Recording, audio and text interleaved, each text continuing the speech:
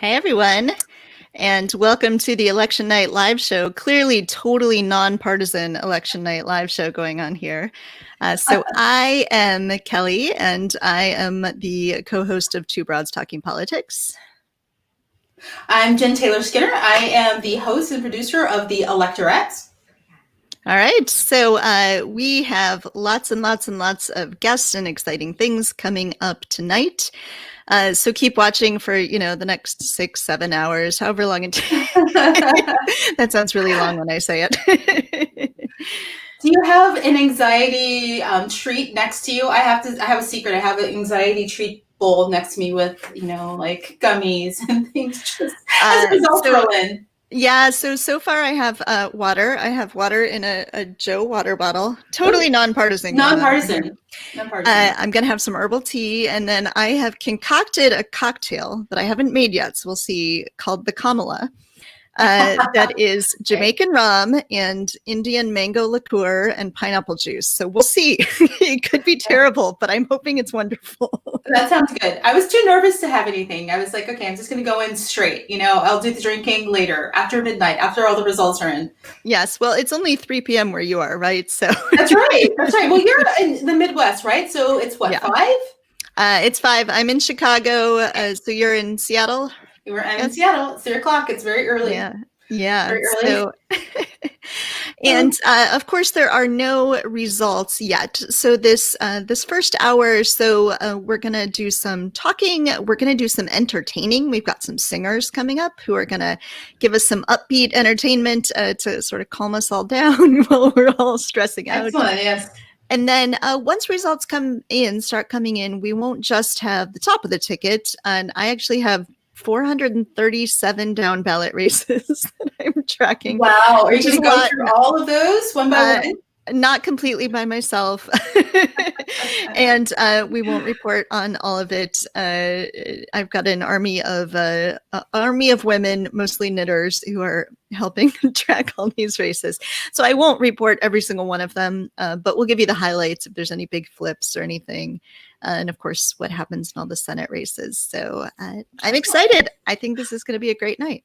I'm excited too. I mean, of course, we've probably been following the news about the fact that there are a record number of women running. Yeah. And I'm assuming a lot of those, 400 plus races you're watching are some of those women who are running, who are trying to flip some seats from red to blue. And we saw a record number of women running in 2018. So this kind of it's continued. And that's one of the things I was hoping to see after the midterms, the 2018 midterms, that the momentum from women would continue. Yeah, definitely. Definitely. And a little bit later in the evening, hi. Hi, we've got some of the same little action figures going on behind us. Oh, yeah. Yes. Yeah. And I apologize for my tardiness. That's okay. On a 7-hour show, it's imperative that you be there right when it starts. Right? Yeah. So I think we will go ahead in a second and bring in our first guest. So, Jason, you want to go ahead and let Erin in. Hi, Erin. Hi, Erin. Yeah, so Erin is the National Political Director for Biden for President. So wanted to hear a little bit from the campaign, how you're feeling, what's going on. So welcome, Erin, and how do things look? We're feeling good. We had an incredible GOTV weekend. We connected with we had millions of conversations, doors knocked, and texts, and hundreds and thousands of volunteer shifts. We feel really good as we head into Election Day. We are winning, and the data underscores it. I'm sure folks are tracking that roughly 100 million people have already voted early, and we believe most of them voted for Joe Biden and Kamala Harris. So we expect that enthusiasm to continue today. And it's palpable. It smells like an election. It feels like an election. We're feeling good. What's it like? It's got to be a little bit different than a normal election day where everybody's in, rooms all on top of each other. What's it like this year? Yeah, it is a very different experience this year. We're all staying connected over technology as best we can, and then there are small clusters in various places. But much of our team are working as best as they can virtually and socially distanced. The vice president's going to be watching returns from his home tonight, and as that this is going to be a very different experience for most folks that are used to working on political campaigns. This is my second presidential campaign, and it just the experience of community and physically being together is just, of course, very different. But we're excited because we're still having tremendous response from voters that are going out, knocking on doors, that are going and talking to folks in lines, making sure that, if you're in line and the lines are long, that we have snacks, that folks are going to keep people company, to make sure that folks stay engaged. And, I think that's going to be really important, not only now and throughout the day, but as we head into the evening. If folks are in line when their polls close, we want to make sure that folks are staying put and know that their vote will count and that each of those votes matter. I think one of the things that was different this year, and you can correct me if I'm wrong, is that the vice presidential nominee, Kamala Harris, and Joe Biden, they're both in different places right now. Right, they're both in different states, and that's different from the presidential races in the past. They're usually in one place and they celebrate together. So where's she reporting from?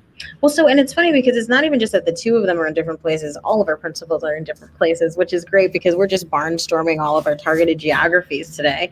So The vice president started in Scranton, Pennsylvania, in his hometown this morning, making his way down to Philadelphia, where he's now heading back to Delaware. Senator Harris is in Michigan, talking to voters in Detroit and making our piece directly to folks waiting in line at polls. And then we had some of our volunteers that are going on doors.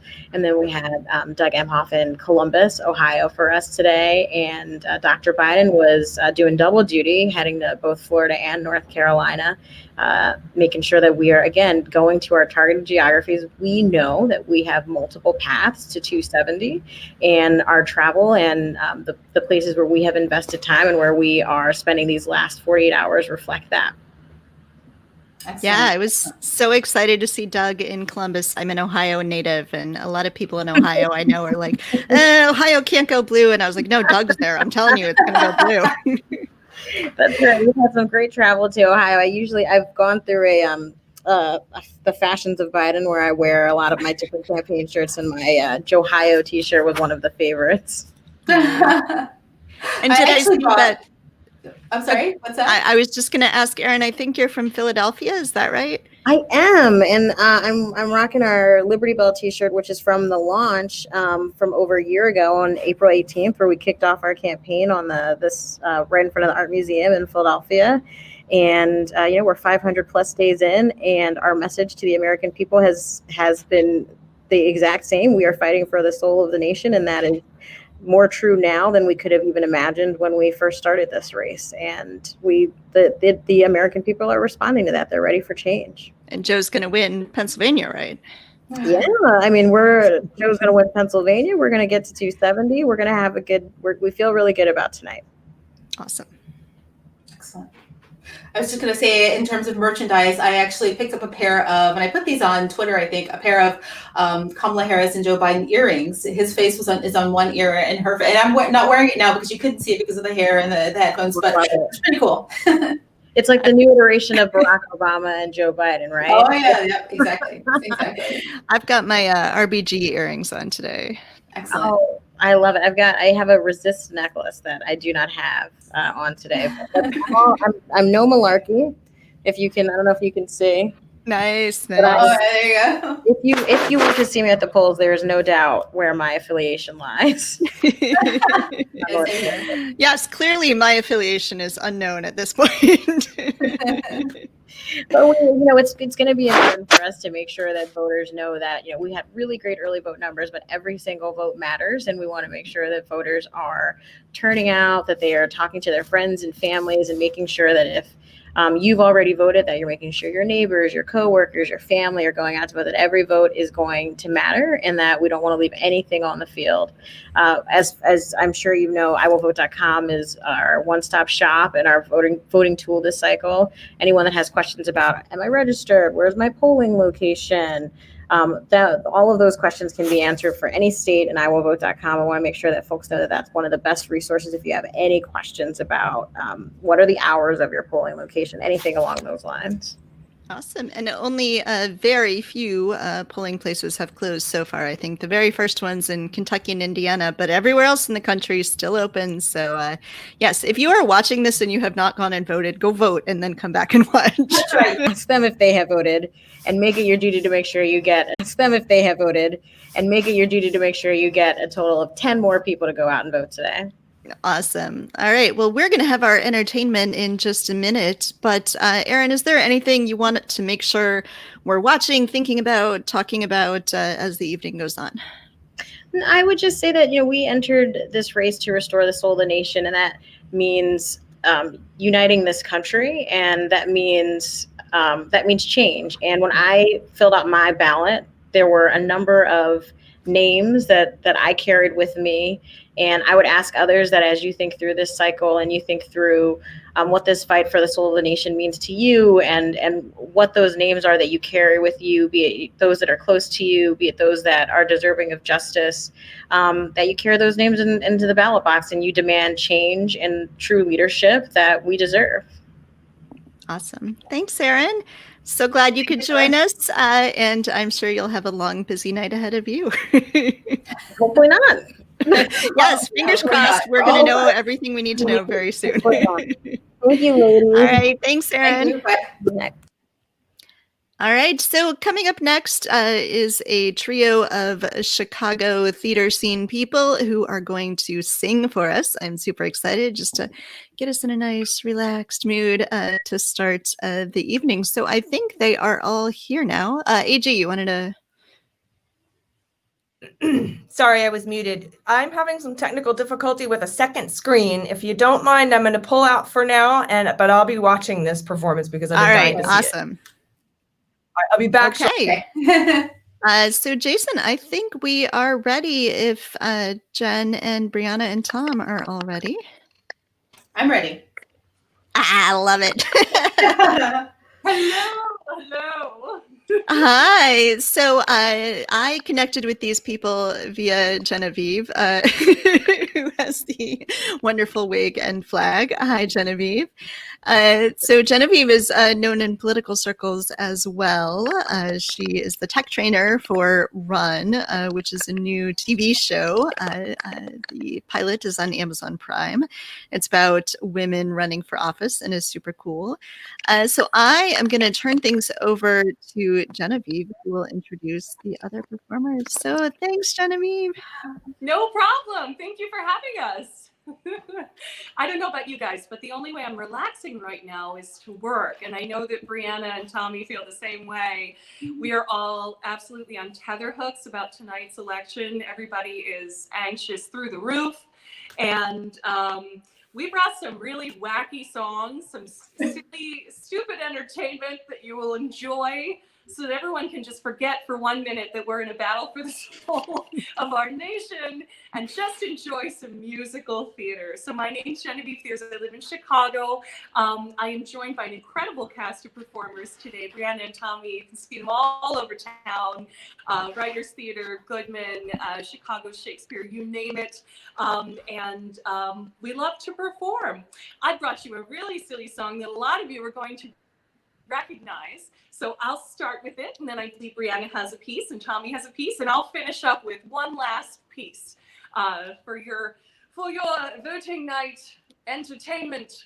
So the piece I brought is called Sister Suffragette, and it's from Mary Poppins, and it's about as on theme as anyone could possibly be right now. Are you ready? Yes. Okay, here we go.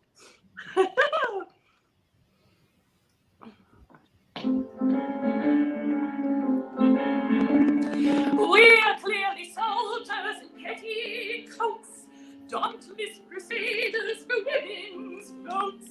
Though we adore men individually, we agree that as a group they're rather stupid.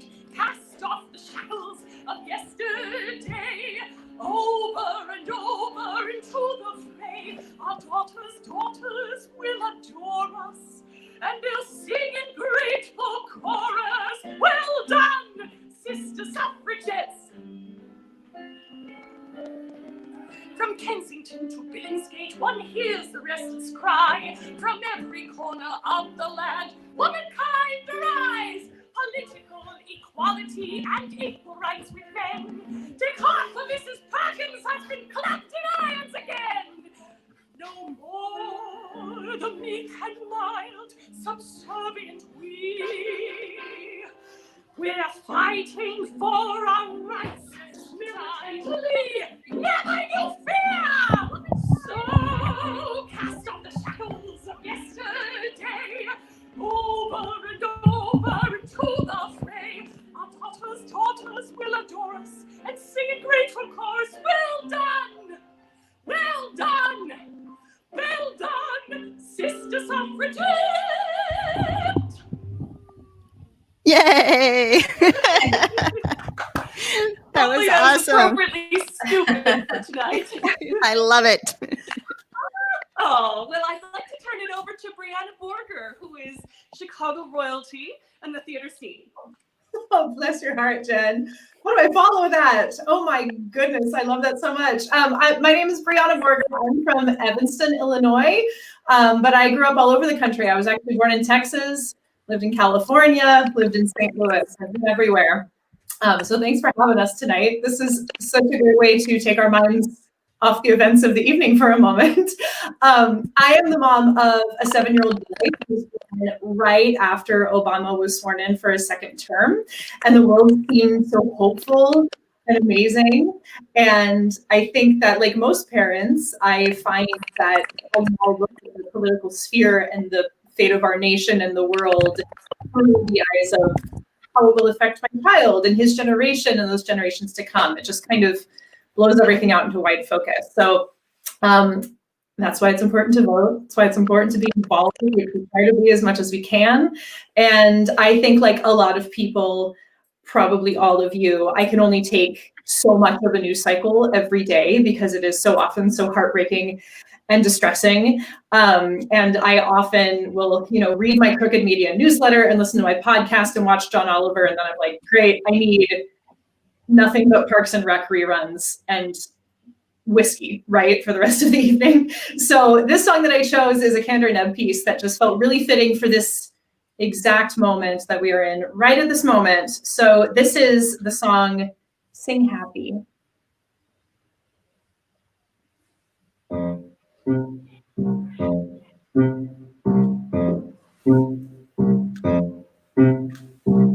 Sing me a happy song about robins in spring. Sing me a happy song with a happy ending. Some cheerful rondelay about catching the ring. Sing happy. Sing me a sonnet all about rolling in gold. Some peppy melody about rainbows blending. Nothing with phrases saying you're out in the cold. Sing happy. Tell me tomorrow's gonna be peaches and cream. Assure me clouds are lined with a silver lining. Say how you realized an impossible dream. Sing me a happy song. Play me a madrigal about trips to the moon. Or some old ballad all about two eyes shining. It can't be loud enough for a moment too soon. Sing happy. No need reminding me how it all fell apart. I need no lyrics singing of stormy weather. There's quite enough around me that's breaking my heart. Sing happy. Give me a hallelujah and get up and shout. Tell me the sun is shining around the corner. Whoever's interested in helping me out, please keep it happy.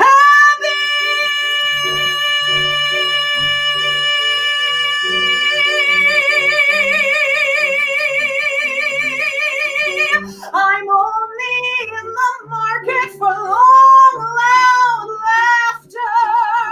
I'll let you serenade me till dawn comes along, just to make it a happy, keep it a happy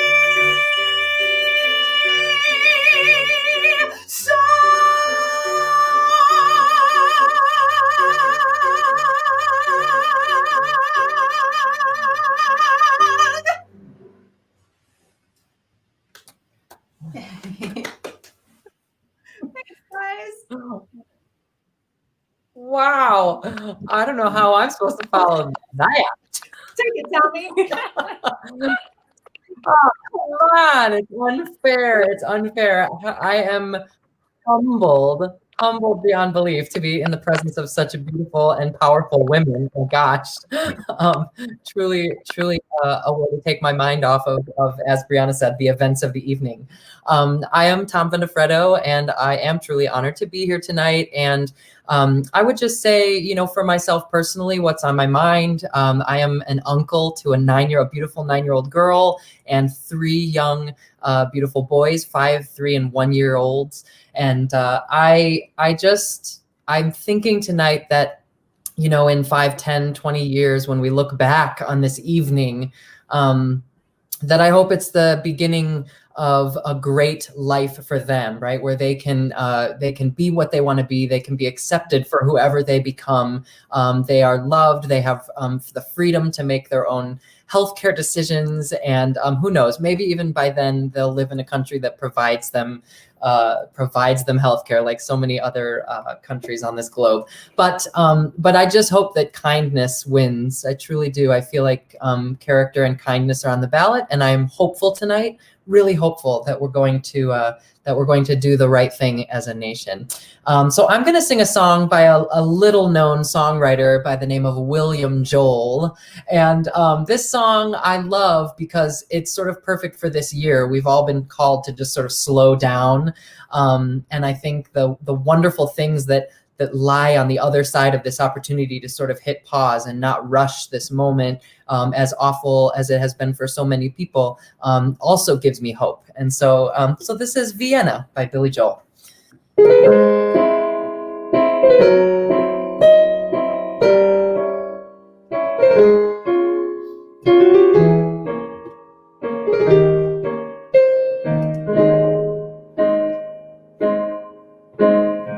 Slow down, you crazy child. You're so ambitious for a juvenile. But then if you're so smart, tell me, why are you still so afraid?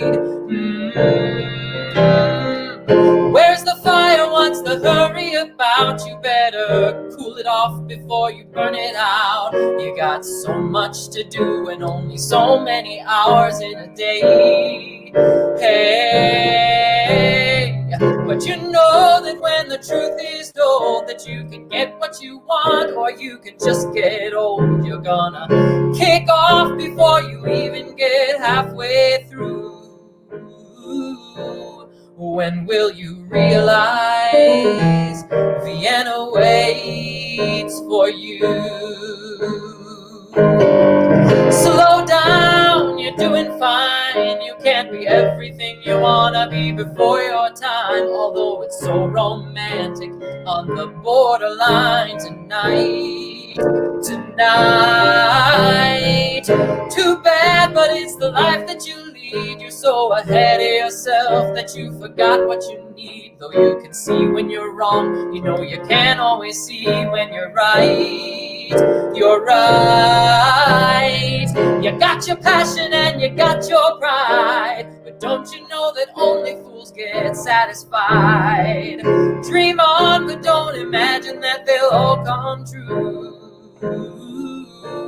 When will you realize Vienna waits for you?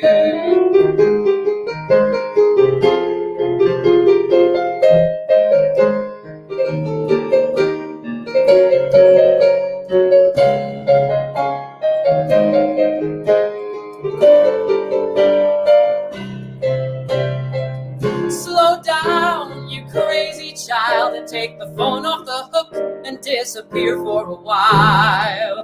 It's all right, you can afford to lose a day or two. When will you realize Vienna waits for you?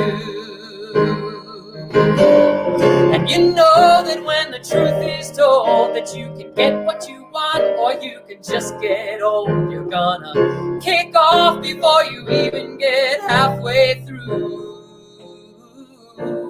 Why don't you realize Vienna waits for you? When will you realize Vienna waits for you?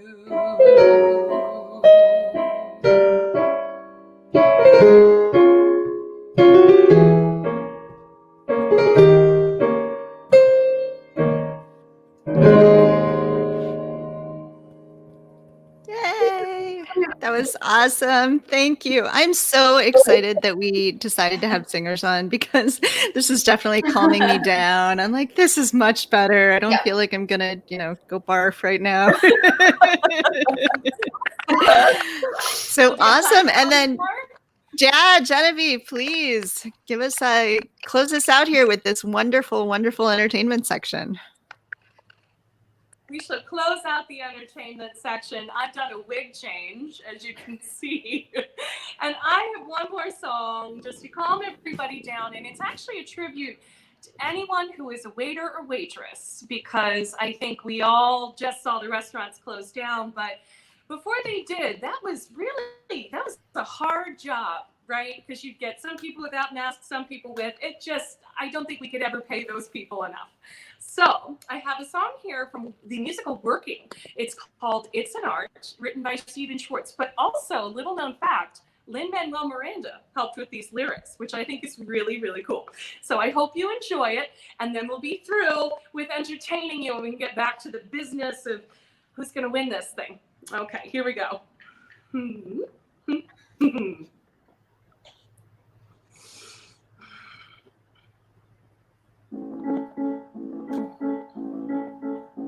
The psalmists don't care when they put down the plate.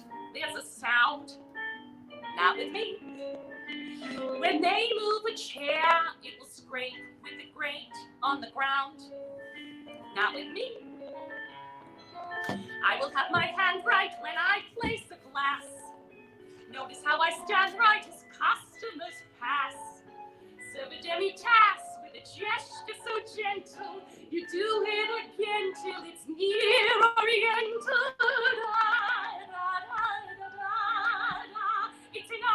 It's an art to be a fine waitress, to see that you pleasure each guest. There's a twist to my wrist if I let a fork drop or cut up a pork chop or serve a New York chop. It all needs to be stylish and smart. That's what makes it an art. I remember one day, as I do now and then, I had shakes. Down I went. There with my tray full of 7 prime tenderloin steaks. Down I went. But I kept my poise, not one guest heard me fall. Never made a noise, not one noise, food and all. If you have to crawl, you give them what they like. You carry a tray like it's almost ballet like.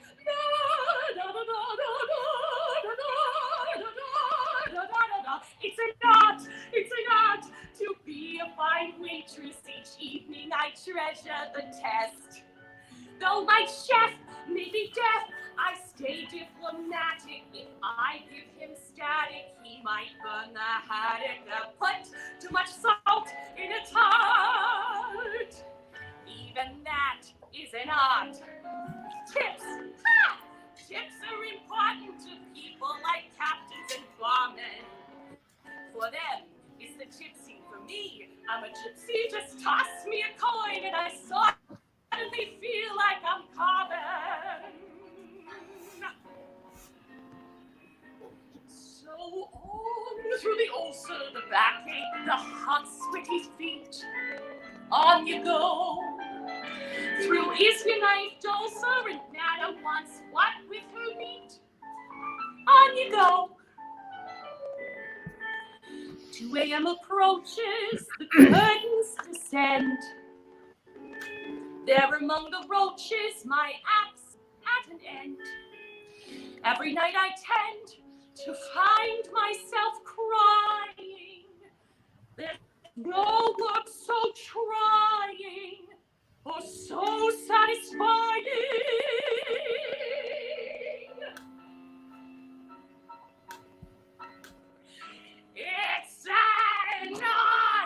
It's an art to be a great waitress, to do without leisure or rest. So I zoom through the room with an air. No one else has a flair. No one else has, I swear. No one else has my lilt when I say on the card. You can see it gives me a glow. Every time I prove I'm a pro. Though I might not be Michelangelo, I am not just a waitress. I'm a one-woman show.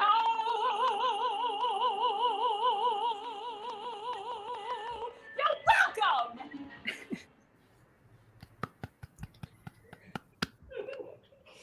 Love it. Thank you, Genevieve. Thank you guys for having us. Yes, thank you so much. That was super fun, and love it, love it. I'm nice and relaxed now, so we can just go to bed now, right? Nothing else is happening tonight. Yeah. I think so. Nothing else going on tonight. That's the show. All right. Thanks, guys. I think we're ready for our next guest in a second, but it was wonderful to have you. Kelly, we have some interesting early returns. Oh, yeah. Kentucky, Indiana. Yep. Kentucky, Indiana. Kentuckyanda, is that just one state? Kentucky. It's running 70-30 in Kentucky with about 1% reporting, 66 to 31 in Indiana, both for not Trump or for not Biden. And of course, 1 to 2% reporting. These are extremely already red states, but they are saying that the polls are going to be closing in Indiana, Kentucky, South Carolina, Vermont, Virginia at 7 p.m. Eastern. That's going to be our first bank of polls closing in about a half hour. So I just wanted to give everybody sort of a quick update on what we're seeing. And tonight. All right. Yeah, I know. It's whew. All right. So Jen, do you want to introduce our next guest? Yes, we should have Glenda Carr, the president of Higher Heights. Is Glenda here yet?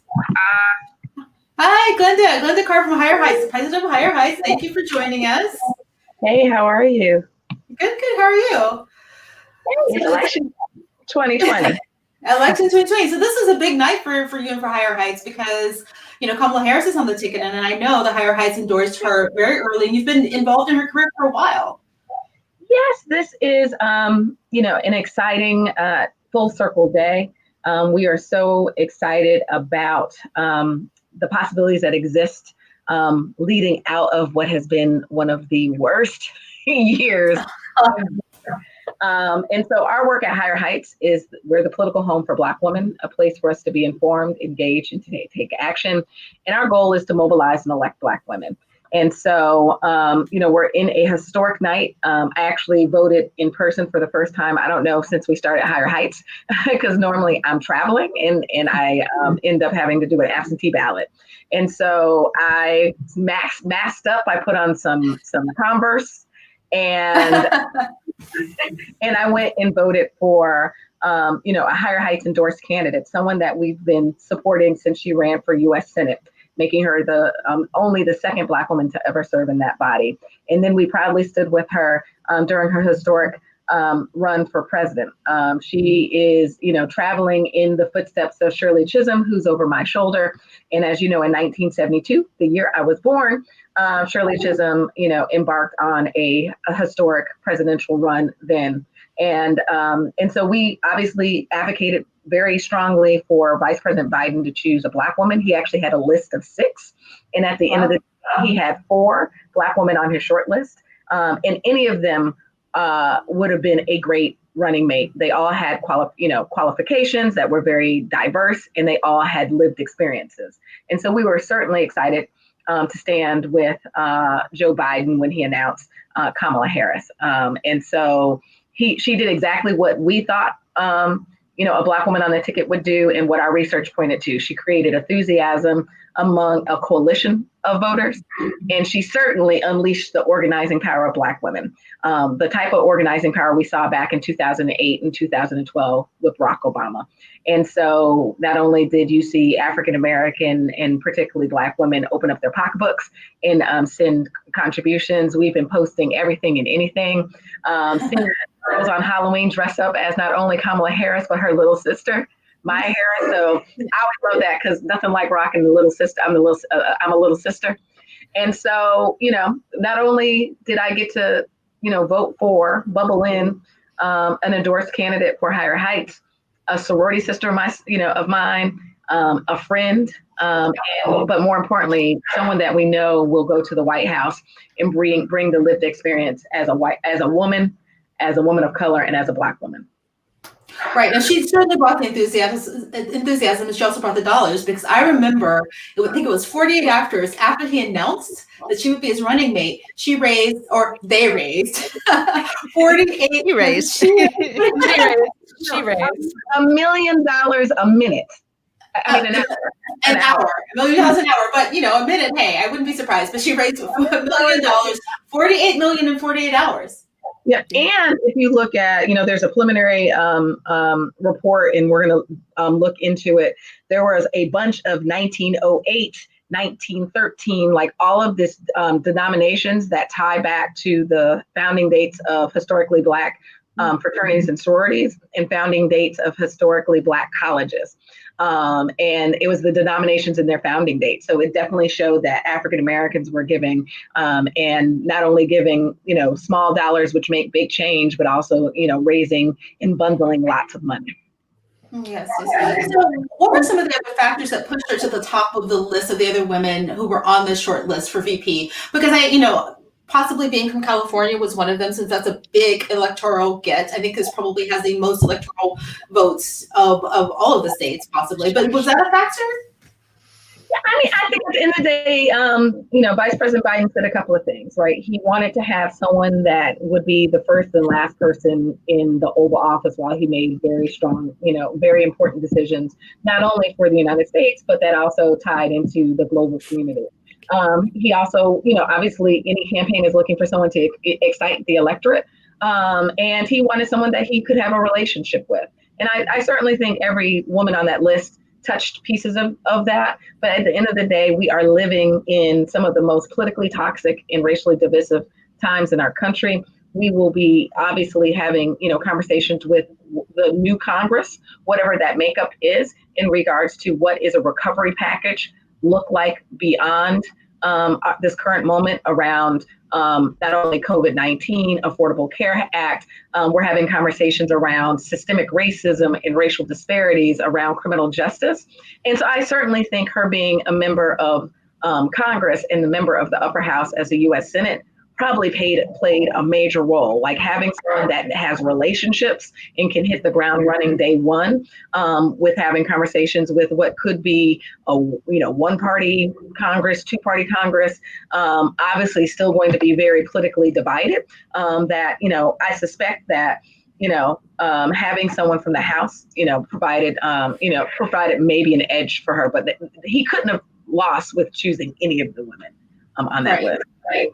And she certainly is a joyful warrior. I mean, she does have that kind of positive enthusiasm, but then she also, she can bring it home. I was thinking about those debates she did with Pence, right? She made her point. She's very stern, but she was also very joyful, right? And that's a really fine line to walk for Black women when they're running for office, right? And she does that really, really well. Yeah. And then what we found in conversations that we've been having in research is that people liked that she was, at the end of the day, she's a closer. She's a prosecutor. So the fact that she can not only make the case, which I think she did, she hit the ground running, like literally, not the virtual ground. She hit the physical ground and traveled across this country to make the final case for the Biden-Harris ticket. And, in the middle of campaigning, having to go back to the, Senate hearings around Comey, that again, it shows how she can be a straight shooter, use factual information to make the case. And I think at the end of the day, the American people, regardless of political ideology and party affiliation, we want to literally move this country forward with leadership that we can trust. And so I certainly think she's a trusted voice for the American electorate, and can make the case and speak to the people as we, are on the brink of a transition in the White House.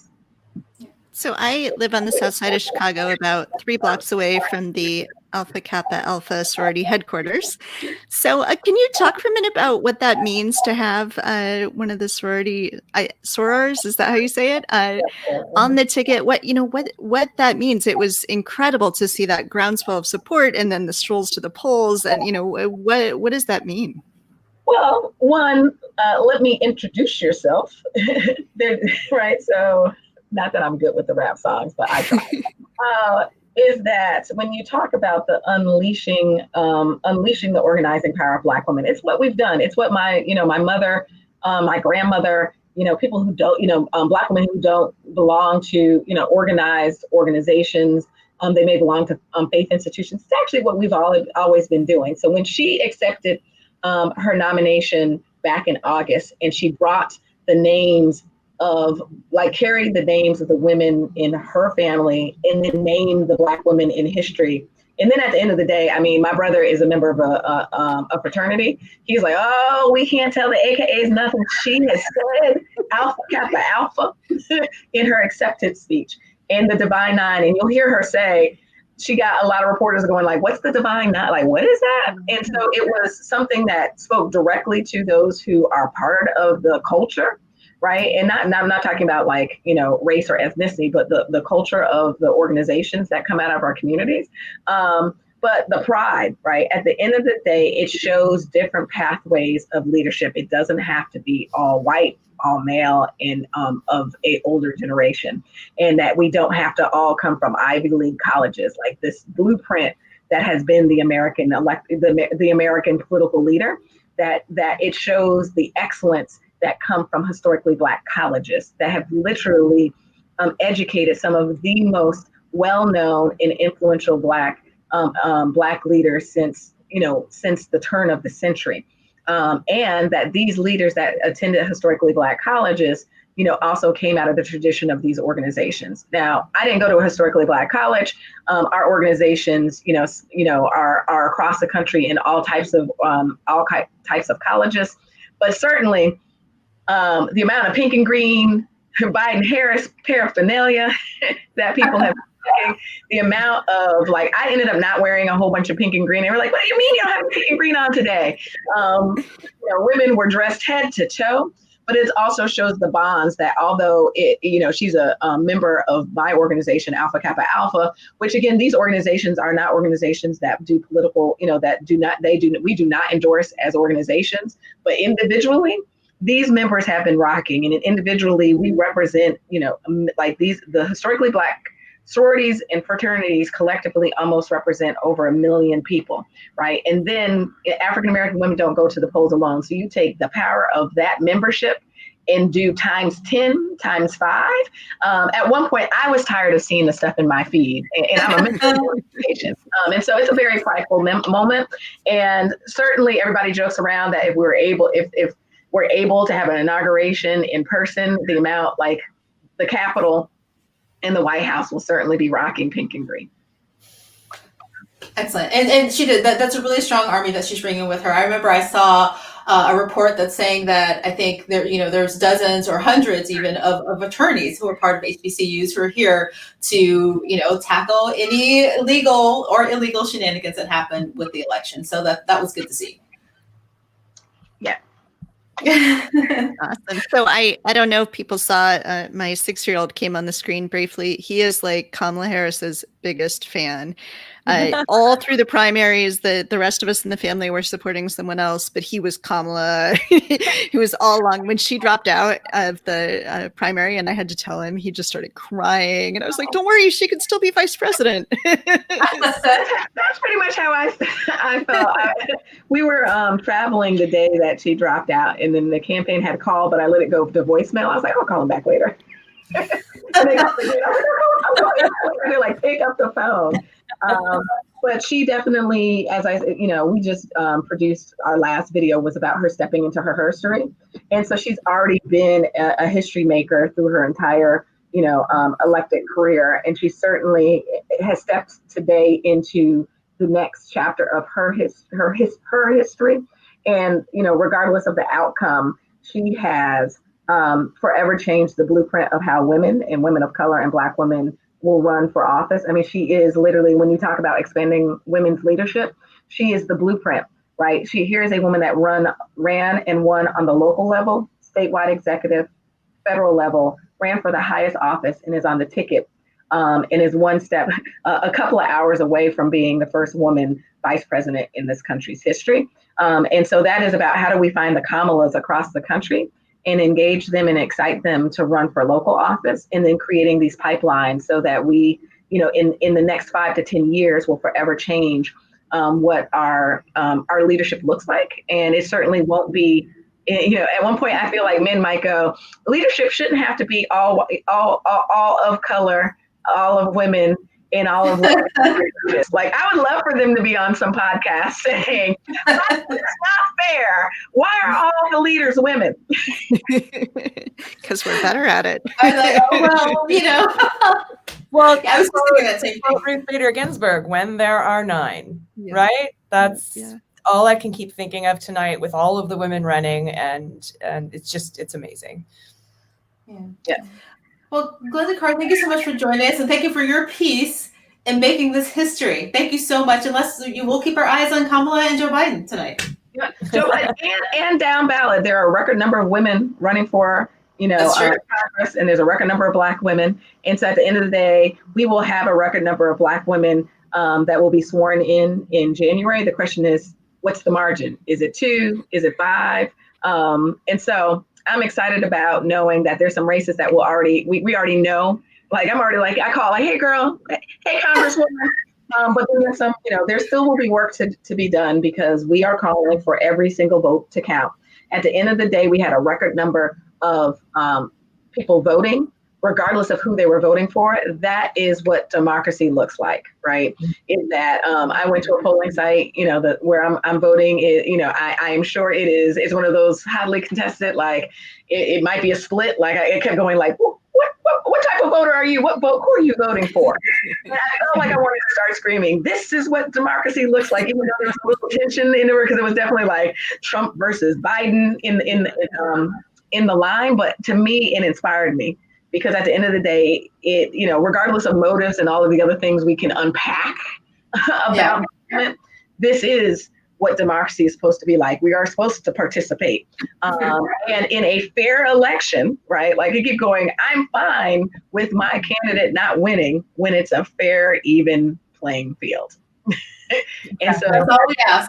of rebuilding our democracy is like, we can all come out and stand on lines. And if it's fair, we're good with the outcome. It's the question about the fairness. Right, exactly. Well, some of us want to be fair. Some of us want democracy to work. So. Yeah, exactly. Well, thank you so much. We'll be watching those down ballot races too. I know we have a lot. I know that there's a record number of Black women running, a record number of women of color, a record number of women generally. So we'll be watching all of those. And yeah, hopefully we'll have some good news to celebrate. I know we will tomorrow and by the end of the week. Yeah. Great. Thank you. Thank you so much. Thanks for having me. Take care. Thank you. Thank you. All right, you guys. Joe Biden has pulled ahead in Kentucky. Oh, what? Okay, that's not going to last. I don't want to burst your bubble, but that's not going to last. I know, I'm just reporting what's happening. It's a 50.1 to 48.5, 10% of the vote is in. The polls there close in just over 10 minutes. And Biden's also gained a couple of points in Indiana, which again, I don't expect to go for Biden, but he's gaining some points because we're getting some of the bigger city centers getting their vote returns in. So that's happening. And Kentucky, I think, has 8 electoral votes. Yeah, it's not a big one, but that's never gone for a Democrat, I don't think, in our recent. I mean, that would be really interesting if it stayed this way. I doubt it. Do we know what counties these are? Yeah, they're kind of going rolling through them, but pretty quickly. And I've been trying to keep up, taking notes. It's changing pretty rapidly. Yeah. So. Yeah, so maybe it's John King comes back up to the board or whatever. Yeah. I'll note some of those, but 63-35 now, Indiana.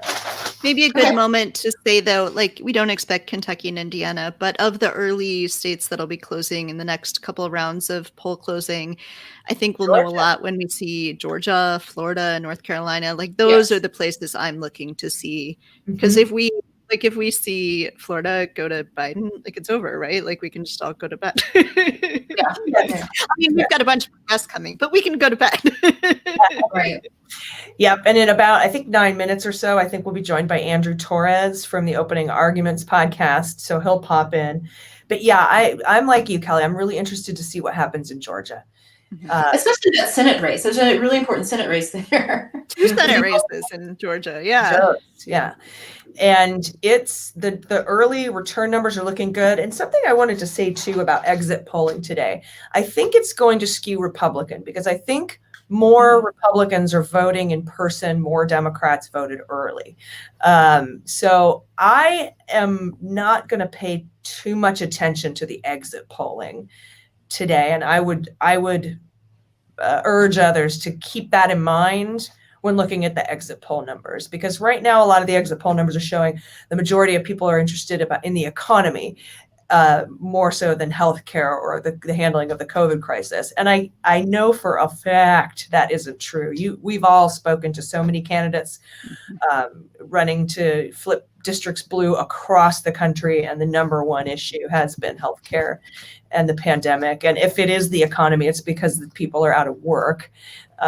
Not because they think anybody's doing a great job. It's not like these are separate issues, right? You can't improve the economy until you tackle the pandemic. Yeah, exactly. Yeah. Oh. So what do we have up next? I think Andrew Torres is popping in at 4. In a few minutes, but before that, we should have Whitney Timus, the president of Justice and Safety of the Justice and Safety PAC. Oh, yes. Yeah, I don't know if we have Whitney yet. So the other thing I'll mention is there are a couple of House races that we should know pretty quickly. So I think Kentucky 6th is already not looking great. But Indiana 5th, I think, is one we'll want to watch. That's potentially flippable. We should see Democrats pick up a few more House seats. Of course, they picked up most of them in 2018, so there aren't that many flippable ones left to flip. But I think there's a few, and Indiana 5th is one of them. Mm-hmm. Yeah, and looking again at some of the Georgia exit polls now, which is interesting. It's 52% are interested in containing coronavirus. Mm-hmm. So if we're seeing indications that the in-person same-day vote is leaning Democrat, and the amounts of early voting that happened, I think we could see an upset in Georgia tonight. Well, I agree with that. Georgia, the thing about it is that I think the current polls, they have Biden ahead by a bit. I know it went for Trump just a little over, I think almost a little bit over 50%. And for Romney, it was 53%. So it's been trending blue. Mm-hmm. Yeah, I think Georgia and Texas both are really going to come down to turnout. Who turns out? I mean, Stacey Abrams did such incredible work in the lead up to 2018 and in 2018 to get more Georgians out voting, knowing what they needed to do. There's so much voter suppression there and in Texas. And so I think a lot of it's going to come down to, what that turnout looks like. And it looks good in a lot of places. So it'll just come down to what it looks like in Georgia. Clearly looks great in Texas. It's just a matter of, does it look great enough to get over the hump this time around? You could also go to bed, everyone, if Biden wins Texas. That'll be a pretty good sign that. Yeah, I've messed around with that map at 270 to win. And it's actually, in a lot of scenarios, it's really hard. It seems really difficult for Trump to come out on top. And I believe when they ran 100,000 scenarios, 90 times out of 100, Biden wins the election. But if he wins Florida, it's game over. I mean, there are paths to victory, but they include, like, he has to win everything else. And same with Texas, just like you said. And if he takes both Florida and Texas, that's just icing on the cake. He's going to take everything. My personal goals here for tonight are Georgia, North Carolina, Ohio. Absolutely. And then the Rust Belt, Wisconsin, Michigan, Pennsylvania. And then either Florida or Texas. Both. And Arizona. I'm assuming already. Okay. Arizona, and yeah, I'm kind of putting them in the East California category. But those are those kind of toss-up states that I'm really sort of focused on, and I think I'm really excited to see what happens in Florida and Georgia, especially as the polls close early. We've got about 4 more minutes before we start getting some of those returns coming in faster.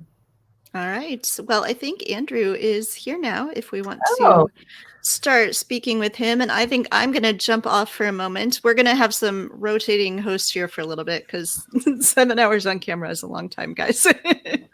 Okay. When are you coming back? I'll be back soon. I'll just pop off and actually see my kids for a little bit. Them. And the kids, yeah. Oh, the kids. For me. All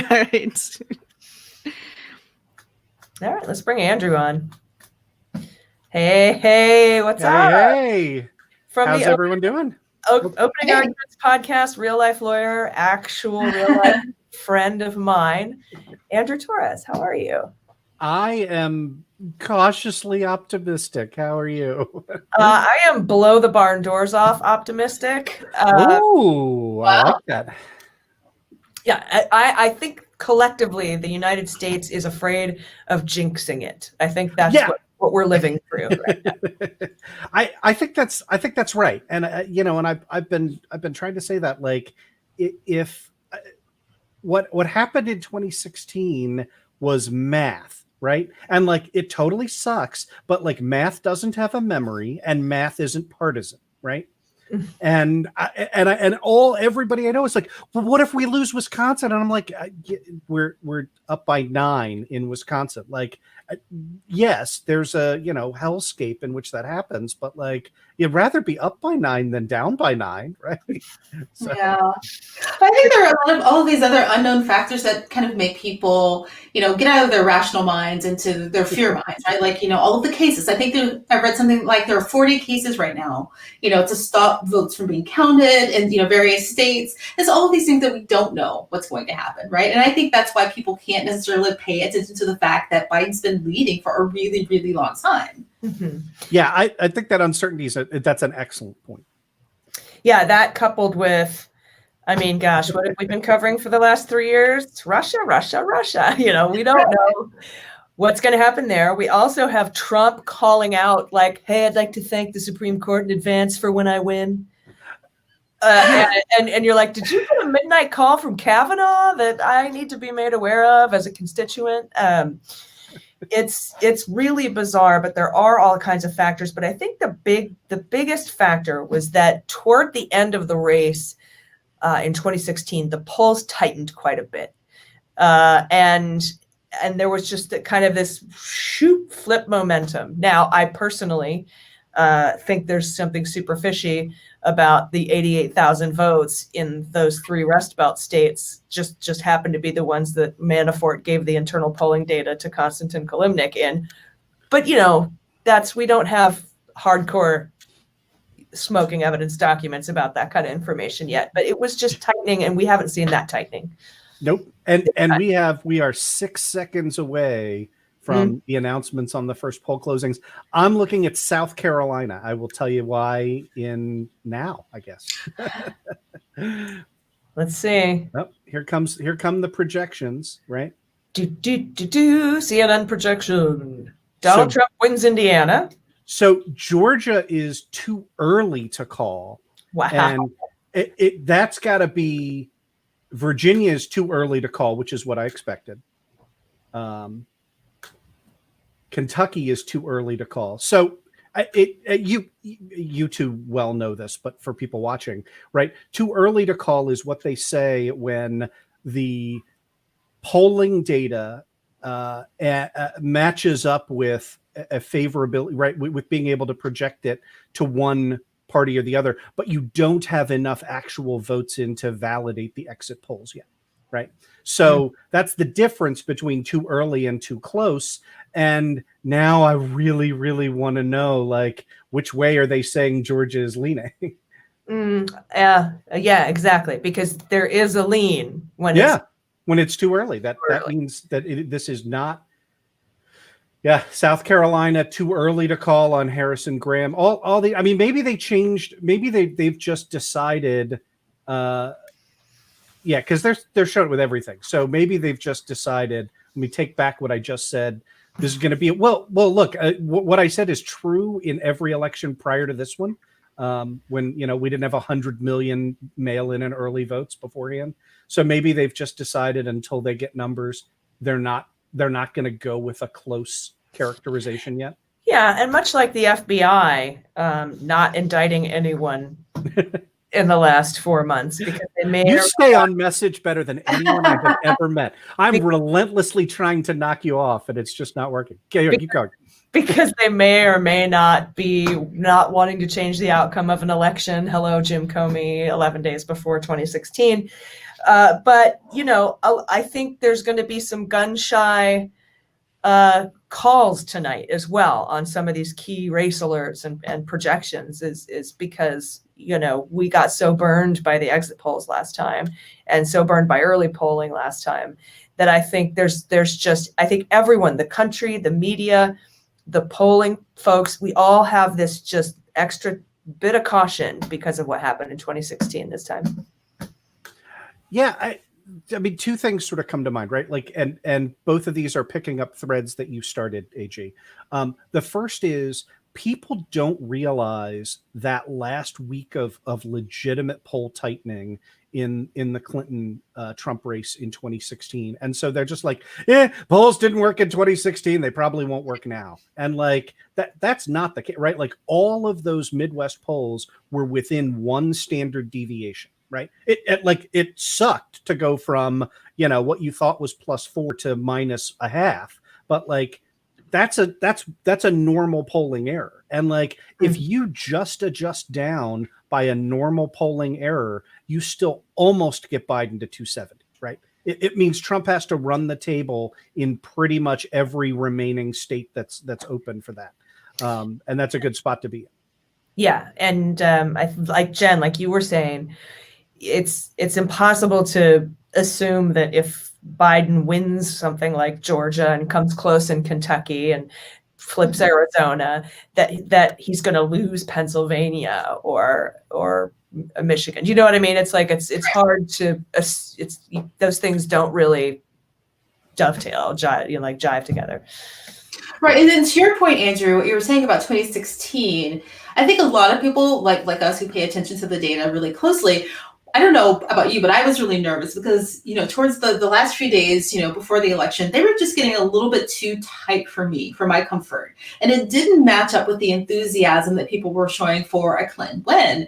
And I just wanted to think, well, like maybe there's something that I don't know, but these polls are really, really tight and I don't like it. My husband's a mathematician, right? So yeah. So I defer to you 100% on everything now, Jen. But he's the mathematician. But your reasoning proper, like what threw me, and I was very confident about a Clinton win in 2016, but I was because I wasn't looking at the math, right? Like, and so I'll tell the story here. Like, my dad, who now lives in Florida, grew up. Spent first part of his life in Illinois. Then we grew up in Maryland. And he has always been, right, a Maryland Republican, right? A true, like, he's my go-to. I'm a liberal Democrat, right? Like when I thought Dukakis was going to win in 88 when I was 13, right? Like that's my first thing. I was licking envelopes for the Duke, right? Yeah. Give you my Howard in there. But so I don't have any sense of like, how is X playing to the middle of the electorate? I've always looked to my dad for that. And my dad has always been like my bellwether. And I watched my dad sort of go slowly from like backing Rubio in the 2016 primaries to like, well, maybe I'll have to sit this one out, to, well, maybe I'll vote third party, to like in September being like, okay, I'm voting for Hillary Clinton. And I just thought like, I committed that classic fallacy of like, somebody that I thought was a bellwether of the middle of the road. I'm like, yeah, look, all these Florida guys are just going to turn against Donald Trump. And that didn't happen. No. Did you see Rubio tweet out a giant blue wave today? What?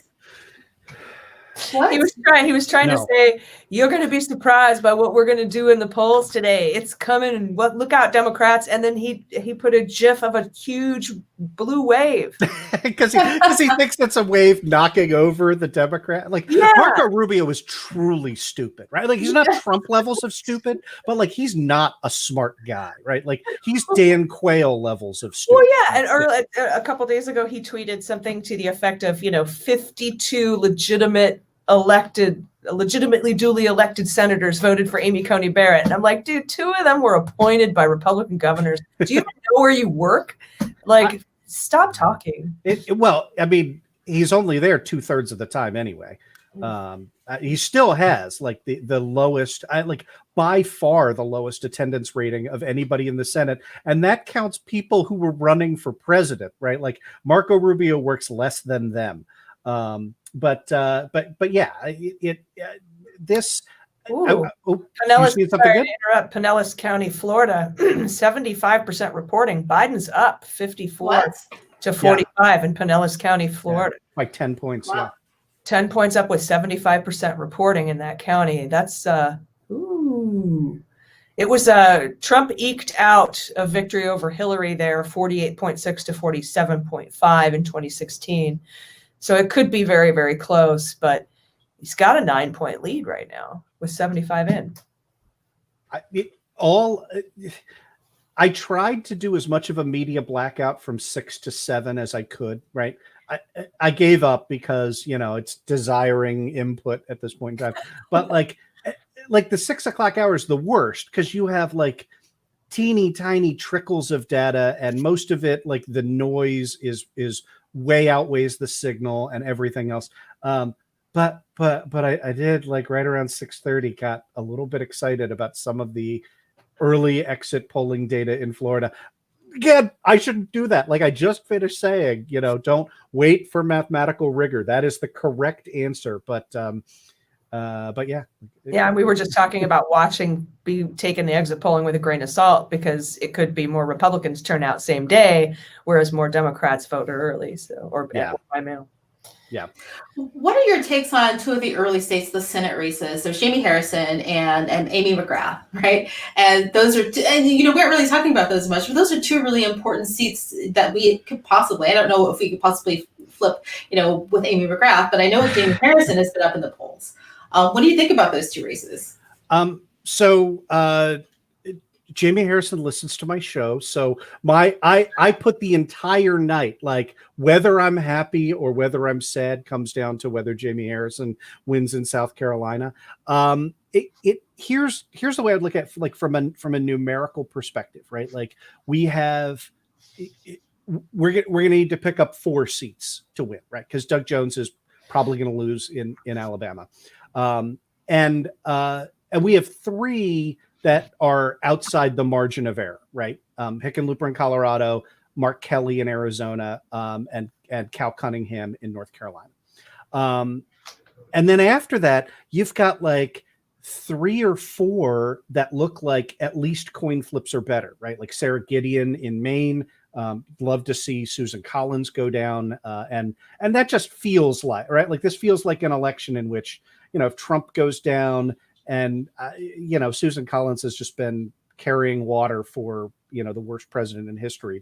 That feels like a good, but you also have Teresa Greenfield, probably less than 50-50, but like she's showing well in Iowa. Steve Bullock is showing well in Montana. And then you have like 5 or 6 that fall into the like 20% or less, right? 25%, and I would put Jamie, sadly, the numbers would put Jamie Harrison kind of in that, better than worse than a coin flip, but better than rolling a 1 on a die. But think about it. If I give you 7 or 8 or 9 dice, right, and you get to throw them into a box, you're probably going to hit 1 or 2, right? And so that's what I'm really looking for tonight, right? Is does my friend Jamie win in South Carolina? Does MJ Hager, pull off an upset in Texas? You bet the other way, right? If you were just, go to a bookie, they're low probability, but like you take enough 1 in 6 chances and you get some hits. Hey, Andrew, I have a legal question for you. Ooh, good. The United States Postal Service has just turned down a federal judge's order to sweep mail processing facilities serving 15 states. Said it would stick to its own inspection schedule. Basically, just told Judge Sullivan to go fuck himself. It is. I saw. So I haven't read the order yet. That's literally unprecedented. And as you and I well know, from the Michael Flynn case, like Judge Sullivan is not somebody you fuck with. No, and we haven't seen too many blatant, outright refusals to comply with court orders. But basically, he gave him until 4:00 today to certify, to sweep these 15 in the order and certify under penalty of perjury in writing that they've been swept and that all ballots are going to be delivered.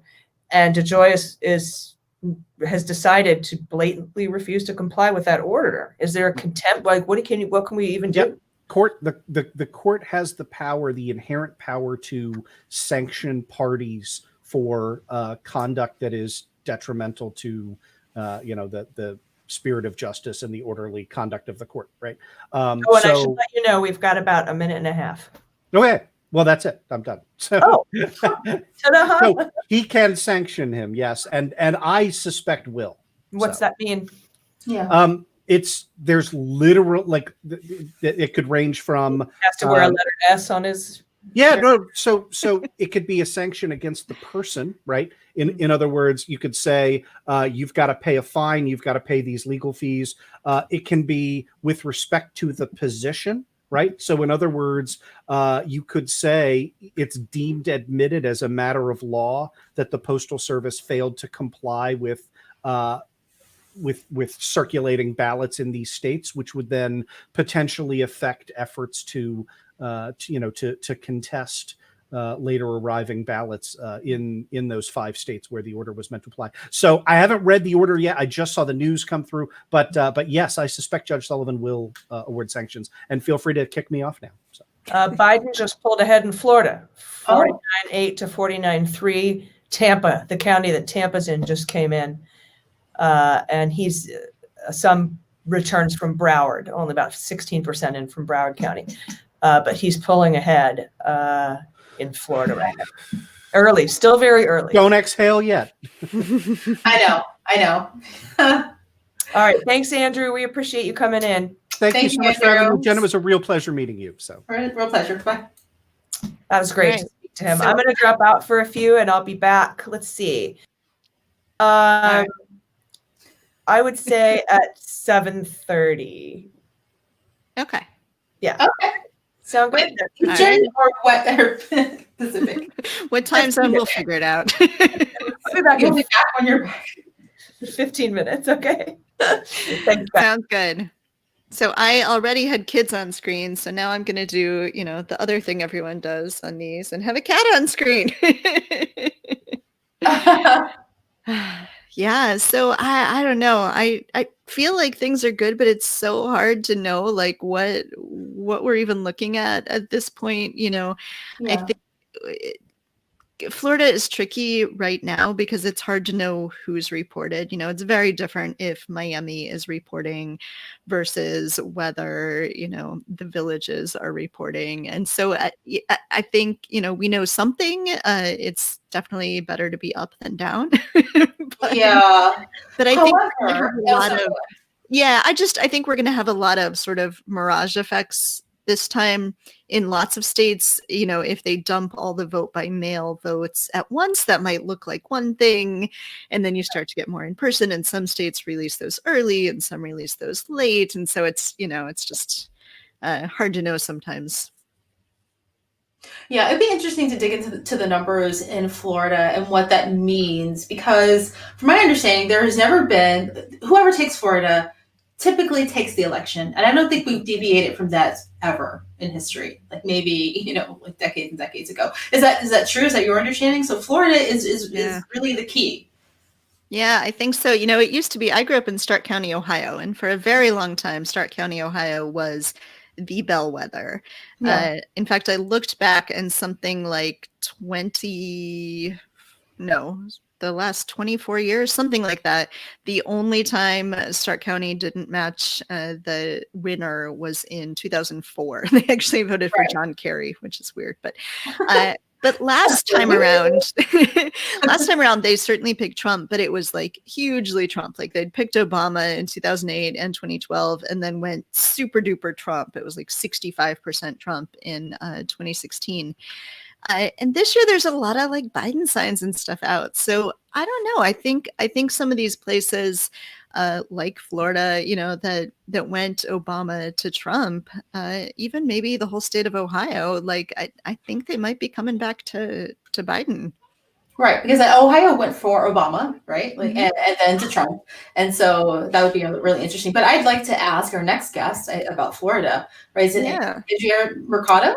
I don't think she is has joined us on yet. I hope she gets here soon because yes, Florida, obviously super, super interesting. And I think that's the piece, we've known that it's hard in polling to know the Latino vote and what they're going to do. It's a hard group to poll for lots of reasons. Sometimes they don't speak English or don't speak English as their first language.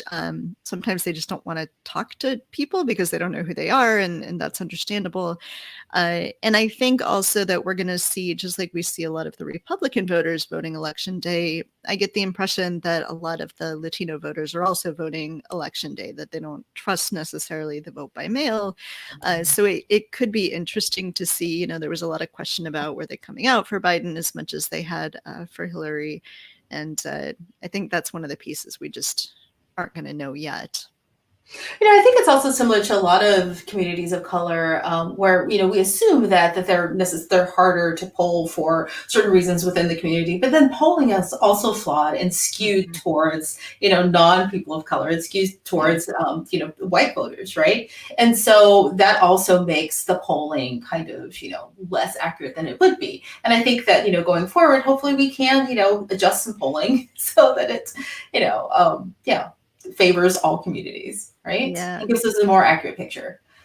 So Yeah, so I think, the other thing, of course, we're all focused on the top of the ticket, but I mentioned up top, I've got 437 races that are not the presidential race that my army of data people are tracking for us. So far, the only thing that has been reported in that list is the Indiana gubernatorial race is a Republican hold, which is not at all surprising. The only reason it's on that list is because I'm tracking all the gubernatorial races, not because it was especially competitive. But that's a whole bunch of data that it's going to take a little bit longer to come in, but we should start getting results pretty soon in some of those East Coast places. So there's a number of good House races that are potentially flippable. Somewhere between 10 and 20 might flip. And there's also incredible opportunities way down ballot. So there's a number of state legislatures that could flip tonight. The most potentially important and exciting one is Texas. If the Texas state house flipped, that might be enough of a win for me. I'd just be partying the rest of the night.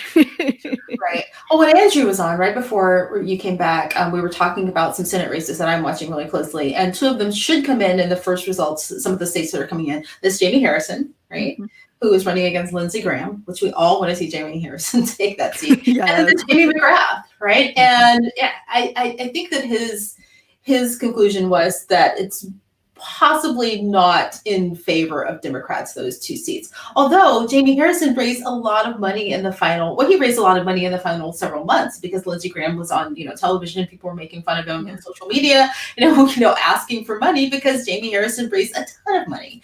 And I don't know if that's a good barometer of, how well the campaign is doing, but I hope that the polls bear out and he kind of pulls ahead. I mean, we all want that, right? No one wants Lindsey Graham to win. Yeah. No, and I think the thing about Jamie Harrison, so I interviewed Jamie Harrison shortly after he announced, so way back in like June 2019 or something.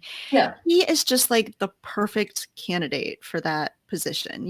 That sometimes you get that. You get people who are really great, but maybe not the right candidate for that particular race. But he is just, he's a great guy anyway. He's super down to earth.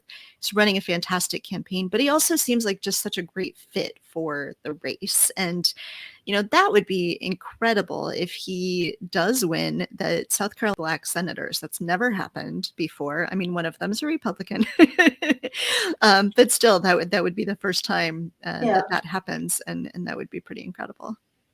Yeah, so was it Jamie Harrison who I remember he won the debates with hands down with Lindsey Graham. But wasn't he the first person who had a debate where he had like a plexiglass shield that he brought with him?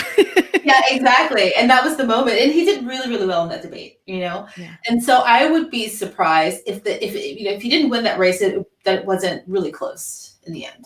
Yeah, I think it'll be pretty close. I mean, I think this is one of those places where no one is expecting Biden to win South Carolina. Like, that's just not going to happen. But there's going to be some ticket splitting there, in part because I think a lot of Republicans, the super, Trumpy kind of Republicans, feel like Lindsey Graham isn't Trumpy enough. The moderates think he's too Trumpy. And so it's there's just going to be some ticket splitting, I think. And my guess is also some just drop off, people who vote for Trump and then just don't bother to vote down ballot Republicans. And, that could help Jamie, I think. Right. I'm less bullish on Amy McGrath winning Kentucky. That's just such a harder hill to climb, I think. But obviously, it would be wonderful. Yeah. So there were lots of campaigns, lots of money raised, for her race and against Ms. McConnell. But so I don't know. But another race that I'm watching really closely, and this is also one that I want to see happen, but probably may not, just because of the demographics of Mississippi, is Mike Espy. Oh, he's running for Senate because he ran before. I think he ran in 2018 and he's running again. And again, it's another race that's gotten a lot of attention, raised a lot of money, but it's in a really deeply, deeply red state. And he's running against Cindy Hyde Smith. Sorry. Yeah, and Cindy Hyde-Smith is just terrible. She's a just terrible human. the Yes. worst, talking about how like the Confederacy is the best part of Mississippi history, and Yes. just terrible, terrible, terrible person. So yeah, if anyone can pull it off, I think Mike Espy could. We interviewed him a few weeks ago, right before everyone else started paying attention to that race. Probably wouldn't have come on Two Broads Talking Politics after he could get on MSNBC, but before, I was like, I gotcha. And he was just terrific, really, really down to earth, great guy. Yeah. Well, I've never interviewed Mike Espy, but because I only have women on my show, but I have been watching his race since the first time he ran, and I, was hoping that he would win. I think he ran last, was it in 2018? And I don't know how. I guess it was a special election. I'm not really sure, but yes, I remember that, and he didn't quite pull it off. But I'm really glad that he got in the race again, because like you're right, Cindy Hyde-Smith is just not the best human being. We could say that about a lot of Republican senators senators right now, right? Yeah, and I'm looking for polling right now, and I don't necessarily see how that race is going. It was kind of within the margin of error. I think Mississippi is another place that it really depends on turnout. Yeah. So our next guest is in the waiting room, so I think we will bring her in. So Jason, if you want to bring in Ashanti, that would be awesome. Hi. Hello, how are you? Happy election day. Happy election day. So Ashanti is the president of Emerge America. We are, I'm falling off the screen here. Delighted to have you with us here, and all excited to hear, what's going on with Emerge candidates. Maybe we should take a step back. People in the feed might not know what Emerge is, so just start with sort of what Emerge America is, and then tell us about your candidates. Yeah, absolutely. Well, first, thank you so much for having me. And with Emerge, we're actually celebrating 15 years. We started in 2002 with our first affiliate, Emerge California, and Senator Harris was the inspiration for our co-founders to start Emerge. They volunteered on her first race when she ran for DA. And they looked around and they said, we need more women like Kamala. And boy, do we need to demystify the process about running for office, because there's actually a lot that goes into it. So they created our first affiliate, Emerge California, in 2002. And in 2005, the national organization, Emerge America, was created to replicate the program because it was so successful in California. The elevator speech is we recruit and train Democratic women to run for office up and down the ticket. We are in 27 states. We have an affiliate structure, and we're on the ground 365 days a year. We take up to 25 women in our cohort. It's been a lot more post 2016. And we tell them, okay, your candidacy starts today. This is how you write a campaign plan. This is how you hire campaign staff. What are people talking about when they say endorsements? This is how you fundraise. This is how you do public speaking. This is how you handle trolls on social media. What? Are those a thing for women candidates? Oh my goodness. Right. But when they leave the program, they become a part of our network. So they continue to have the women in the program that they did the training with. The alums have called themselves the Emerge Sisterhood, and they have their executive director, the volunteers in the state, the national team to continue to support them. So we're there for them when they enter the training program, when they're a candidate, when they're in elected office. And most importantly, now we're continuing to see a lot of our alums run for higher office, which is extremely exciting. And tonight we have 680 alums on the ballot. Wow, that's a lot. Another record year for women running for office. Yeah. It is. And, a lot of people say, oh, this is a wave. And I disagree with that. This is a movement. This is what we've been working on for 15 years. We want to see more and more women running for office because it's our time. We're 51% of the population. We should be 51% of offices. We know there's 520,000 elected offices in this country. We do not occupy 51% of those seats. So if we want parity, that means we need women, but women from all walks of life serving in elected office. So I have another question, but first, you have a wonderful shirt on. Oh, love it. I love that. You have the same shirt, don't you, Kelly? No, I've got a different. So I've got a necklace that just says feminist. Oh, okay. So tell us a little bit about some of the candidates. You said you had 680 on the ballot, which is amazing. But tell us about some of the ones you expect to win tonight. We are extremely excited about Sarah Gideon, who is running for Senate in Maine. And when we talk about women advancing, she's currently the Speaker of the House. So we're really excited about her race. You know, we've been talking a lot about female majority state legislatures, and we were super pumped when Nevada and Colorado became the first female majority state legislatures, and that was due to Emerge alums. So we're watching those re-election campaigns, but also women who are going to be able to improve those gains. Mm-hmm. I'm very honest with people. I love bragging about having majority female state legislatures, but I'm going for super majorities here. I want it to be the norm. I want them to have to like shut down a men's restroom because they need to convert it to a women's restroom. Like that's what I'm going for here. And looking at other state houses, we have a woman named Janet Diaz, who is running for state senate in Pennsylvania. She would flip a key seat, but she would also become the first Latina in the Pennsylvania state house. And I feel that's really important for us to talk about, because we say all the time at Emerge that there are still offices across this country, like levels of government across this country, when there's still never been a woman elected, a woman of color elected, an LGBTQ woman elected, a woman with disabilities.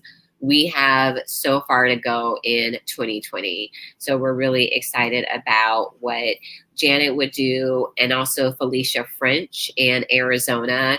She's another targeted race, looking to increase our majorities there, but also getting more women.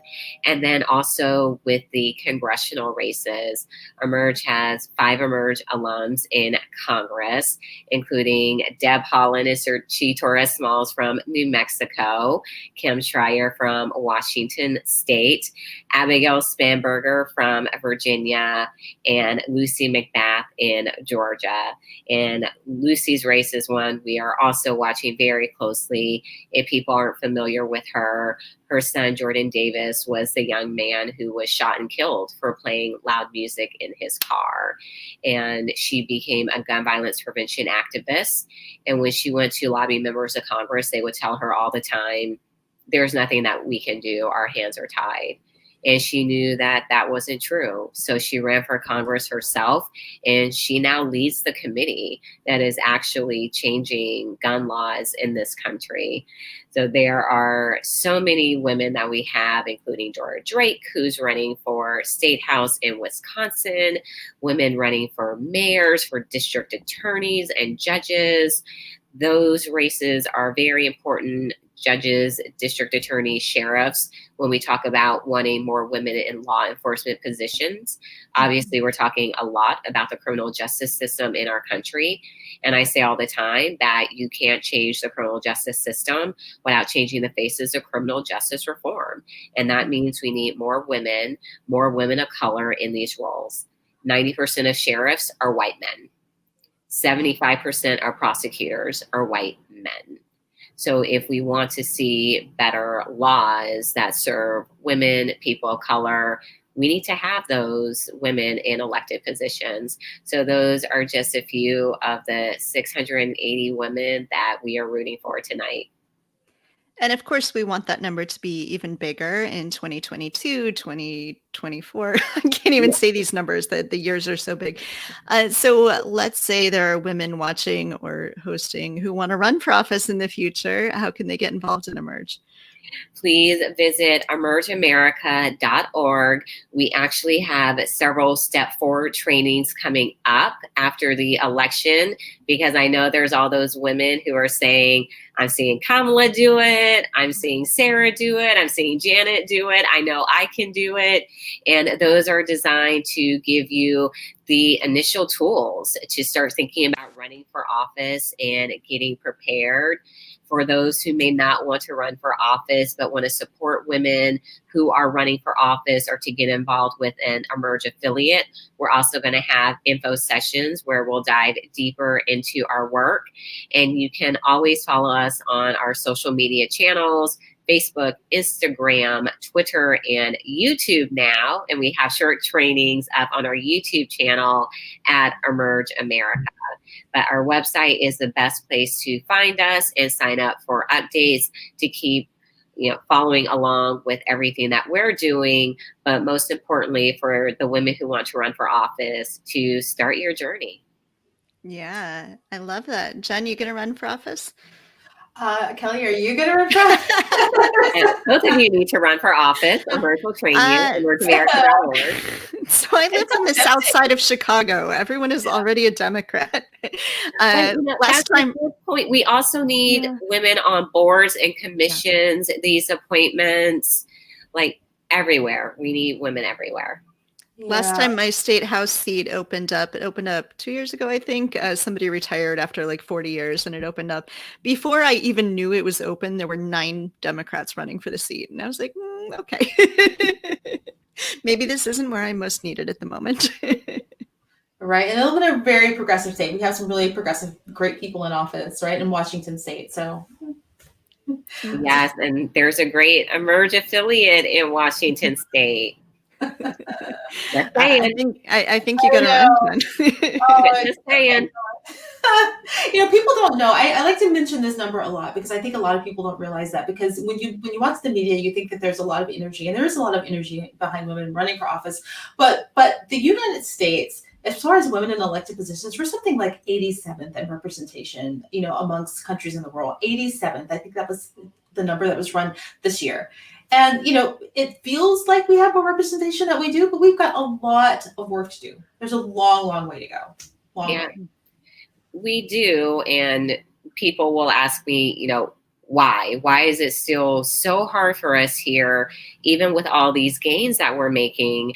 And the fact is, as women, as people of color, we have to realize this political system wasn't built for us.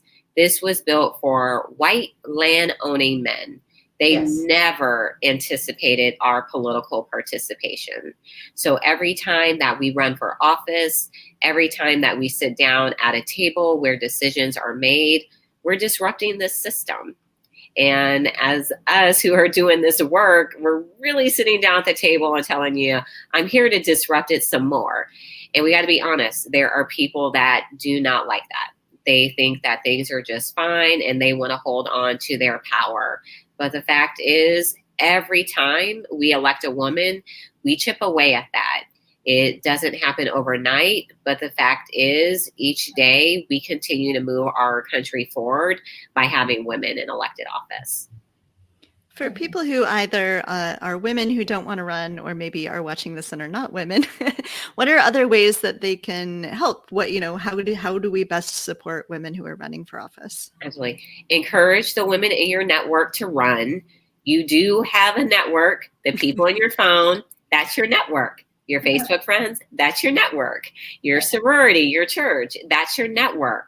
We are the best people to encourage those we know to run for office because they trust us.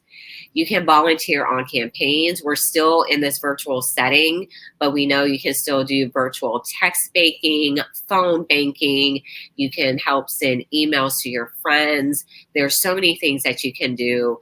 And a big piece is donations. Earlier today, I was talking to Virginia Delegate Jennifer Carroll Foy, one of our alums in Virginia, and in her first race, she was outspent 4-1 by her opponent. but she still won. And it's because of those low dollar donations, particularly from women. And it's not a joke when campaigns are emailing you, asking you for $2, $3. That really does make a difference. It adds up. I have a line item in my budget every month for my political giving, and I advise everyone to have that, even if it's $10 and you decide to give that to one candidate or $5 to two candidates. We really have to get into political giving. If we can save up for the purse, the shoes, we can make this a habit to start really investing in the people that we want to see in office. We talk all the time about the 1% and all the money that they give away and how they're getting their people in. When we, as a regular everyday Americans, start to pull our money together and invest in these candidates that we know are going to represent us, who are going to make the changes that we need, the 1%, they ain't got nothing on us, y'all. So we need to make sure that we're giving to these great candidates that we want to see in office. I love it.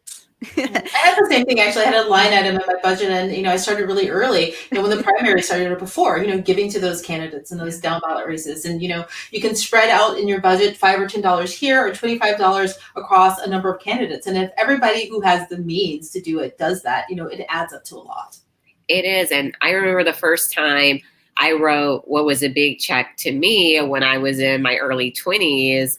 I gave $50 to a candidate that I really liked. I'm looking at this $50. I'm like, back then, I'm like, this is gas for 2 weeks. Yeah. This is like manicure, pedicure. And I'm like, but I need for you to win because I want to see a Nevada that's better for my nieces and my nephews. And I've been giving ever since. And it's a great feeling, y'all, when you give and you get to see them accept their speech. You get to know that you helped make that happen, that you had a part of that. So it's not just being able to vote and see them win, but know that you were able to help them hire the staff, to get the lit, to send out the emails, to have all of that done. Yeah. Well, I know you have a busy night ahead of you with a lot of other engagements. So thank you so much for joining us. This was super fun. And hopefully we'll talk to you again soon on Two Broads Talking Politics and Electorette. So thank you. Oh, thank you all so much for having me. Enjoy the rest of your night. Thanks. You too. Bye. So Andrea, we were waiting on Andrea. She had trouble connecting to the stream. I'm not really sure what to do. All right. Well. Just, hey, hi, Jason. You can just have her reach out to me. You guys have my number. Okay. Okay. Sure. All right. So, AG, you're back. Have a good break. Back. I did. I had a great break. I've been watching Florida go back and forth. Yeah. We're at Florida 50.6 to 48.4. Looks like Biden's ahead by 185,000 votes, with about somewhere between 67 and 70% reporting. I didn't quite catch it. Things are moving very, very fast, but it is neck and neck in Florida. Wow. Very close right now, but also very early. So I am going to say, just for everybody, that I don't trust Florida, have never trusted Florida. I have more faith in Georgia or Texas flipping than I do in Florida. But now I'm going to stop saying mean things about Florida because Andrea's here. So Andrea, hi. Hi, Andrea. So Andrea Mercado is the executive director of the new Florida Majority. So tell us what's happening in Florida. That's what everyone wants to know. Yeah, well, in Florida, it always comes down to razor thin margins, but we know that no president has gone to the White House without Florida in 100 years. So the work that we've been doing here year round, we actually had over 800 canvassers across the state today, knocking on doors, talking to those voters who hadn't yet been to the polls. And we're having amazing turnout. I mean, we have over close to 500,000 new Latino voters this year. We're seeing record high Black turnout, record high youth are kind of breaking records nationwide, but also here in Florida. So We know that it's always close in a state like Florida. It's been close for the last few statewide elections, but what we know is we're going to, fight for our families and fight for our communities and continue building power here on the ground. What if, I mean, around the country, we're hearing like healthcare and the pandemic are big issues. Is that also true in Florida? Were there other issues that were driving people to the polls? No, I mean, Black and brown communities have been disproportionately impacted by the pandemic. And here in Florida, there's over 16,000 people who have died due to the pandemic. There's 25,000 families who are facing eviction and millions of people without a job. So that's definitely top of mind for many Florida voters. Just like healthcare and education and also increasingly climate change and the need to protect our beaches and the planet for our children and future generations. Yeah, so the Biden lead might be real. It might stick in Florida.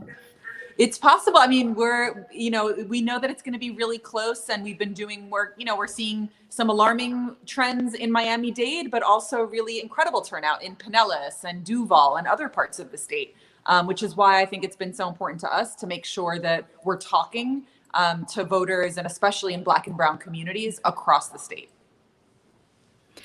So you mentioned that turnout has been really great. What do you think? I never quite know what to expect from Florida in terms of reporting. Everyone said Florida would be one of the early states to report, but I feel like there's so many different pieces of Florida that report very differently. What should we expect about what we're hearing from Florida, what we might be hearing from Florida? Yeah, well, I mean, I think one of the things that's unique about Florida is we did count all of our vote by mail ballots in advance. Your ballot had to be received by Election Day. So, those ballots are in and counted. And then in addition to that, there's almost 2 weeks of early voting in many counties, which have already been tabulated. But obviously the polls still haven't closed in the Panhandle. So, it can sometimes take a few hours to get all of the results in. And then because Florida is often so close, in 2018, we had not one, but 3 recounts.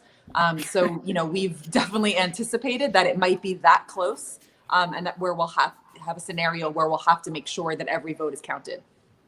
Andrea, can I ask you a question? Hi, I'm Allison. Hi, nice to meet you. Hi, Allison. I love that they were able to count their mail-in ballots ahead of time. A lot of states can't do that. Are we seeing those numbers reflected in the results that we're seeing in real time, or do they come in trickle-wise like you were just talking about? No, they did share those, the early vote and the mail-in ballots in advance. So we already have those tabulated. So what we're waiting on really is Election Day totals. Gotcha. Okay. So I know that in 2018, it seemed like the polls were really good everywhere except Florida.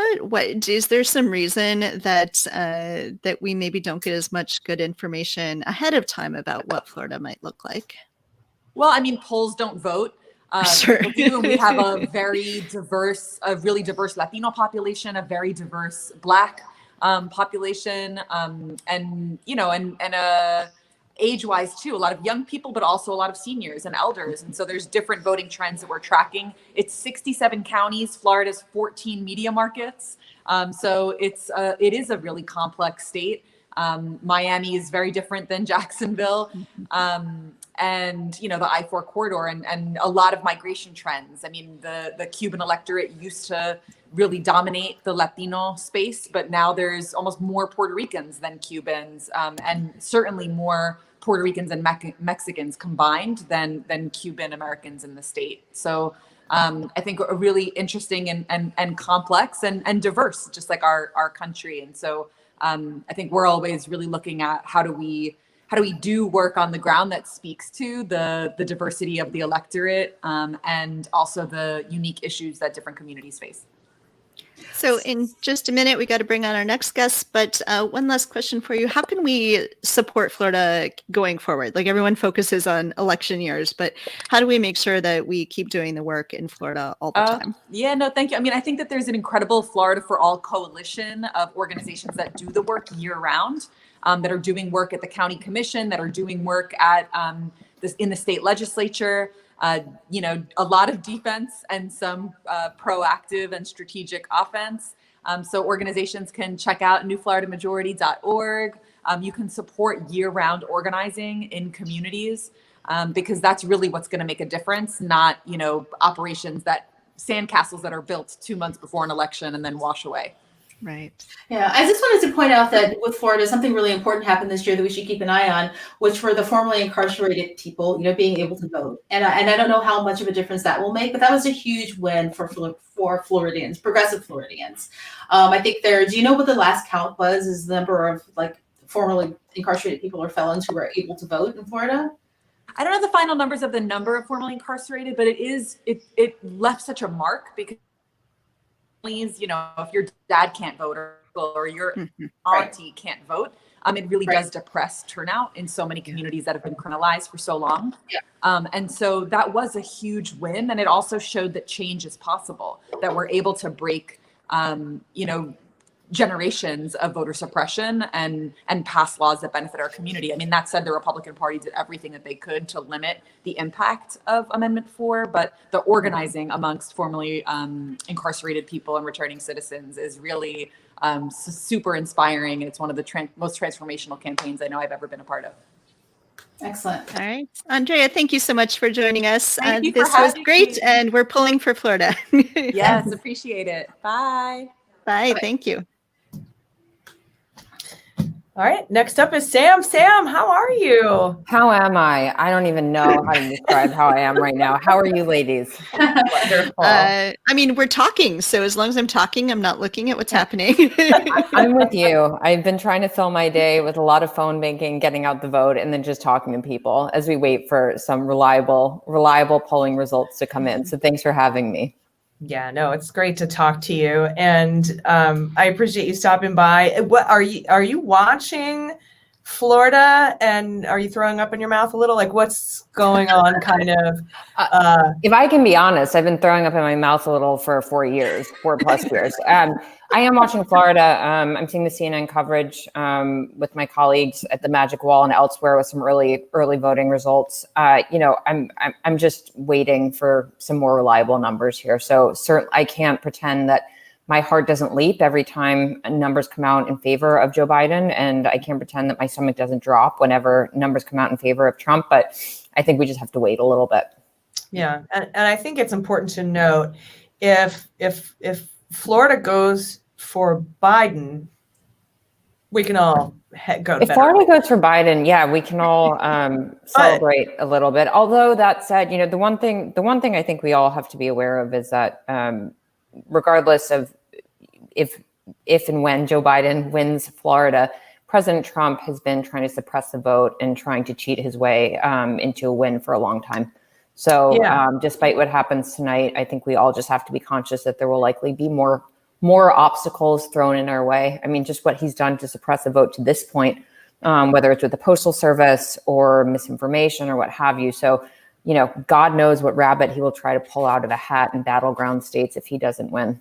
Yeah, and it's also of note that if Trump does win Florida, there are still a multitude of paths to relatively easy victory for Biden. So it doesn't mean that, you know, I just want everybody to be aware. It all doesn't come down to Florida. That's exactly right. And my political analyst colleagues and pollster colleagues that are much better at this stuff than I am have laid out various scenarios in which Joe Biden could win if he doesn't win Florida. But again, I don't want to rule Florida out at this point. I think that, you know, folks may even still be in line down in Florida. So I think we have to just wait and see what the county by county results look like. And then, you know, people are still voting. So we have to be careful not to kind of tell everyone what the verdict is going to be in Florida when, you know, polls don't close in other battleground states for a long time. So we just have to stay a little bit patient with all of that. Yeah, 100%. What are the national security implications? I mean, obviously people know what to expect with a clear Biden win or a clear Trump win, but if this is sort of up in the air for a month or hopefully not a month, but even a week or two, like how does the rest of the world react to that?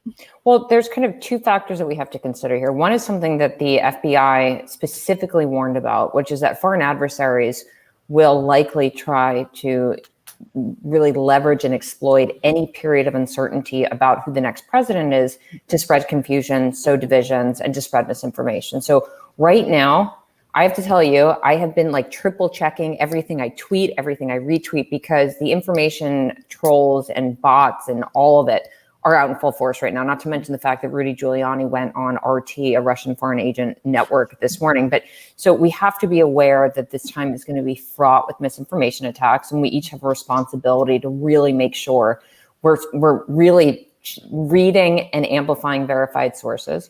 But in general, I think that the longer this goes on, our democratic institutions will face further strain. That kind of weakens the narrative that the United States is a reliable leader of the liberal democratic order. And frankly, a lot of officials have been preparing for and potentially expecting unrest. I mean, we've seen the cardboard barriers all over our cities.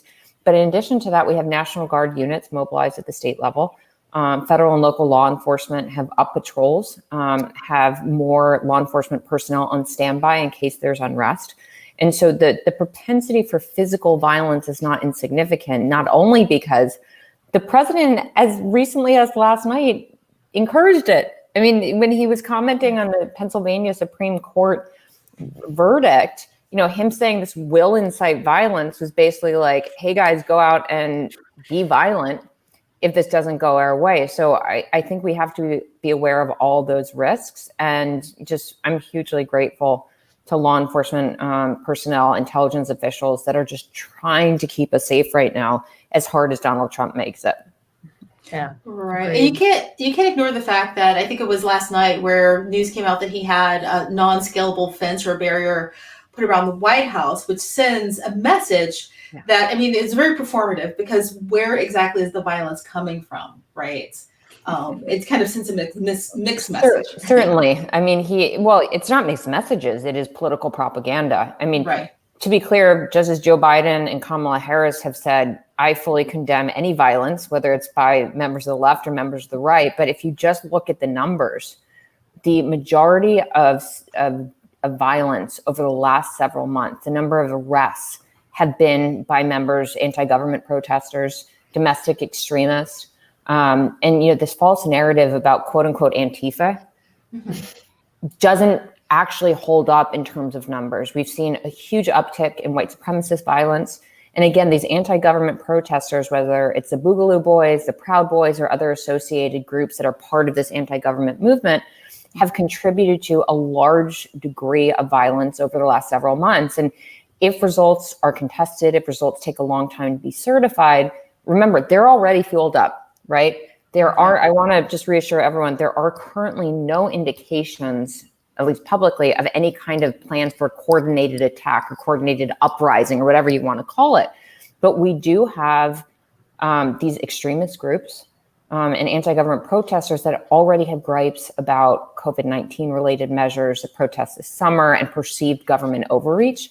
So that's something that the law enforcement personnel are tracking. And again, Trump and Bill Barr are mischaracterizing the threat for political purposes. And look, I mean, they used chemical agents against peaceful protesters in Lafayette Park this summer so that President Trump could go wave a Bible in front of a church.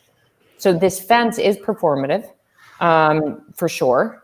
I don't doubt that there are increased threats or a heightened awareness right now, security environment in Washington, but regardless, they've used oppressive measures as people are just exercising their core democratic freedom. So that worries me too. It's like they're going to use any excuse to kind of paint the left and peaceful protesters as dangerous. Yeah. Right. Well, Sam, thank you so much for stopping by. I really appreciate it. And my pleasure. We have to be you're right. I think that the main takeaway here from our uber super National Security Council specialist is that we have to be very careful about the information that we read, retweet. We had Peter Strzok warn us personally, and we've had Chris Wray put out videos. We've had the FBI put out press releases. We have to be very careful because we're very vulnerable in this period while we're counting votes to this kind of disinformation and chaos that they're going to try to sow. 100%. And thank you guys for having me. And good luck over the coming hours with whatever your coping mechanisms are. I'm going to keep calling my mom and have her try to calm me down. Good plan. Good plan. All right. All right. Thanks, Sam. Thanks, guys. Have a great night. All right. All right. Megan Hatcher-Mays is joining us. Megan is the Megan. Director of Democracy Policy at Indivisible. So welcome. Thanks. Wow. Thanks for having me. I'm super excited to be on, even though this is the most stressed out I've been in 4 years, probably. I know. The headphones aren't for technical purposes. It's to prevent me from pulling my hair out. Yes, that sounds good. That sounds very wise. Thank you. Thank you. So what is stressing you out right now, Megan? Oh, just, existing. I think there's a lot of shades of 2016 for me because, I thought the polls were accurate, like a lot of people did. And I went into 2016 prepared to party. I had gotten a few bottles of champagne. I invited friends over to my house. And, at no point did it cross my mind that Donald Trump would win in 2016. And then he did. And so this is kind of interesting. We're in a sort of similar situation where there appears to be a lot of really strong support for Biden, especially in states that Clinton did not win in 2016. So like Wisconsin, Michigan, and Pennsylvania, 3 key states. I know you guys were talking about Florida before. That's one thing that's giving me heartburn, but it's not as critical this time, I don't think, as it has been in the past, which is what I'm holding on to for right now anyway. But you never know. You never know what's going to happen. And so, and now that we've lived through a Trump victory, we know it can happen again. And so that's what makes it so scary this time in a way that it wasn't quite as scary in 2016, is that we know that he can do it because he's done it before. He's won in the past, and he's actually hoping to win the same way that he won last time, which is to lose the popular vote, but win the Electoral College. And that's what makes us a little bit scary, but I'm very cautiously optimistic about what we've seen so far. The turnout has been amazing. Obviously, nobody should have to wait in line for hours to vote, but the fact that people committed that much time to vote says a lot of really good stuff, I think. It's kind of the feeling that I have. It's so heartening and inspiring to see people waiting in line, and then at the same time being so frustrated that is the case. But I feel like people are making the best of it. Trump is ahead by 2,000 votes in Florida right now. I can't take my eyes off it. Don't think about it. North Carolina. Focus on North Carolina. I need blinders. Just block the TV. But I have to say, I'm super excited about it. And regardless, what I'm also, one of the most things that really, really is just giving me so much hope is the youth turnout, the early number youth turnout right now. And I can't express how, okay, Biden has gotten Maryland. We can call Maryland. Super unexpected win there. Shocking turn of events. I had to announce it. And he got to the District of Columbia. Okay, another even more shocking. Oklahoma, Donald Trump. Okay. Anyway, I think you're right. I'm so with you, Megan. This turnout is very heartening. Yeah, I totally agree. And I think we saw this go as far back as 2018, where that was, I think, the most, participated in election probably in this country's history. And I think back in 2018, I think that was a good sign. That was really telling us something that people, that Donald Trump really doesn't give voters enough credit, that people really don't buy into his attempts at propaganda and, kind of lying about what we can see with our own eyes is happening. And I think 2018 was a really strong repudiation of Trumpism, even though Trump himself was not on the ballot. And so we're really, I'm kind of excited to see how this plays out in 2020. I mean, the numbers for early voting have been bananas, and what we've seen so far has just been really, really bananas. And so I think that's something to be really excited about, that this many people have been organizing over the last 4 years, have been texting like crazy, phone banking like crazy. At Indivisible, we've made 20s of millions of voter contacts, which is a record for us.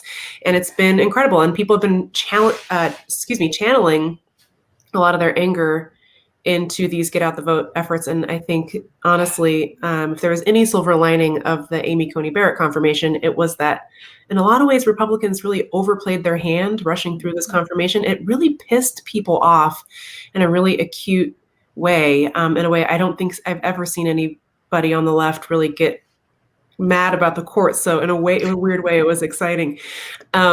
Obviously, I did not want that to have happened, but I'm excited that people are paying attention to the courts. And all of that energy got channeled into get out the vote, and so I think that's something to be really excited about. And rage donating. Yes, rage that too. That's always very good.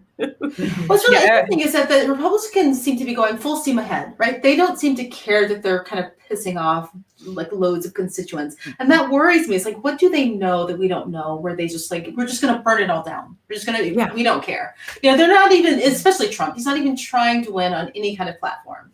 Right. What they what they know is that they don't have to win elections anymore. Right. Mm-hmm. So what they've been doing for the last 40 years is establishing a different way to seize power, and that's through the courts.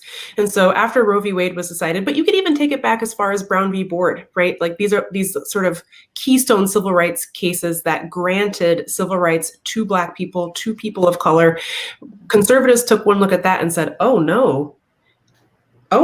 And so they really started to think of ways that they could build a firewall around themselves and maintain their power while the courts were granting constitutional rights to people that, white conservatives consider to be less than, right? But it really started right after Roe v. Wade back in 1973, where conservatives were like, oh my goodness, well, we can't have that. We can't have women and people who can get pregnant making choices about their own livelihoods and autonomy. That's terrible. So they invented this club called the Federalist Society. It's only as old as me. I'm the same age as the Federalist Society. And they invented a legal theory called originalism, which a lot of people just assume is some sort of like old, like long time Thomas Jefferson era, like legal philosophy, but it's not. They just made it up. And it's just a euphemism to say, we don't think women should have civil rights. We don't think people of color should have civil rights. We don't think women or pregnant people should have bodily autonomy. But it's a nice way of saying it so that we don't get in trouble for being racist or sexist. Because no one's going to question whether originalism means racism or sexism or misogyny. They're just going to be like, well, how they do that. Yeah, this must be a different sort of law school thing. Of course, this is all pre-Trump. Now they say it. They create these things that you can't argue with, right? That is why they support fetuses, because a fetus can't say, I don't want your support. Exactly. It's like the old Jon Stewart joke that they support the fetus up until the moment that it's crowning, and then they're done with the support of the child. That's right. But the interesting thing about the courts is that I think, it's really interesting poll that aired on Fox News of all places earlier tonight, showing that, there are exit polls showing that people want government health care and people want abortion to stay legal. This is airing on Fox, which is kind of hilarious. But it shows that like the Republican agenda, like the big government is bad, abortion is bad type of agenda is really unpopular. It's actually endangered. So the only way they can maintain that power is by getting the blessing of the courts. And so that's what Amy Coney Barrett's all about. That's what Brett Kavanaugh was all about. That's the main way Republicans have in their minds to maintain power, because they're not going to do it on the merits. They're not going to do it on the substance.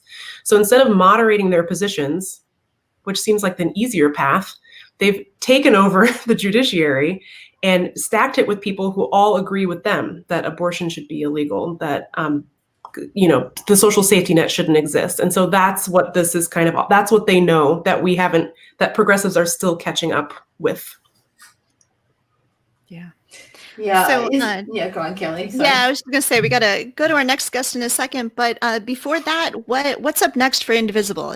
If let's fingers crossed Biden wins, what's up next for Indivisible? If we end up in the good place scenario where we win a Democratic trifecta, it's all on the table. I'm really excited about it. I really hope this dream comes true, because it's everything. We got to restore our democracy. For the first time ever, we need to build up a democracy that works by, for, and of the people. That means all people, not just white people, and not just white men. It means fixing the courts, dealing with how are we going to undermine the influence of Amy Coney Barrett and Brett Kavanaugh on the Supreme Court. We've got a plan for that. I'm super excited about it. And it's all about making DC the 51st state. DC, of course, they went for Joe Biden. I don't know the final numbers. I'm just going to guess it's probably like 98-2. I don't know. But who are those two? We don't have any representation in the Senate at all. You know, if we had senators, if DC had senators in the Senate right now, there probably would not be a Justice Amy Coney Barrett. So that's what's on the line. That's why DC needs to be a state. Super excited to make that a reality, but we need to win the White House and win back the Senate, which join me in that wishful thinking. Yes. Everyone. Thank you so Thanks much, for having me. Megan, Thanks, for Megan. stopping in. Hang in there, y'all. You too. Yeah. It's going to be a bumpy ride. Andrew McCabe is with us. Hi, Hey, how are you? guys? Great. How's it going? Good. Stressed. Yeah. Well, I'm as stressed as everyone else, I'm sure. It's unbelievably anxious time for the whole country, and as well it should be. There's a lot hanging in the balance.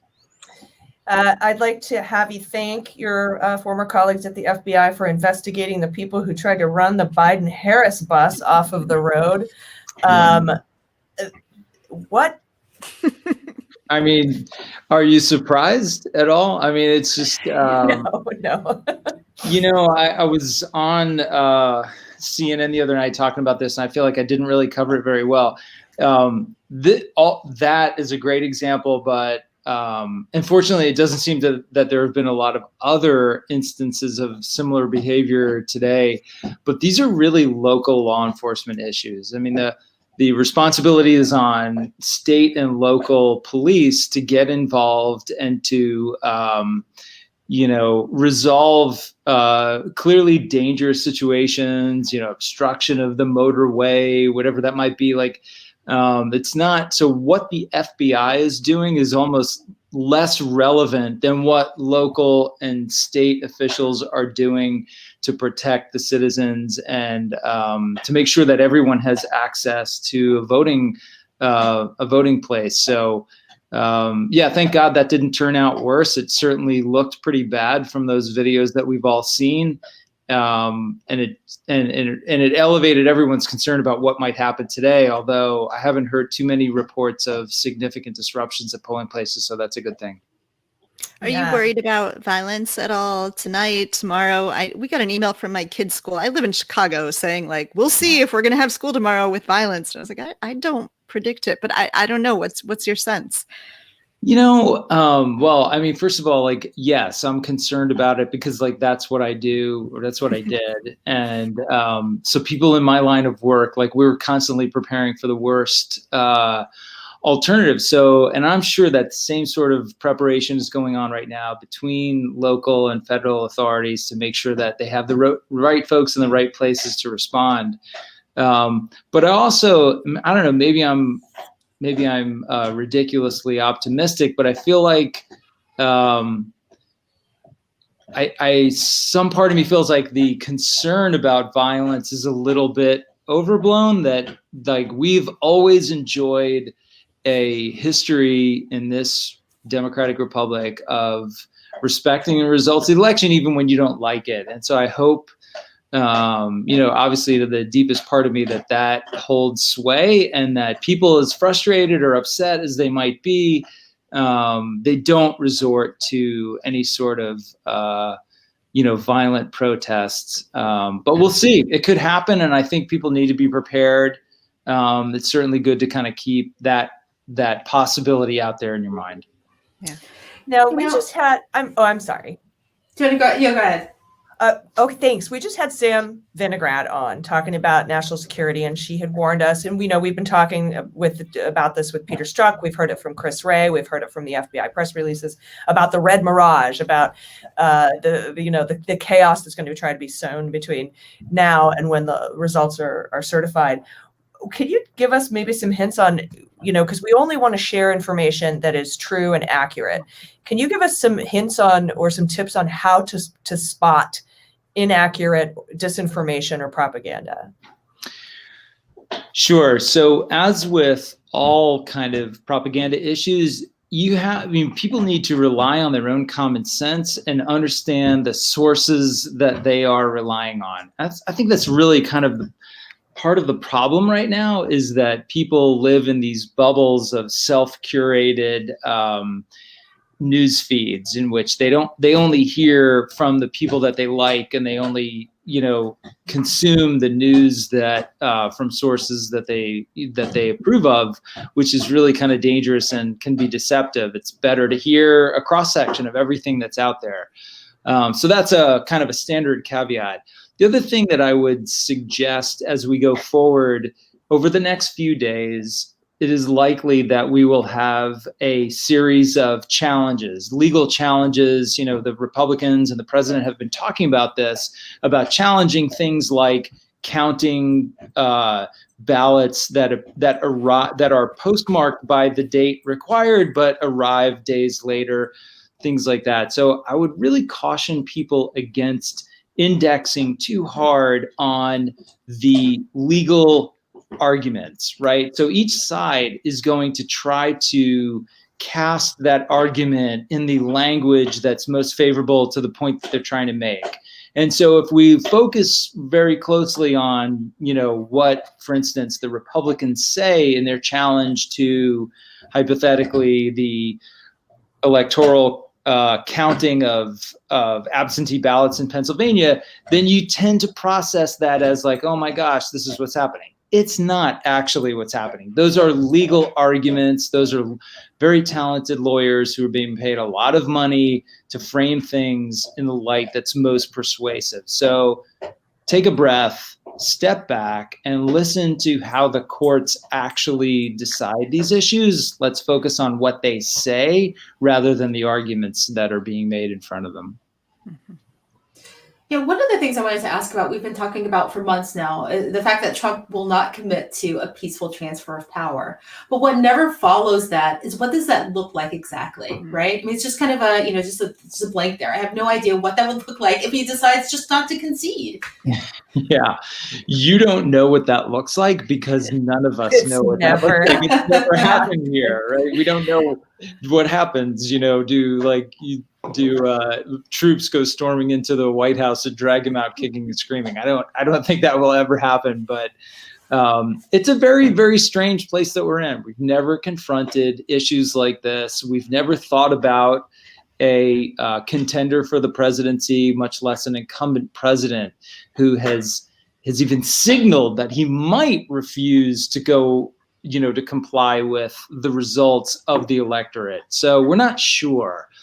But I actually don't worry too much about that. I think that once there is a very clear, once we're past the challenges and there is a very clear result to this election, and if in fact that result is negative for the president, I mean, this is just my opinion. It's worth what you paid for it. I don't think he's going to stick around. This is not a guy that wants to kind of languish in failure, and that's what it will be. It will be a massive failure on his part. I think that I think there are more reasonable concerns about, will there be an effective and informative transition from one administration to the next? There's a lot of questions about that, but I think I don't anticipate like him barricading himself in the residency or something in the White House. I think once the result is clear, he will. I think it's more likely that he'll probably just take off. Yeah, I can't imagine anybody that would be on, a Biden team really needing to hear what Ratcliffe has to say about. Does anyone need to hear what Ratcliffe has to say even now? I mean, that's here. He's going to read us in on the latest intelligence information. Everyone's just like, get the fuck out. We don't need to hear from you. But thanks very much. Say hi to Rudy for us. Bye. Exactly. Yeah. Well, Andy, it's been wonderful to have you on. Thank you so much. This is definitely an historic week, I'm going to say. And How I just want to make sure before I let you go, I want to know how the skateboarding is going and how Jill is in the family. So Jill is great. Hey, Jill, come here. Jill is awesome. Jill is like working her you-know-what off in the ER every day. She is on the front line of the war against COVID. And she's my hero, as always. She's got her pearls on because she's rocking the blue wave tonight. Nice. And, like she's just doing it and protecting the children and the families in Loudoun County from COVID. That's what's really important right now. So I'm so proud of her. And yeah, the skateboarding, my daughter is away at school, so I'm skateboarding much less, which sucks. But I did get out today and I almost tripped, and I thought I thought it might if I trip and break my front teeth, it would be a really unfortunate appearance on your podcast. But, Thank you for thinking of us. Yeah, thanks for thinking of us. Jill, it's great to see you. I love the sign, and I wish you and your family the best. Andy, we'll talk soon. Thank you so much. You guys are great. Keep it alive, and thanks, AG, for all your support. You're just awesome. Love you. Thank you. Love you too. Thank you. Thank you. Bye. Bye. Did you hear that? Andy McBabe loves me. Did you say McBabe? Yeah, that's what we call them. We call them the McBabes. Barb McQuaid is here. Hi. She's like, I'm a McBabe as well. Hi, Barb. How are you? I am doing great. Thanks. Great to be with you guys. It's good to be with you. So we have a lot of legal challenges coming up. We were just talking to Andy McCabe about this, and he had pointed out that we need not listen to the Republicans' arguments, but more about how the decisions come out. And I'm so glad that you're with us, because I think maybe you can give us a little insight into that, because I've noticed, and that I'm not a lawyer, but some of the arguments that the Republicans are making in these cases just don't stand to reason with the way the law works in the United States. So maybe you could shed a little bit of light on what we can expect from some of these cases that we're going to see in the next week or two. Yeah, well, I read this passage will give you an insight into what the Republican strategy is. I read today that the Trump campaign or Republican groups are involved in 40 lawsuits relating to this election, and in exactly 0 of them are they advocating to expand the rights of voters to vote. And it's all about suppressing the vote. That's the MO, that's the strategy. And you'll notice that they're filing lawsuits in a lot of these swing states, efforts to stop curbside voting, efforts to stop votes from being counted if they arrive after Election Day, even if they were mailed on or before Election Day. That's been a big one. Trying to invalidate a rule about requiring witnesses to absentee ballots in Alabama. So there have been a number of those. But as you just said, it seems pretty consistently across the board that mostly these efforts to suppress the vote are failing. In some instances, they're prevailing. In some states, there are rules that say ballots that are not received by Election Day cannot be counted. And if those rules were made by the state legislature even before COVID, they're typically letting those stand. But some of these other things, typically the efforts to suppress the vote are not prevailing. So overall, I'm feeling pretty good about the outcome of most of these lawsuits. How do you feel about the Harris County? I think we've now seen the Fifth Circuit say no, but they reduced the number of drop-off locations, drive-by, or not drive-by, but, drop-off locations. Drive-by, throw the ballot out. So drive-by voting from 10 to 1 in Harris County for day of voting. But I think they're now appealing en banc to have the full panel hear what the Fifth Circuit has decided. Do you see this? I don't see it getting passed en banc, but I'm sure they'll appeal to SCOTUS. Do you see it even going to the Supreme Court? It seems like a lost cause. Yeah, I mean, here we are on Election Day, right? And the idea was about how many ballot boxes could be required in a particular community. One of the reasons we've gotten ourselves into some of these binds is because most of the rules that are written for elections were written pre-COVID. And then suddenly we've got this huge burst of people voting absentee. And so they may take it en banc to have the full court take a look at it, but would certainly only have a prospective application now that here we are on election day. I don't think we're going to see any meaningful change about the number of ballot boxes that are showing up anywhere. One where I am keeping my eye on that could have an impact on this election yet to come is in Pennsylvania, where we saw the Supreme Court tied 4-4 result in maintaining a lower court order that said ballots that were mailed on election day but not received until up to 6 days later could be counted, but that they would segregate those ballots so that if the decision changed later, they would have the ability to do so. The 4-4 decision came from the Supreme Court on an expedited decision.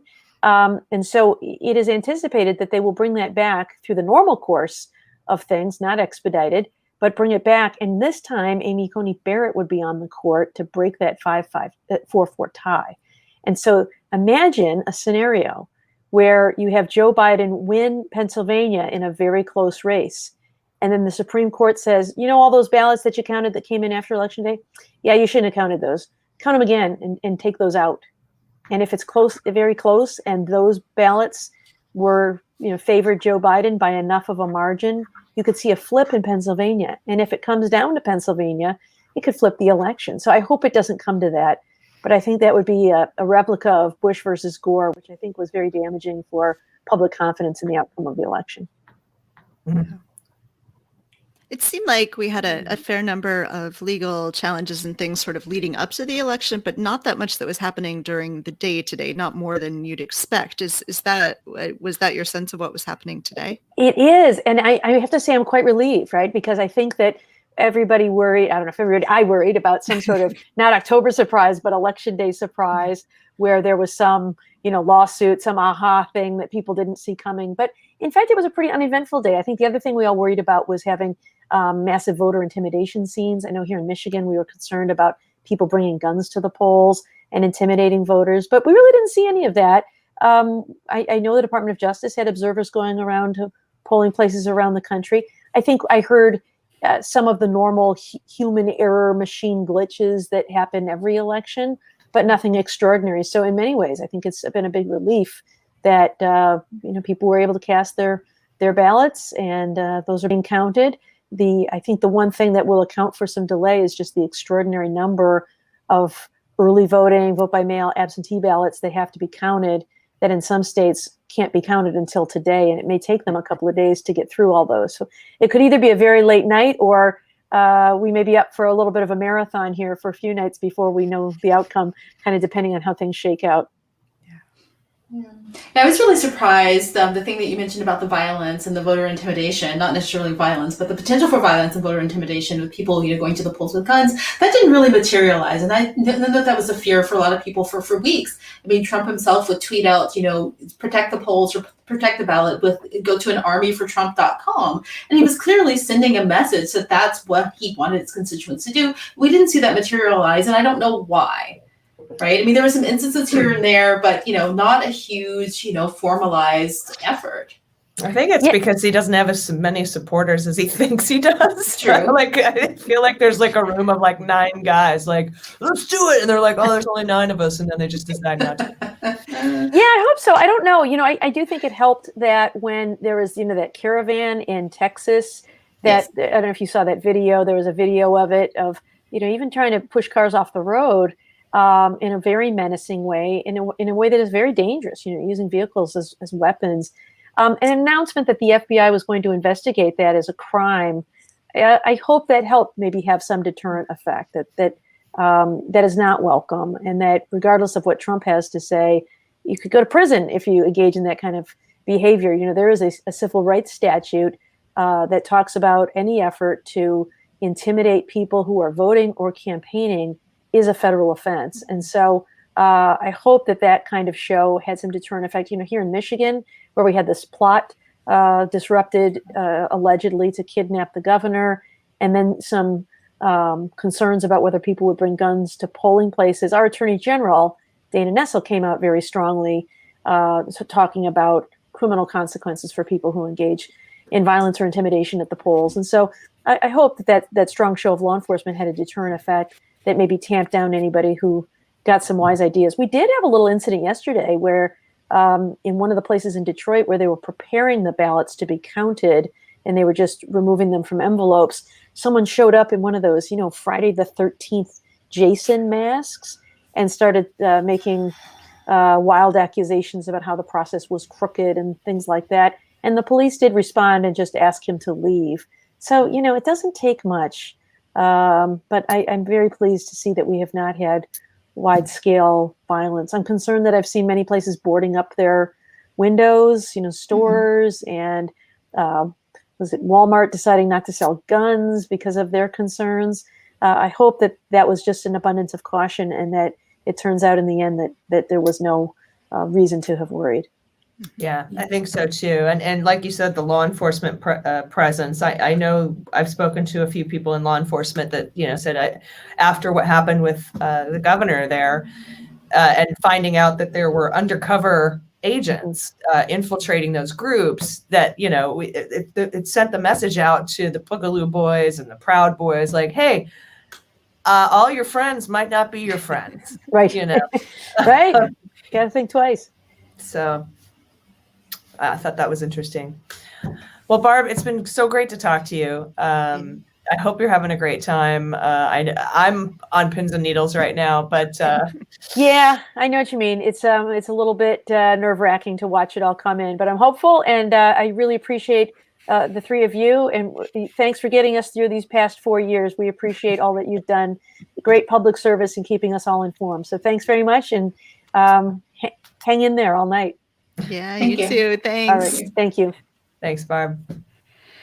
All right. I'm going to try to stop looking at the New York Times needles. So they're not doing the national needle this year, but they're doing needles of Florida, Georgia, and North Carolina. And Florida's not good on their needle. And Georgia, probably not good, which isn't a surprise. But North Carolina, all of a sudden tipped toward red. And I was like, no. It was like PTSD from 2016. So don't look at the needle, guys. Okay. Well, look at the needle.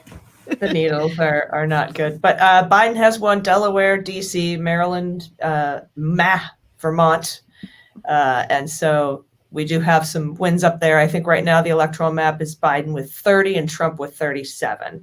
It is still very early in the night. And, we're still waiting for a lot of those big states to come in. So nice Democratic hold in the Senate. My Senator Dick Durbin, they called it before the polls closed, I think.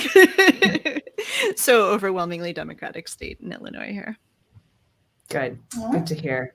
So there's one good news.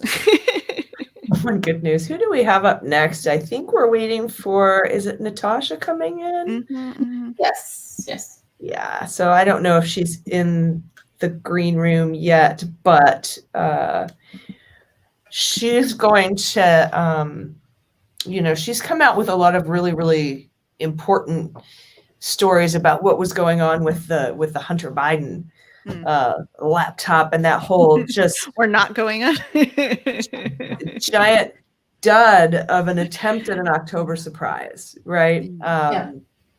One of the angles of attacks on the election by the Trump administration and gang. So that should be an interesting discussion when we talk to her about that. But Kelly, Jen, how are you holding up? I think it might be time to start drinking soon.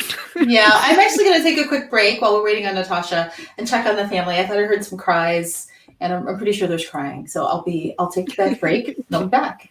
All right. We'll see you soon, Jen. Thanks. All right. Good. Yeah. It's hard to sort of wrap your brain around all the different things to track. And there's so little at this point in an evening, it's only 8:30 East Coast. So I think that I remember very distinctly in 2018, we were doing a live show. Sophie, who's my co-host, was at my house because you could be in person then. And all we had was Florida and Indiana and Kentucky, and she was having a panic attack. And we know 2018, that election was fantastic. It was great for Democrats.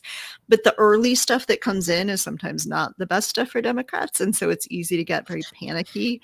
Yeah, exactly. And I know that 9 million of the seats that we flipped came from California weeks and weeks later.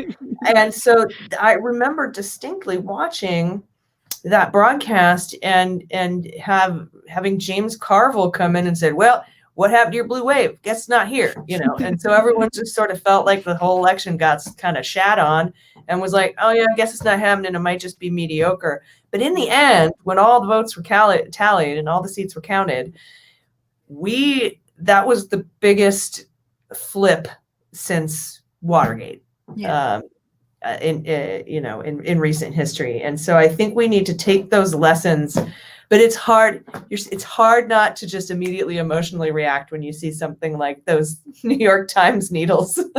And you're like, no. So I totally feel that. I think, what's interesting is what's happening in Florida. There were really bad results in Miami-Dade for Biden.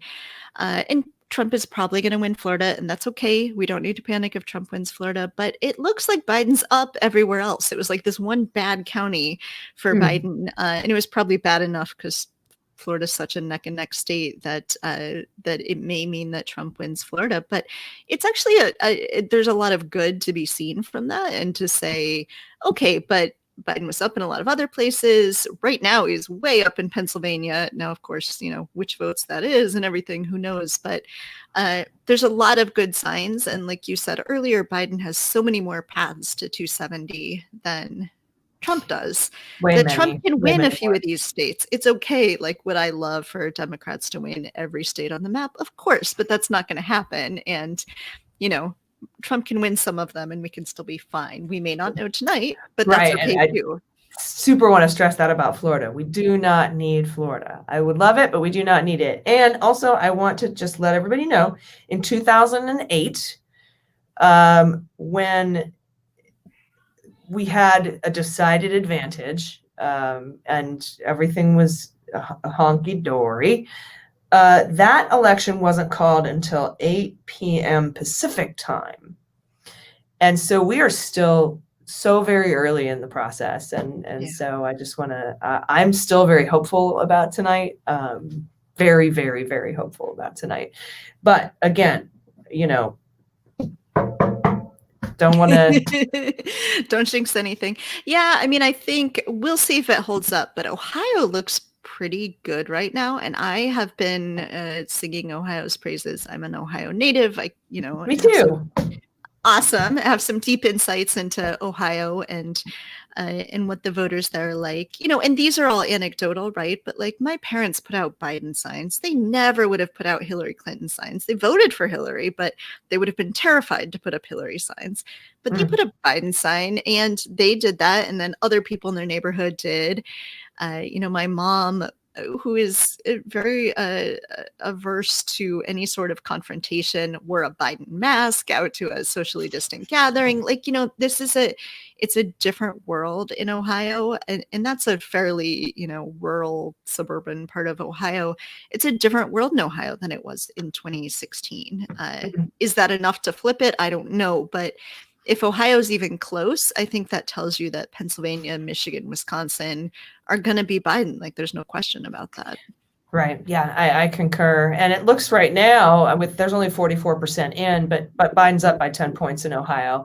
It looks yeah, like it won't stay 10 points, but it looks like the rest of the counties have yet to report our rural counties, but there is still counting going on in some of the bluer counties. So because nothing's all in yet. So it depends on how many votes are out in those counties and how many votes come in for Trump in the rural areas. But the leads in the counties that Hillary won are considerably bigger for Biden right now. So we'll see how that pans out in the end. It'd be like crazy ironic if 2016 we were all counting on the blue wall and then the blue wall crumbled. And this time we're like, oh, it doesn't matter. The blue wall doesn't matter because we've got, Georgia, North Carolina, whatever. And if it all comes down to the blue wall again, but Biden holds it, it'll be great. I'll take it. But, just right. Yeah. And again, whether you want to use the landslide word, I mean, it's like you said, it's just too early, and the early numbers, especially in the South, always come in for Republicans. So this is where we're at. Did we, this is a weird question. Did we plan any intermissions on this thing, or are we wall to wall broadcasting? I mean, we've got, you know, some wall to wall. We can never stop. Jason peeks in. We can never stop. Where's the beard, Jason? No beard? I mean, at some point I'm going to have to mix a cocktail for myself because I'm all beard now. You're just a walking beard now, I'm 90% Jason. beard. Yeah, there's the beard wall that I'm as long as it doesn't break, we're going to go for Biden. Awesome. Well, then I think we're all set. The beard wall. Great. Well, our next guest is due in about 8 minutes. And that is, who do we have coming up next? Rebecca. Yeah, Rebecca. So that'll be great just to talk to her. I don't know. I think maybe Natasha couldn't make it. She's probably on a scoop, breaking news like she does. Why don't people break news right here on this joint podcast venture we're doing? Right. Well, Andy did tell us that he stopped skateboarding as often. So maybe that's the breaking news we have here. All right. Yep. Rebecca's going to join us in a minute. And Trump won Arkansas. So shocking turn of events there. Oh, CNN has a battleground desk. Come on. Oh, good Lord. We got North Carolina 66% in, and Biden's up by a couple 100,000. I'm assuming most of the rest of those votes that are coming in are same day rural county voters. This is what we're going to see, I think, kind of across the board. Yeah, I mean, what's interesting is some good Texas returns are coming in. Like, what does it mean if Democrats lose Florida but win Texas? Like, that's what long term I expected to happen. I don't know that I expected it to happen in 2020. And mind you, I'm not saying we're going to win Texas, but the fact that it's even possible. Well, I can actually bring up the fun board here for this here. And so if you have, and I kind of already have this sort of in the bag, if Biden wins Texas, all things going the way that we figure it will go, and Trump wins Florida, Trump can win North Carolina, Pennsylvania, Ohio, Michigan, and Wisconsin and still lose. So if you be realistic here and give Biden Pennsylvania, Michigan, and Wisconsin, it doesn't really matter what shade of blue it is, and even leave Ohio out, we still have, I think what would have to happen if Biden took Texas, we still don't have it here.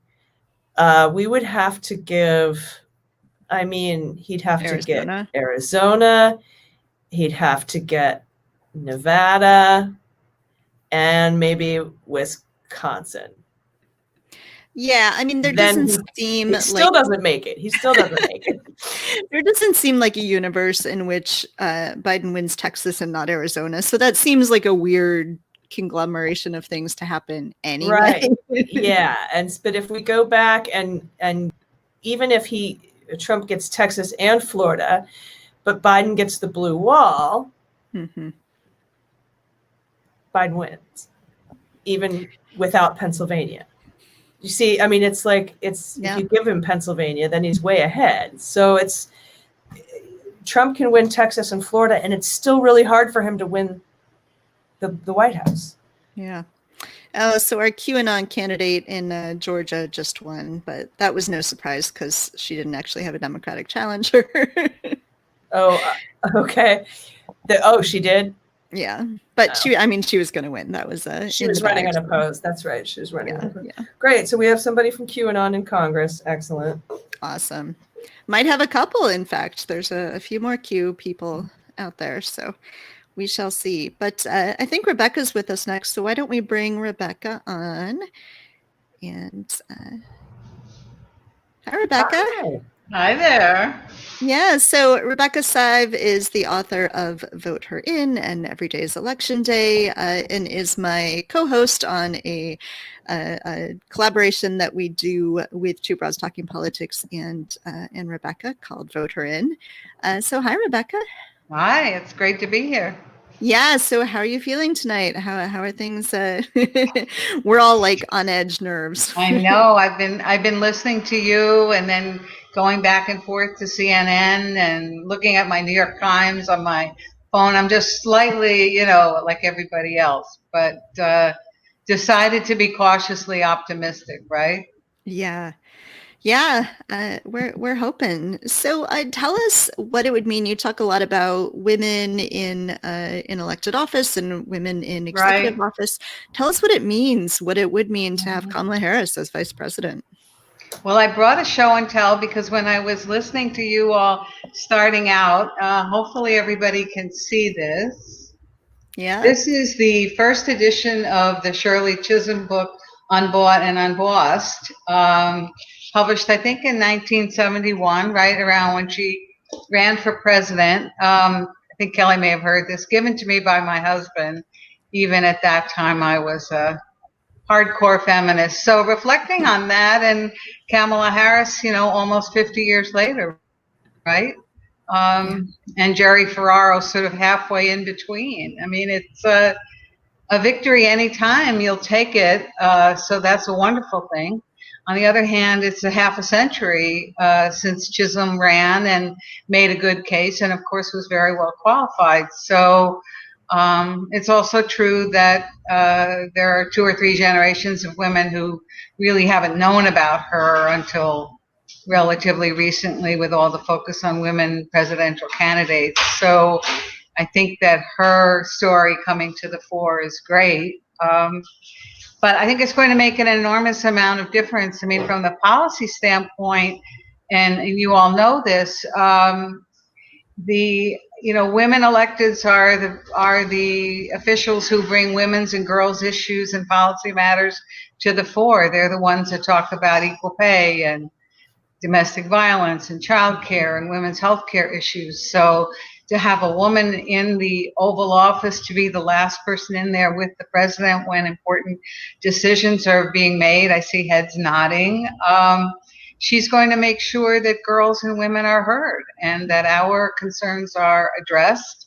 And I believe she'll be a really forceful advocate. All 4 of the women who ran for the presidency, and, Kelly and I have discussed this, and it's also in my book, but all 4 of them would be like that, just incredibly gifted, hardworking, disciplined women. But I think Harris brings to it also, I've been reading this lately, a certain joie de vivre, and also a constituency, which is women of color, particularly Black women, who are going to, remain in her corner. And, when I was listening to you earlier talking about the sorority and all of that, those women are not going anywhere, and all those voters are going to be there.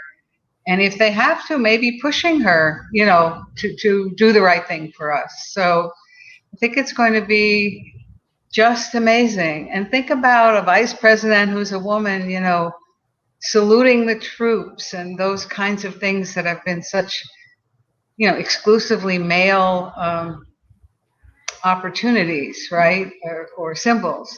Think about little girls seeing that. So I think, while I wanted a woman president this time, I think we have edged closer and we will edge closer, I think. Yeah, I think one thing we haven't talked a lot about is if Kamala is VP, then her husband, Doug Emhoff, who is wonderful, will be the first, gentleman, second gentleman. Picking out the china for the state dinners, right? Yeah, no, it's incredible. And I think that the fact that he has sort of stepped back a little bit from his own career to support her, to be on the road campaigning for her, I think is deeply meaningful and shows us a model of what husbands can be like, feminist husbands. And, I think that that's also really important in a way that doesn't get quite as much attention. Well, I think, I admire him for doing it. And I think you're right. It's a great, he's a great role model for having done it. On the other hand, for him to have attempted to maintain a high-powered legal practice with all that entails, not to mention, potential differences of views between his clients and his wife's candidacy, would not have been a plan. So I think it's really important he's done it. Of course, there are other men who have done that in the past, probably not in such an important role, with the exception, I think, of Bill Clinton. And, he was willing to do that as well. And I think that the sort of looking forward, if Harris and Biden are elected, in all seriousness, what will the first man do? Will he take on that same role? I mean, I was making a joke about the China at the state dinner, but that's not a joke. Really, that's what the First Lady has always done since, the very first lady. And, right, those roles have always been very gender Yes, specific, exactly. Right? Like I'm going to redecorate the rose garden, but I hate Christmas. Whatever it is. Right. There's just so many examples of that, and various first ladies. Eleanor Roosevelt, Michelle Obama, Hillary Clinton, in recent history, Betty Ford. Have taken on other important causes and issues, but they have also followed that traditional set of responsibilities. So it is also important, to the point, Kelly, that you are making about gender and roles and how marriages work or don't, and how people support each other. Mm-hmm. Yeah, and I am raising sons, and of course, as a feminist, I had hoped to have daughters and raise strong feminist daughters. But I think it's important work to be done to raise feminist sons, and I love that they get to see that as a model of Doug Emhoff, and my 6-year-old Arthur has, of course, met Doug Emhoff and loves him, and so seeing that as a model of what you can be like as a man, and you don't have to sort of overshadow the woman in the relationship, I think is really important. There are, it's very important. It's also true, and I guess I can say this, from my generational perspective, different from yours, the two of you, but I think if you look at some of the women who ran early on for important political races, starting in the mid-70s, moving into the 90s, you will see that their husbands have done something similar. Amy Klobuchar's husband is a really good example of that. Followed her to Washington, found a job there, was the only man. I think he tells some funny stories about being the man at the meetings of the previously all the wives, right, the spouses of senators. So, there's some history with this, but it remains a very complex thing. And of course, in the White House, it's more visible. But I'm hoping that looking beyond that Harris will have a portfolio that is also non-traditional for a vice president, and also non-traditional for a woman, in the sense that if what she works out with the president or what he works out with her is some responsibility in areas that have had few women leaders, few women policymakers. We've never had a woman Secretary of Defense. We've never had a woman Secretary of the Treasury, on down the line. There's an enormous opportunity, putting the spouse aside, for her to demonstrate that women can run anything, not just the traditionally female institutions or projects or policy matters. And I think that's something that will really make a difference, hopefully for boys, but I think it will for girls. And so, I see a question on the screen about what Karen Pence's role has been in the White House. Not much. Who knows? I don't know. I guess sitting in on meetings when she needs to, right? Yeah. But certainly, Tipper Gore was a very active wife of a vice president, for instance, as was Jill Biden. And so there are definitely also examples there of what the spouse can do that's really important. I don't really know whether Doug Emhoff has talked much about the policy issues that interest him. We haven't really heard that, I don't believe. But I mean, as we consider, or as we continue to rewrite history, we have to rewrite these roles. And I often wonder, you know, is it chicken or egg situation? Is it the roles changing that push the historical events changing, or is it vice versa? Or do they kind of dovetail and go hand in hand? It's just such an interesting theory. I can tell you from my own experience as a public official, I was the first woman in a couple of roles as chair of a finance committee of a unit of government in the state of Illinois, and a woman had never done that before, and the budget was a very big one.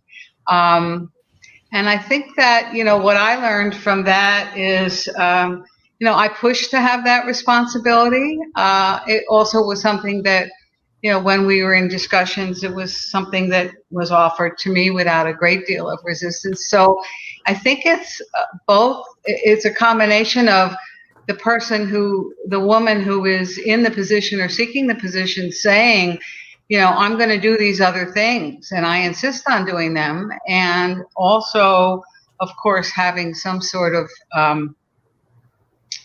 credibility in taking on those responsibilities. So it's an interesting question about what's the chicken and what's the egg. But I think that certainly in my own political experience and in that of others I know and I've counseled or have written about, it's really important for the women to be on Front Street to say what they want. Otherwise, it's not going to happen.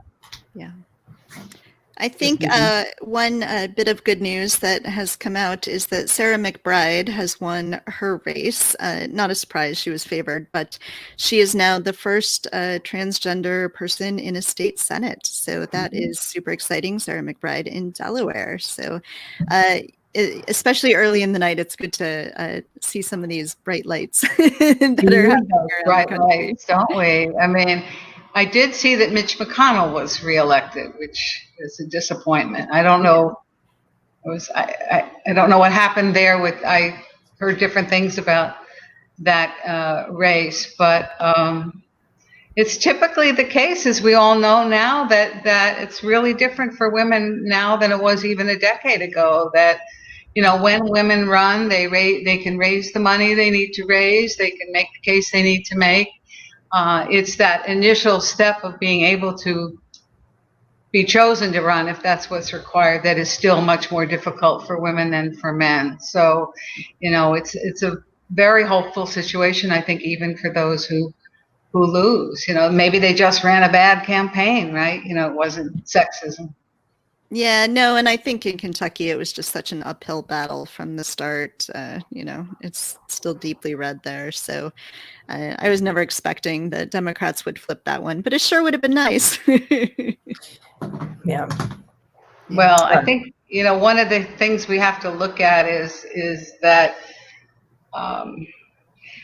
sometimes it is the state and its basic composition or profile that kind of drives what's going to happen. And then in other circumstances, think about Ann Richards being the governor of Texas, right? Think about Barbara Jordan being a congresswoman from Texas. I mean, this is way back in the day, right? This is, you know, these women were extraordinary and therefore they won, right? So there's some, you know, there's a kind of a question here about, yes, the contest can make it very difficult, but for these really extraordinary women, you know, like the really extraordinary men, sometimes it works out beautifully for the rest of us, I guess is what I would say. Yeah. You know, so I hope we can, depending what happens this evening with all these other women candidates, I hope we're able to have the time, you know, after this evening and hopefully a celebration to for all of us to sort of assess, right? Yeah. What did these women, what kind of races did they run? What kind of positions did they take? What kind of coalitions did they build? Are there any sort of lessons that future candidates can take? I think that's, since so many women ran this time, I think that's going to be very important. I would just point again a little historical footnote about that. In the so to speak first year of the woman in 1992, the women who won, and Celinda Lake, the great Democratic pollster, wrote a piece for the New York Times about this. The women who won were women who were experienced politicians. That it's sort of like you know how to be a doctor, or you know how to be a lawyer, or a nurse, or a plumber. It's not something that being a candidate, being a good public official takes training and experience, and just like other jobs. Yeah. All right. Well, Rebecca, thank you so much you're for welcome. joining us. It was fun to talk to you, and I don't know if we're going to know tonight or not, but hopefully soon we will know that in fact we have our first woman VP, and we will be popping the champagne. We'll have voted her in, right? Yes, indeed. There we are. Yeah. Well, you guys, thanks for doing this. It's fabulous. Thank you. All right. Talk to you later. Nice to meet you, Rebecca. All right. You're back. So I am going to hop off because I need a drink. Okay. That time in the evening. It's 8 o'clock here, so it's it feels valid to start drinking. So I'm going to hop off and be back in a few. Okay, and I think we've got Julie Kohler coming on next. Is that correct? Julie Kohler's coming on next, yes, in a couple minutes. So what are we looking like? Since I was off, any updates? I know Mitch McConnell. Yeah, Mitch McConnell won his seat. Yeah. I'm still concerned about these 300,000 or so votes that could be stuck at the post office that DeJoy has refused to do the sweeps of as ordered by the judge. The judge already responding to that, and I'll give a little bit more of an update as soon as right after we talk to Devin Pandy. I'm going to need to hop off, do a little research on that, and eat something before my blood sugar. Okay, yeah. We have a candy bowl here. So is Julie in the green room? I haven't seen that she's here yet. So, but other things that are going on right now, again, we're just getting all these returns back, mostly from the South. We know we have polls closing here in a minute, and we should be getting some more updates from places like Ohio, where Biden is currently ahead, but only about 52% are reporting. Pennsylvania, he's ahead. I mean, he's ahead in several of these states, but we just simply don't have enough returns to make any projections. But let's see what happens here when the polls close in just a few seconds. Okay. Yeah. So something should be. So right about now, Arizona, Colorado, Kansas, right? Louisiana should be closing. There's that block of states. Mm-hmm. And we have a projection. Joe Biden wins New York. Okay. So those 29 electoral votes go to Joe. But then Texas should be closing now, right? Yes. And we still have results coming in from Texas, although it's the gap is tightening there. But we have spoken about how we need to make sure that we know that even if Texas and Florida go to Trump, that it's still hard for him to find a path to victory. But we have Julie Kohler with us. Julie, welcome. Hi, it's so great to be with you. How are you doing? Good, how are you? So Julie Kohler is a fellow in residence at the National Women's Law Center, right? Yeah. And the senior advisor to Democracy Alliance. Welcome. Thank you. It's great to be with you. So how are you feeling about tonight in relation to everything, the record number of women running, which I know is something that you focus on? Just generally, how are you feeling? Well, I think right now I'm feeling anxious, just like probably most of us. But, I think there will be some real victories to celebrate regardless. I mean, certainly I think the representation of women will be again a story of this cycle. It was certainly something that really began in 2018, and I think we'll continue to see gains in women's representation tonight, and that will be exciting. And then, the other thing that I've really been looking at and writing about for the last couple of years is the shift in white women's voting patterns. And obviously that's been, in the news a lot over the last few weeks as Trump has sort of made his random pleas to suburban women, by which of course he means white suburban women, right. The centerpiece of his campaign. And I do think that, we'll see kind of how this all plays out, but I'm watching those data very carefully. We've talked a lot throughout history about kind of the gender gap in electoral politics, but really up until now, it's been one of the slimmest of margins. We've really had a race gap of enormous proportions in this country and a pretty small gender gap. And if we continue to see sort of the very, very strong Democratic turnout from women of color, and especially Black women that we've seen throughout modern history, and if that's accompanied by a significant swing in white women's votes tonight, then we could really see something very unique in our political history, which is a significant and real gender gap. Right, so you're watching this really closely, and I read your op-ed about how will white women vote and what the direction they'll go in this election. What are you seeing? What are the overall trends?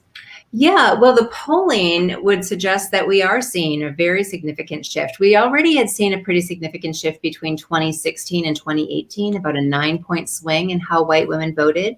And even though sort of white women in the suburbs are getting all the attention right now, that's kind of where everyone is focused, we actually saw that kind of a swing throughout a lot of different communities in the United States. So even though sort of baseline support, for example, baseline Democratic support among white women in rural communities was far lower than it was in suburban communities, we saw a comparable swing in those communities from 2016 to 2018 as well. So I'm curious on whether or not that continues. And then what I'm also going to be very, kind of curious about is how sustainable this is. Like, is this a realignment that's really about sort of, frustration with Trump and his ilk? Or does this portend a more permanent political realignment that could really bring new opportunities among women to show that a multiracial democracy, really oriented towards justice and equity is possible to build in this country? So those, I think, are the, kind of things that we need to be looking for tonight. I think about that a lot too. I worry about whether this is permanent or whether this is just behavior that's driving all of us in this election, right? Like, things are just so bad. Like, of course they vote against Trump, right? And so I do worry, beyond this election, because we really need a solid coalition of women from all backgrounds and from all races to get a lot of these things passed, like the Equal Rights Amendment, the Violence Against Women's Act, all of these things that are really important to women. Well, we do need a solid coalition, and I'm not too certain, because there's been decades and decades of an alignment with the patriarchy for certain things, and that's not easy for them to let go of. Absolutely. I mean, I think there's kind of reason to be optimistic and reason to be very skeptical, and both are very valid. So on the optimism side, I think what encourages me is sort of the growth in real infrastructure, real political infrastructure that's taken place post 2016. So, I've been amazed in sort of my conversations with folks across the country, how many sort of started with these like private Facebook groups, and then they sort of formed community, and they were able to, realize that they were not alone if they were sort of dissenting from the dominant political orthodoxy of their families or their communities or their churches. But it's moved well beyond that. It's really moved into, women taking political action, seeing themselves as political actors beyond sort of just kind of these private Facebook groups. So that's the encouraging side. Now, on the skepticism side, you're absolutely right. I mean, the history of race in America is not a particularly optimistic one, and white women have played, have been complicit with so many aspects of white supremacy throughout history. And so I think the question, I think it's sort of, it is really interesting that we're having kind of this happen 100 years after the passage of the 19th Amendment, when, you know, our white foremothers secured their right to participate in American democracy and then turned a blind eye to the Black and Indigenous women who, you know, continue to be disenfranchised. And the question is now, I think, for white women, will we correct those wrongs? Are we going to be committed to fighting as passionately for the dignity of others as we do our own? And that's the question that kind of all of us need to be asking. Do you have anything here? Yeah. Well, I just wanted to ask about your podcast, because you have a podcast coming up that is about this very topic. Like, what kind of things will you broach? It's called what? White Picket Fences? White picket fence, yes, exactly. And it is exactly this. It's an examination of white women's politics, the fractured and we say often frustrating politics of white women in America. And we really go, you know, kind of beyond just what will happen in 2020. Obviously, we'll talk a lot about what happens in this election, because what happens tonight matters so much. But we'll also go into both the history and kind of what comes next, because I think what we all need to be committing ourselves to is that hopefully removing Donald Trump from office is just the bare minimum of what we need to be doing to really move this country in a more equitable and just direction. And so we hope that what happens tonight, if we in fact see the kind of political alignment that we are hoping for, will be just the beginning. Yeah. I mean, I guess I'm just wondering what will really move the needle, because if the 2016 election was not a deterrent, you know, and, you know, going back further, the years and years, just take reproductive justice, for instance, you know, the years and years that's been chipped away, and that's affecting these women too. If that doesn't move the needle, right, you know, what will? I just don't know. Yeah, well, that's right. I mean, if we don't see significant movement tonight, then I think there is absolutely a lot of reason to be pretty pessimistic about what comes next. But I think the other thing that I will say is that, you know, this can really, I do believe that sort of this building of a multi-racial democracy, it can happen. You know, I think we are seeing the seeds of it happen among women first. I do think that women are sort of the ones who will lead the way with this, and that it really requires real organization on the ground. And it really requires organizations that organize multiracial bases and, you know, bring people into that process so that they can identify, you know, what is your stake in this multiracial democracy? Not to be there to help or to, you know, support, you know, others, but to really own what is our stake in building kind of a more equitable and just nation for all. Yeah. Yeah, so what is the driving factor, do you think? Like, when you talk, I don't know if you talk to women on the ground and you say, like, well, you know, what is it? What is it about Trump? Why do you keep voting for Republicans? What is the driving factor? And I'm thinking about myself, you know, how to have these conversations. How do you move the needle for some of these women, like on, you know, a one-to-one basis when you're having these talks? Yeah. I think, I mean, let's also acknowledge this outright. Like, there is a large proportion, a significant proportion of white women who are all in for Donald Trump, right? And who are not going to be movable. And they, you know, like, that is a strong conservative base. It has been built over decades. White women have always, you know, significant number of white women have always been invested in the maintenance of white supremacy and the patriarchy, for that matter. Yeah. And I don't see that changing. So we really do need to acknowledge that outright. But I think what we did see was that there were a lot of white women that were sort of asleep. And, you know, and that is, of course, a reflection of privilege, right? Kind of who can afford to be asleep. Yeah. But I would say that a lot of them have woken up. And so I don't know that it's sort of one factor that, you know, it's not necessarily one issue that is motivating them. It is that they realize, you know, that they can't be asleep, that democracy requires their involvement. And the thing that is encouraging to me that I hear from so many of these women that kind of were just kind of assumed that they could walk through the world and things would be okay, that our democracy would basically be okay, that our government would be okay. I think this did rock them to their core.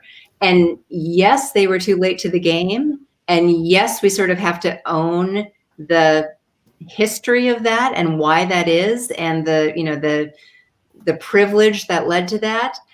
And we need to encourage them to continue, getting involved and not going back to sleep after this, and that, democracy will only be maintained if we, are as energized and as activated as we've seen sort of in recent years. Oh, wow. Julie, can I ask you a question about a legal question, a justice question? Mm-hmm. Because a record number of women running for elected office.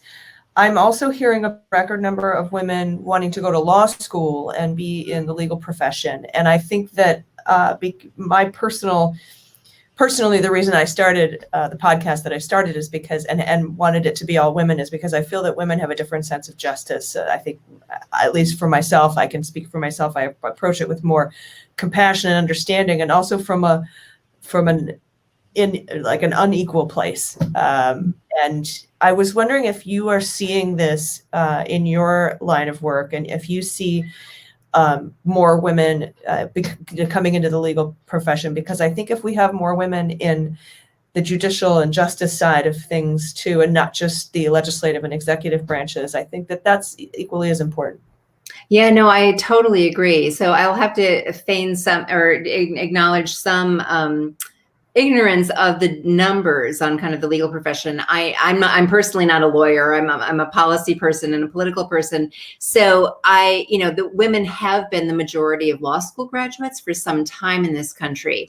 I think what we really need to be seeing is sort of, as with so many professions in this country, are women moving into sort of the positions of power that we need to be able to change systems and structures.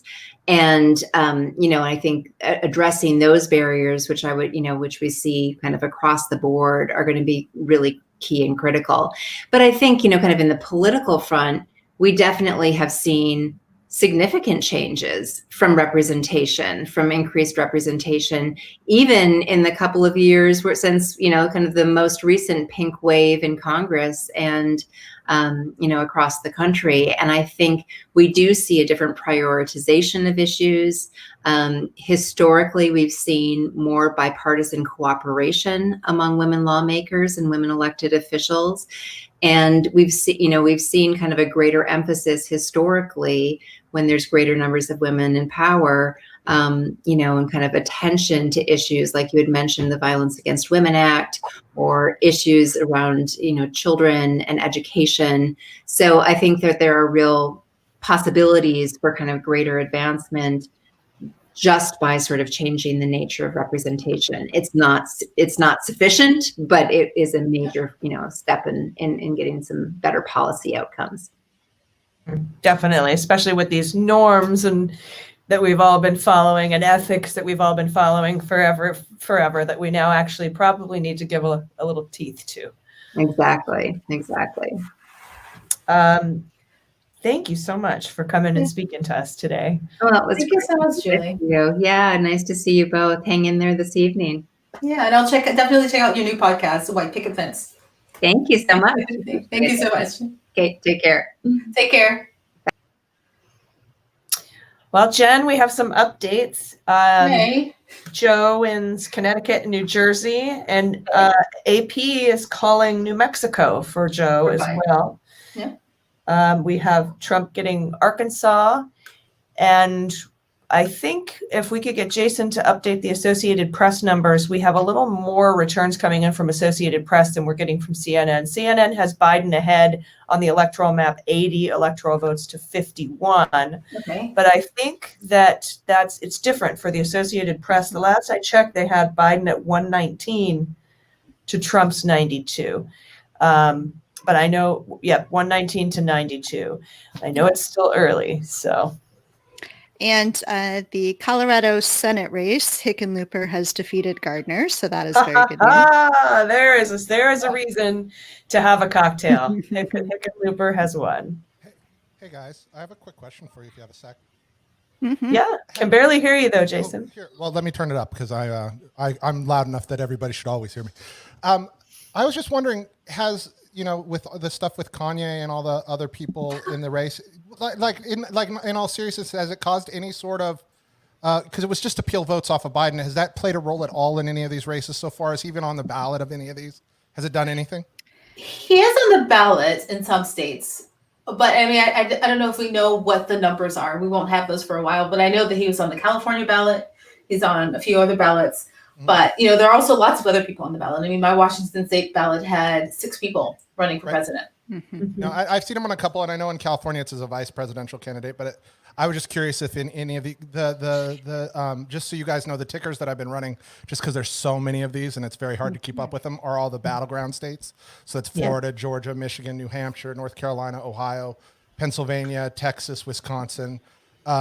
It's, I was just curious if in any of those he was on those ballots. I can do the investigation. I was just curious if you'd heard anything or seen anything. He definitely was not on the ballot in Wisconsin. That was Yep. a big, I knew that the Republican Party tried to get him on the ballot. They ran in like 5 minutes late to turn in the signature. Yeah, the lawyer, the same lawyer who was suing that tiny television station for running an ad. Yeah.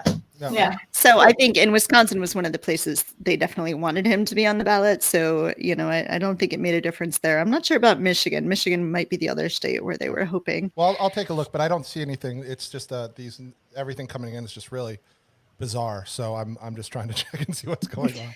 It's early. It's just early yet. I forget we started this 3 hours ago. I think it's the middle of the night because it's dark here now. So right, I as feel far like as I'm it should be concerned, it's 2 wrapping up. a.m. Yeah. All right. I'll leave you guys alone. Back behind the scenes. I just thought I'd check. Yeah. All right. Thanks. I'm gonna take a break to put my kids to sleep soon, but I do want to say that that refrain of "it's early yet," I'm starting to get the PTSD from the trauma from 2016, because I think I kept saying myself, "It's early, it's early." What does it mean? Yeah. I mean, I think the thing is we don't know what it means, because really Biden didn't need, it doesn't look great in Florida, maybe even not North Carolina, but like Biden never needed any of those states. They were always like stretch states that we just kind of hoped maybe Biden would get. He needs Wisconsin, Michigan, and Pennsylvania. That's always been the map, and it's still the map. And as far as we know, those 3 states still look good. Yeah. Yeah. Okay. Would I like a blue map across the country? Of course I would, Jen. But I can't reconcile the fact that no president has ever won the entire election if they've lost Florida. That's the thing I cannot reconcile. Sure, but that's it. These things change. Maps change. I think Florida has just not kept up with the movement in the rest of the South toward more progressive candidates. And, there is something about Florida that is still very, it's almost northern in a way, right? There are so many people in Florida that have transplanted from northern states, and I think it's just a different animal. And so I really do think you're going to see states like Texas reliably flip before you see Florida reliably, if ever, flip blue. Okay. I trust you. I don't know if you should trust me, but is it no president has won without winning Florida, or no Republican president has won without winning Florida? I thought it was any president. Well, yeah, I don't know. I have to go back and look at those numbers, but I thought it was no president. Yeah, and in fact, I can actually pop this up here. Head back over to our handy dandy wall. And if you look, if we give Florida to Trump, Texas to Trump, Arizona to Trump, Ohio to Trump, he still loses if we keep that blue wall, right? Even if he gets one of those, like Wisconsin, he still loses.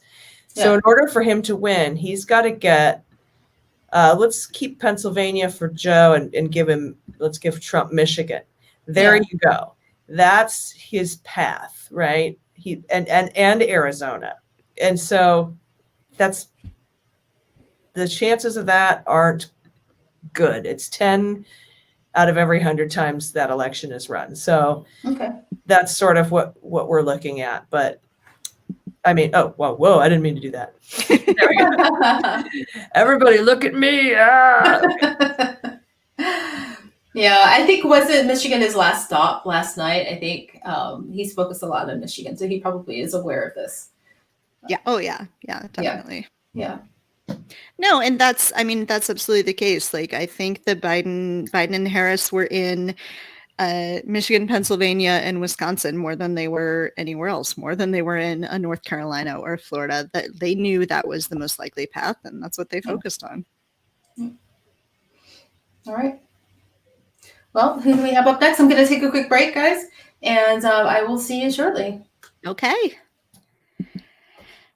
So I came back from my break. I had a little mini panic attack because I am wont to do that, but calmed down, hugged my kids. Life is good again.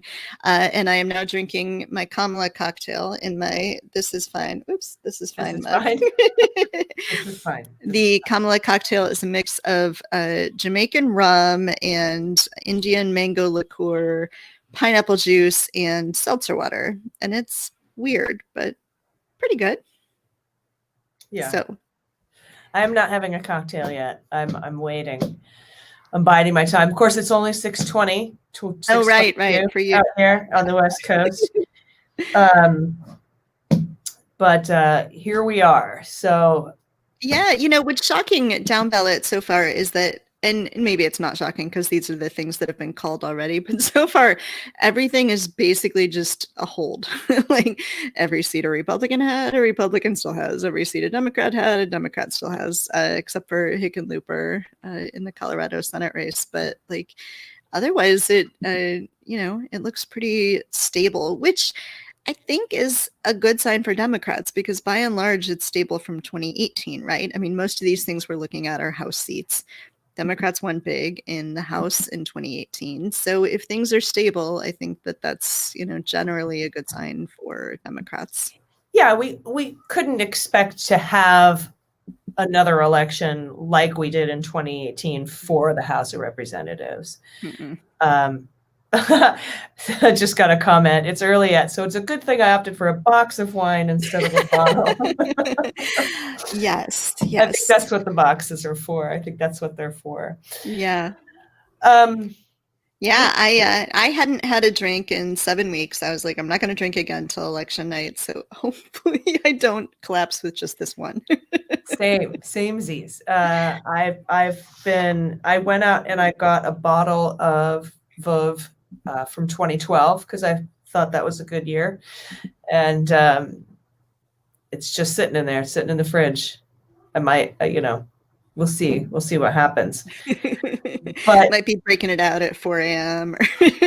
we might be breaking it out at the end of the week, like I've been telling everyone and talking to everyone, like, God, it would be great to know the night, but we have to let them count. Right. And now, especially with what's going on with the post office. So we know that DeJoy failed to carry out the sweeps of the processing facilities to make sure no ballots were left behind. The judge, in an order tonight, said the government should be prepared to discuss the apparent lack of compliance in tomorrow's hearing. So Sullivan has already scheduled a hearing for noon tomorrow on this.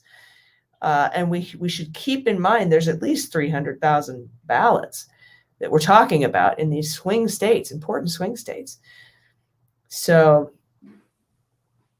I think, there's just going to be a lot. And that was always the case. I mean, I had sort of gotten my hopes up that maybe Biden would win Florida early and we'd know. But, everyone has been saying all along, it's going to take a while. It takes a while to count votes. And it always has. It did in 2018. Like it always takes a while. And that's good. And that's healthy. And it should, right? We want every vote to count. Yes, we do. And I even saw that little musical, like, chill the fuck out. Let them count, and I thought that was really, really well done. So that's what I'm trying to keep in my brain, because otherwise I'll start having 2016 flashbacks all over again. Yeah. But it wasn't remember the 2016 bad stuff didn't start happening until about 9 o'clock at night on the West Coast. So we got plenty of time to make It's early yet, guys. We could still have bad stuff happen. No, don't listen to that. What's so weird about like the way that results are coming in and not really knowing, is this mail-in ballots first? Is this, like right now, Biden is leading in Texas with 70% of the vote in. Like, I don't really expect him to win Texas, although I'd love it. But, it's just like not knowing what those 30% left are is really difficult to make any sense of these numbers. Yeah, they're only 5,000 votes apart. Joe's ahead by 5,000 votes. And we really should, and I tried to say this, everyone's like, you win, it's a W. You lose, you lose. Right. But to have been brought within 3 points when Beto was challenging Ted Cruz. So we really have to look at that as huge, that Texas is purple, that we are neck and neck with 70% reporting is, no, it's not a win, but it is. No, it totally is. I talked on Monday. I did a live stream about Texas, and we talked a lot about how. Sorry, I've got kids yelling in the background here. I talked a lot about how it doesn't really matter. I mean, it matters because like Texas would be great to win and whatever. But like, even if we don't win Texas this time, the fact that Texas is a major player going forward, and it's not gonna go backwards. Like the way the demographics look in Texas, it just continues more and more this direction. It's gonna get bluer and bluer. And for so long, it was that Texas is gonna go blue someday. Like someday is now. It's now, and that's a major, major shift, and that has huge implications. Even if the difference between Biden winning by 500 votes or losing by 500 votes in Texas is negligible, unless those 38 electoral votes matter. It's really in play now, and that's super exciting. Mm-hmm. Yeah, I couldn't agree more because. And I had tweeted out the other day, never in my lifetime would I have thought that Texas would even be something that we would be discussing as Democrats, right? It's always just been so gerrymandered and, Tom Cotton won in Arkansas. I'm sorry. I mean, Tom Cotton didn't actually have a Democratic opponent, so that was a given. It's terrible, but yes, Tom Cotton was always going to. Bill Haggerty in Tennessee, West Virginia, Shelley Moore Capito wins. Again, not at all surprising. Now Delaware, Chris Coons has won his seat again. Was there a Republican running? I mean, I'm sure there was, but Dean Shaheen is elected in New Hampshire. Excellent. She's the incumbent, and the incumbent Cory Booker wins in New Jersey. So, like you said, the incumbents are winning their seats, and the unopposed people are winning their seats, and we know this, and we're just like, give us something else. Yeah. It's so we're in kind of a waiting game now. Maybe we should have booked another musical guest for later in the evening, as we're all like still stressed out. I know. We're going to see if, I think at 6:30 we have David Rothkopf scheduled to stop in. And he just authored the book Traitor, about the history of American betrayal from Benedict Arnold to Trump. And I had a really great discussion with him about that. So he's here. Let's bring him in. Let's bring David in. All right.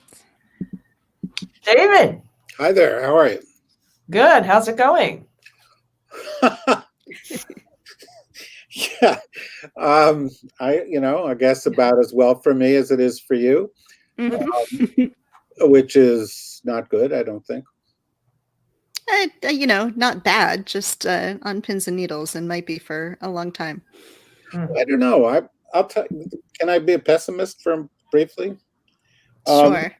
The worst president in American history, the most corrupt president in American history, is not being repudiated by the American people.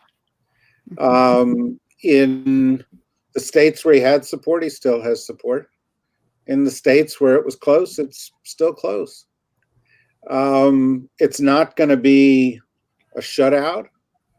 In the 5 southern states where we thought maybe we could get an early decision and see a big swing against him, in Florida and Georgia and North Carolina, Texas, it's not what we're seeing. So, to me, that's not a good sign. We've seen a woman from QAnon get elected to the House. We've just seen this guy, Madison Cawthorn, who tweeted out his visit to Hitler's summer retreat as one of his life dreams, get elected to the House. We've seen Mitch McConnell get reelected, John Cornyn get reelected. If the Democrats take the Senate, it's going to be a squeaker, right? Yeah. And if they don't take the Senate and they squeak out a win in the Electoral College with the White House, well, that'll be good. What do you think the next couple of years are going to be like in terms of productivity in Washington? And what do you think the message to the Republican Party has been? Yeah, well, I mean, that was the question in 2016, right? Like we all thought Hillary Clinton was going to win, and the message to the Republicans was going to be, you can't go this Trumpy route. It doesn't work. You're going to get destroyed. And then that didn't happen. And they all thought, well, okay, I guess that means that we should be Trumpy. But it doesn't seem clear that that's really helping them either. So I don't know what the message to the Republican Party is. I mean, I know what message I'd like to give the Republican Party, but I don't think they'd listen to me. Yeah, well, I mean, I just wish it were that mixed. Mm-hmm. Well, I sort of half share your pessimism, because I think that I would have liked to see him get no more than 50 electoral votes simply because of how corrupt he is. But, you know, we have to consider he's got a full-on propaganda machine here in this country domestically, and from foreign actors as well. And that is something that we haven't had to battle back against before. But the big battleground states that, you know, and I, just like you, like Texas, I would have loved to have seen a blowout in Texas. I would have loved to have seen a blowout in Georgia. I would have loved to have seen him at least be up in Florida by 100,000 votes. It doesn't look like it's happening. We're still waiting for them to call. They're still too early to call, but we know how they're leaning. But what I am mostly got my eyes on is gonna be that Rust Belt. It's gonna be Ohio, Pennsylvania, Wisconsin, Michigan, that area. And we know for a fact Manafort couldn't give their polling information to the Kremlin again this year because Manafort's been sort of under the weather, aka in prison. So, you know, Trump would have to win 2 of those, and Arizona and Texas and Florida. And I just don't know and North Carolina. And I just don't know if I see that happening. I don't think he's gonna. I think, you know, I think right now it looks like Biden will win Michigan and Biden will win Wisconsin based on polls as opposed to the results we've seen so far. It looks like Pennsylvania is going to drag out for several days. And it looks like, and I wouldn't be a bit surprised if we see the president, who is supposed to make remarks a little later this evening, you know, say that we're going to go and fight a bunch of legal battles in Pennsylvania. Yeah. And that, you know, Ohio, which right now is sort of the surprise that Biden's up by a couple of points maybe, or 1.5 in Ohio, that would be wonderful. That'd be a huge deal if you didn't have to rely on Pennsylvania. But nobody expected that, and it doesn't seem super likely. So what you could end up with, and it would be kind of naive to bet against this, is win Wisconsin, win Michigan, and have to spend the next 3 weeks fighting in Pennsylvania to win that. And then Biden probably wins that, unless the Supreme Court really is off the reservation. But then, you know, then what? That, you know, and that to me is the question. Is it a 50-50 Senate? Is it still a Republican Senate? And have the Trumpist forces sort of consolidated themselves in all these places? I don't know. I don't know. I mean, I could also tell you that there's demographic. Texas and Florida and a lot of places are going to look a lot different in 10 years. Mhm. You know, and you know, if Trump gets another 4 years in office, Florida may not even be there. You know, because of water, right. sea level. You know, but I don't know. I mean, say something optimistic. I mean, optimistic. Arizona's still out there. How about all else fails, we still hold the House? I mean, you know, Yeah. Well, and that's not nothing, right? In 2016, we did not have the House, and that was a really big deal. I mean, luckily, the Trump administration wasn't very good, or the Republicans in Congress and the Senate weren't very good at getting as much through as they probably could have. But it's a really big deal that we have the House and can stop some of the major terrible things that they would do otherwise. Yeah, and Fox News has projected that the Democrats will pick up 5 seats in the House, so that the majority will get a little bigger there. So that is that's good news. You know, we can feel better about that. Do you think any of these other swing states are going to come across for Biden, other than Michigan and Wisconsin? I mean, Biden is still leading in Ohio. I don't want to pin too much on that, but I think it's impressive that he's even leading at this point. I think the fact that even if he ends up losing Ohio, the fact that it's so much closer than it was in 2016, I think really points to Pennsylvania, Michigan, Wisconsin going blue for sure. So I mean, we'll see. It's a bunch of we'll see, isn't it? Yeah. I mean, that's just sort of where we've been. And I mean, you asked for something optimistic that I could tell you 100% for certain. I have a lot of optimism elsewhere, but none that I could possibly be 100% certain about. I do think he'll get enough of the Rust Belt to be able to not take Florida, North Carolina, or Texas, because I believe I believe Biden will take Arizona, and that's enough to win. And that's sort of where my head's at. But like you said, it could come down to Pennsylvania and a Supreme Court decision. Well, that was to me the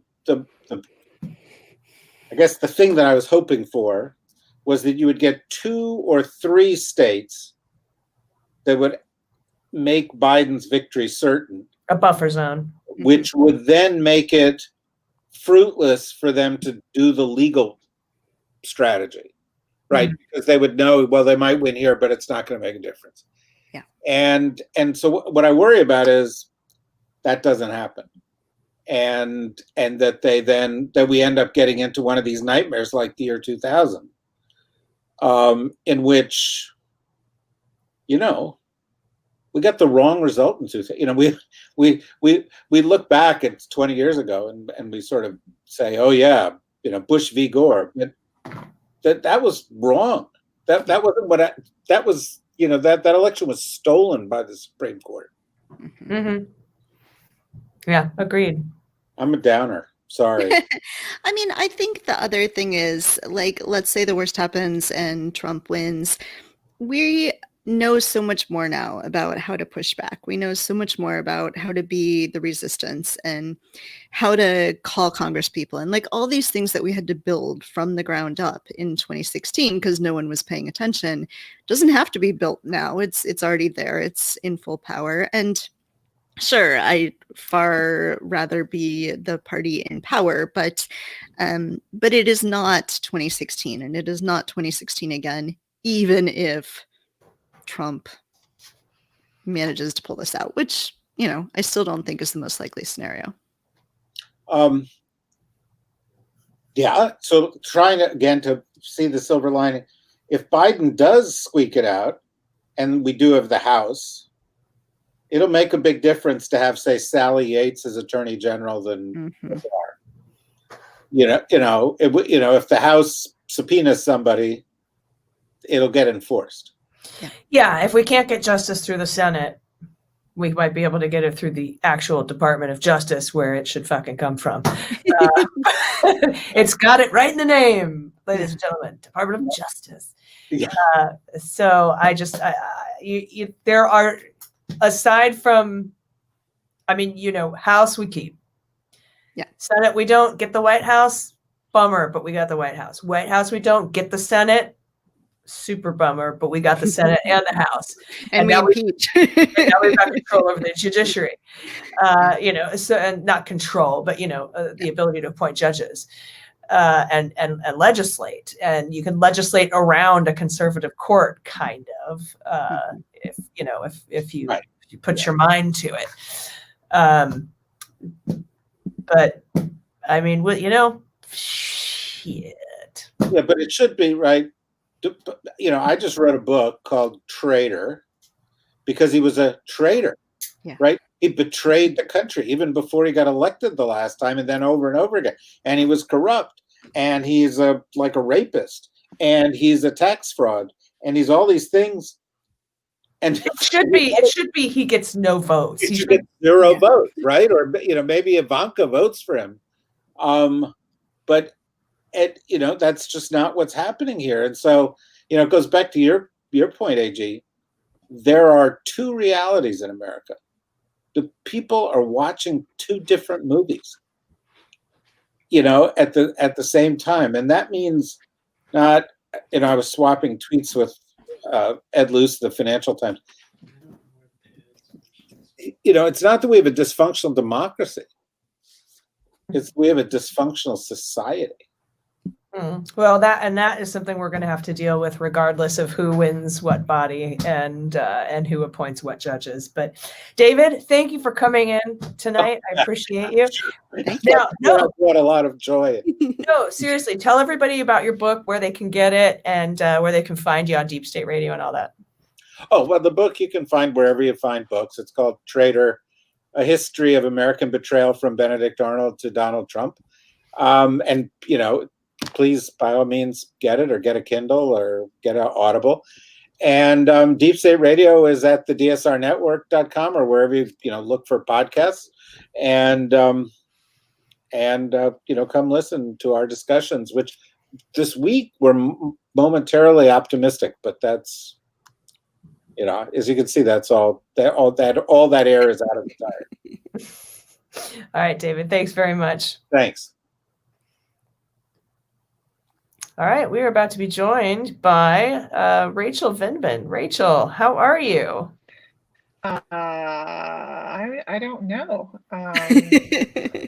First off, I am actually a little shocked and honored to be on after David. He's kind of I am an admirer, and my husband is as well. So I feel very out of my depth here, but yeah, I don't think we were really expecting the way it's currently going. I mean, my husband is an eternal optimist, always an optimist. So that makes it hard when, you know, I'm a bit of a realist. But yeah, I'm sorry. We're actually at a friend's house, so I'm using their little space, and I'm using my phone, so it might look a little weird. But how are you guys? What are you thinking? Yeah, you know, I think what's interesting is seeing all the places where the vote for Biden is so much better than it was for Clinton. So, you know, obviously Florida's not going a great way, and there's some downsides there. But seeing like these suburban counties, and of course we don't elect a president by popular vote, unfortunately, and you know, who knows what that means at the end of the night. But it still is a promising sign, I think, that like some of these suburbs outside of Kansas City that are going blue that didn't in 2016. Like that's really good for the future. What it means for the present, I don't know yet. No, I think that's absolutely true. I mean, I think, you know, as people have been commenting all night, I think this says a lot about who we are, and you know, we need to really examine that. Every generation has to do that. Every generation has to really examine and determine who they are on their own. And, you know, this is, I guess, our reckoning. We just, you know, spent 20 years mired in conflict a lot of that time. But, you know, at the turn of the century, we were, you know, really riding high. And I think this is our time for reflection. and our time to decide who we want to be. So I'm not making plans to move to Canada or anywhere else. We're here for the long haul. And, you know, I think it's, no matter what happens, still very proud to be part of this country. And, you know, as I've said many times, we are the beneficiaries of so much love and so much support from the American people. And what that tells me more than anything is, you know, as Anne Frank said, there's still more good in the world. You know, it's a matter of what you choose to see. So I hope people won't lose heart as I'm sitting here freaking out a little bit. But no matter what happens, there's no reason to lose heart, because we, the people, are the ones that make our country, our community, you know, what we want it to be. I'm talking to myself more than anyone else, I guess.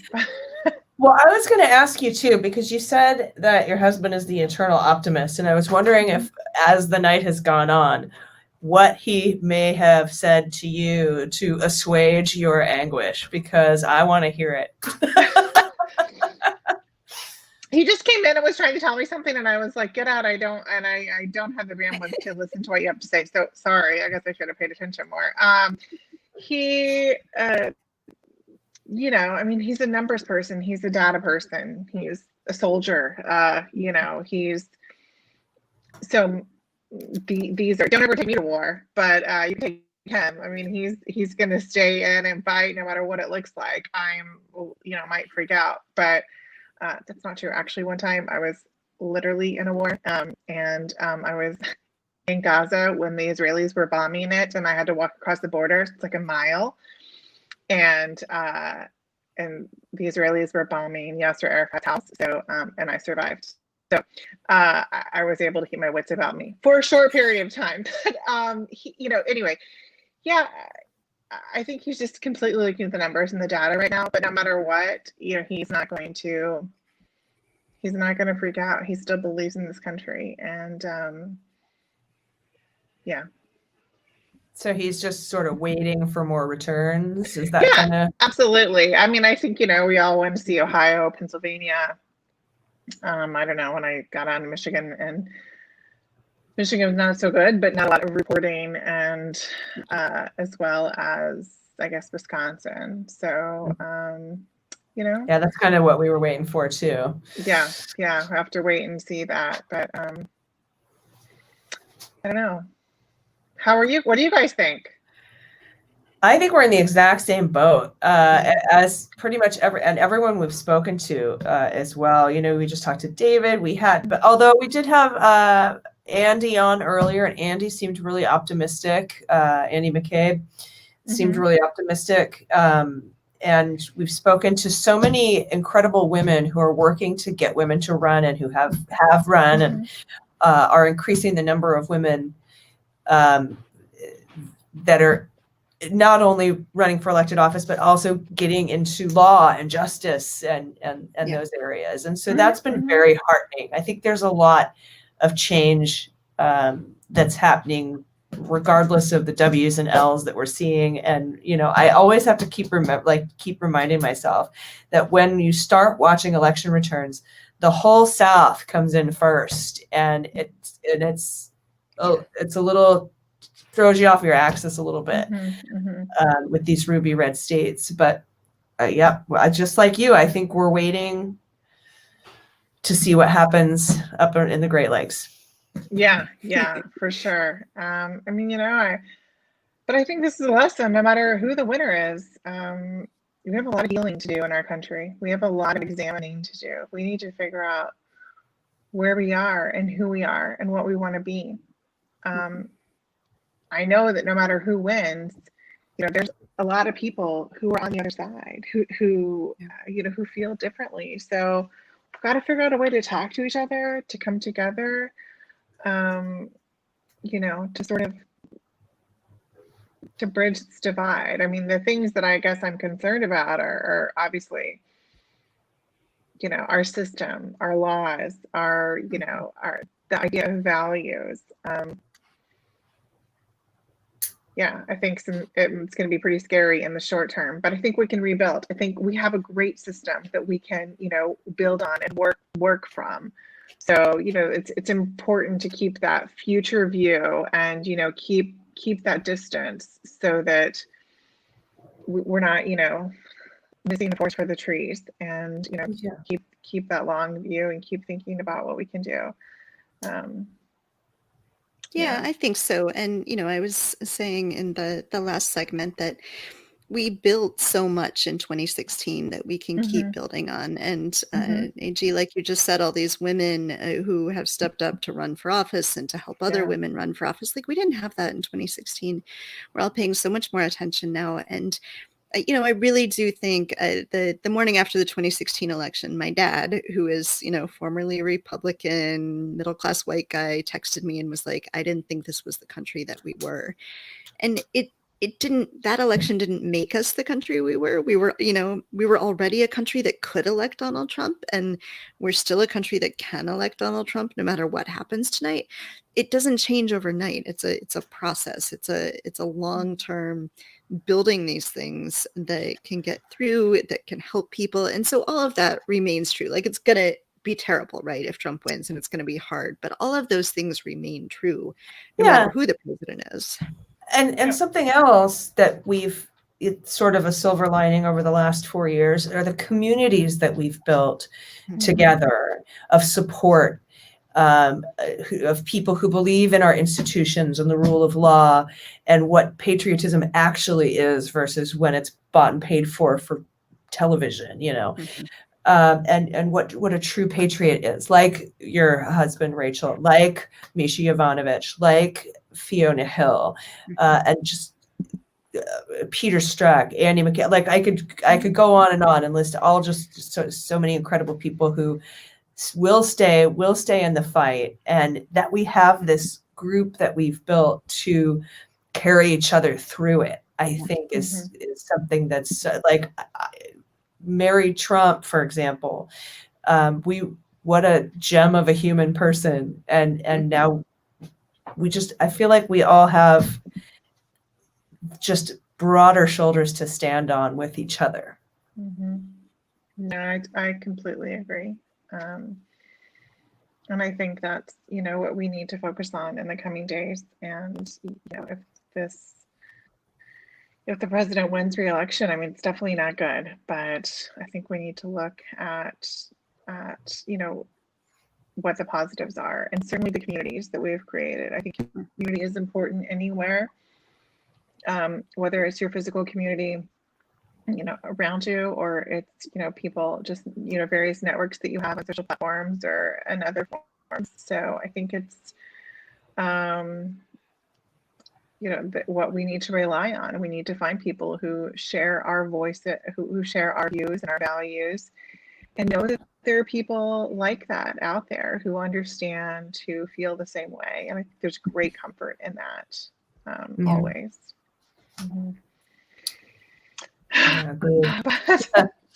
Yeah, just think, prior to the last 4 years, none of us would know each other.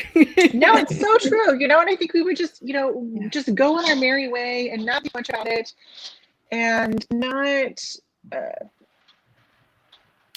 just not connect. And there's a lot of power in that. I mean, there's, it's still, you might be part of a group and everyone has a different background. Yeah. And there's a richness for that, this just rich tapestry that, we're able to be part of and meet different people and, get different perspectives on things, and how we all kind of came to the same place and the same view. It wasn't like, the 13 original colonies or, that came, or even, I guess they were colonies, but, when people came here and everyone was in their own area, but they didn't, really come together for a long time. They came here just to be separate, to be together, but separate from everyone else. And that's not what we have anymore. We are a cohesive group, and I think we can take pride in that. And again, I was at Costco the other day, and I was walking in, and there was I drove past when I was parking, this couple, they had like all the Trump stuff, bumper stickers and everything. And then when I walked by, I guess like the woman came out and she had the cart and they were putting it in, and it was a big truck. And I just made a comment, oh, you have the perfect vehicle for coming to Costco. And we chatted for a little bit. They had no idea who I was. I mean, obviously they wouldn't, but and I thought, I can find something in common with them. I mean, even if we don't agree on anything, I can be nice to them. And that was my victory for the day. It really buoyed me, for that whole day to think like, I could connect, I could be nice, and they were nice. They might hate my husband, they might hate me, but we can still find some way to say something nice, to be nice. And I think if you can do that, you win. Yeah. If Washington can't reach across the aisle, the citizens can. Yeah. Right? Yeah, it's true. It's true. Before Alex worked at the White House, we took a trip to some national parks, and we went to Yellowstone, and we drove all the way back to Glacier, and we drove all the way back to DC. There's so many people who, thought very differently than we did, and we saw that. But everywhere we went, we made a point of talking to people. Alex is really good, for an introvert, really, really good at talking to random people. And there were people who gave him advice about Russia. They didn't even know he was going to the White House, or he was like a Russia subject matter expert or anything, but people had a lot of thoughts. And he would just listen to them, and he learned something from them. I don't know if they learned anything from him, but he learned something from them, their perspective, how they arrived at those thoughts and feelings, where they were coming from. And, those experiences really inform, where we are and how we think. And that's what we have to reach. We have to reach people on a human level. Yeah, I agree. Well, Rachel, it's been great to talk to you. Thank you, AJ. Thanks, guys, for having me. Okay, fingers crossed. Yes, we'll be in touch. All right. Thanks, guys. Have a great night. You too. Bye-bye. What an amazing person. Yeah. She's great. And it's so true. We really can talk to each other. I think that's been a really terrible part, right? Is everybody sort of villainizing each other, and we got to stop doing that. Like, no matter who wins, right? Like, Biden says we should restore the soul of the nation, and it sounds corny, but it's what we need to do. It is real. That is a real thing that we have to do. And I mean, as it, I know it feels like it slips away, but it doesn't. It's still there. It's just, we listen to, we see so much propaganda, and we see so much interference, and it's just, it can be pretty frustrating. So I think we're going to have some more polls close, and we have the writer and director of The Comey Rule from Showtime. It set a record for the most viewed drama miniseries ever released on Showtime. I think that's correct. We'll ask Billy when he comes on. It's Billy Ray. Let's talk to Billy. Hey guys. Hey Billy. How's it going? For some reason you're frozen. Oh no, am I still frozen? A little bit. Do you have a connection there, or can you turn on Wi-Fi? I think I have. How about now? That's a little better. So, you are a writer and director and creative person. Write us a happy ending tonight. Hang on one second. Let me see if I can get to a better spot. Okay. Oh, we got to come up with our own happy ending. No, we'll have the professionals do it. That's better. It's still a little choppy, but I can hear you. Good. So, how are you? What are your thoughts for tonight? How are you feeling? Well, I want it to be over, but the person who's been feeding me information from inside the Biden campaign, everything that they've predicted has turned out to be true so far. So I'd like to go to sleep and wake up tomorrow and have it be done. But we're going to have to pay a price for elected this guy in the first place, and the price is going to be an anxious night.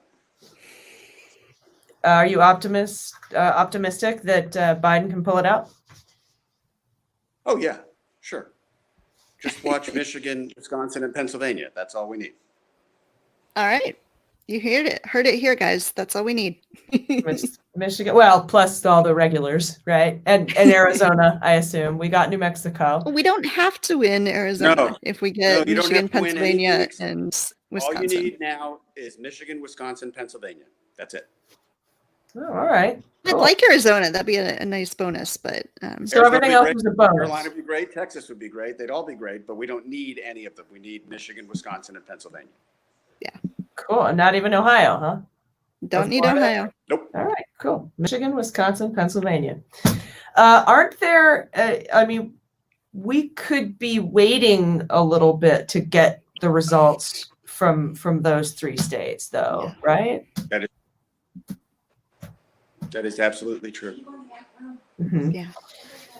So I think that's just sort of, I think that's just sort of where we're at. It's just a waiting game. Do you have any information on when we might get results from those states, or is it could it be days? It could be days. Yeah, and we really have to protect the results once we have them. And then we also have to understand, and Billy, you and I have talked about this, and you know, you've got some really great insight into the FBI, and they've been warning us about our vulnerability between now and when those election, or when the results come in, and we're very vulnerable to foreign influence and propaganda during that time. Yeah, and we've been vulnerable to it through this entire process.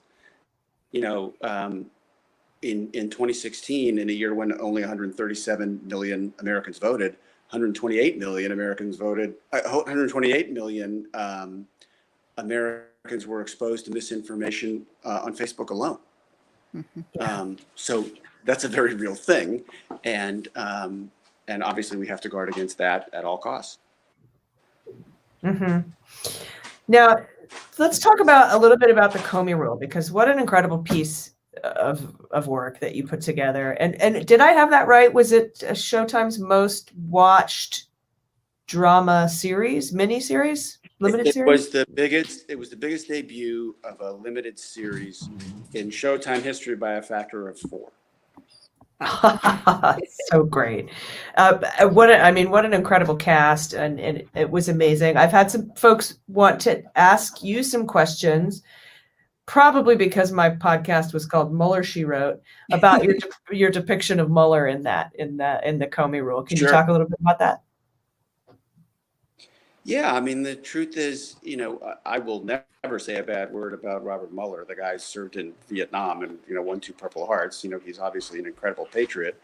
But by the time he was done at as director of the FBI, I think he was tired. And he was never a guy that was, you know, overly warm or humorous. And we wanted to depict that. You know, there was a moment when he was handing over power to Comey where he lost his temper in kind of a nasty way. And, you know, we wanted to make sure that we showed it. Mm-hmm. Yeah, because I don't know. I don't know if that was that in Comey's book, or did it sort of come after with interviews with Comey about how it went down?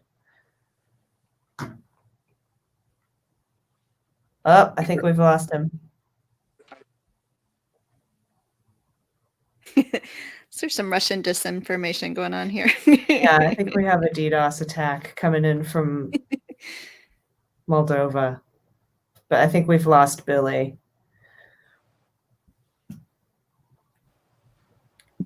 They've called Hickenlooper. Did we? Yeah, I think we knew that one. Unfortunately, Oh, Jamie Jamie. Harrison lost. That's so sad. Jamie lost to I mean, South Carolina was always a reach, so that's not. It's not a surprise. It's just sad because Jamie was such a great candidate. He was an incredible candidate, and I know that we've talked about the chances for McGrath to beat McConnell and for Jamie to beat Lindsay were pretty low. But it's sad to get the news. It is, because they were great candidates. Billy's back. Hi, Billy. Sorry, what were you saying?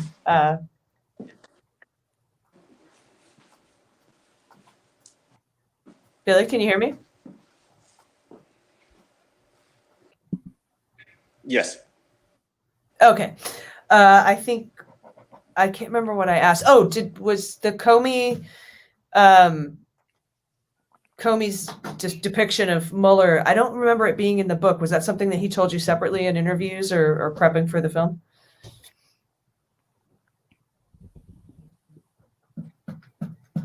The Russians don't want us to know. That question just cannot be answered. It I gets lost know. every time. I know. It's probably the context. I'm so sorry. I didn't get a word of that. Oh, I had asked when you did the scene with Comey and Mueller. I don't remember that scene being in Comey's book, and I was wondering if it was something that you discussed or got out of Comey while you were talking about the movie, if it was something different from outside the book. I'll try another room. Now it's anticlimactic, right? I don't know. I think you're going to have to ask a different question. I think that question is just cursed. Yeah, I think you're right. Is Comey your homie? Always wanted to know.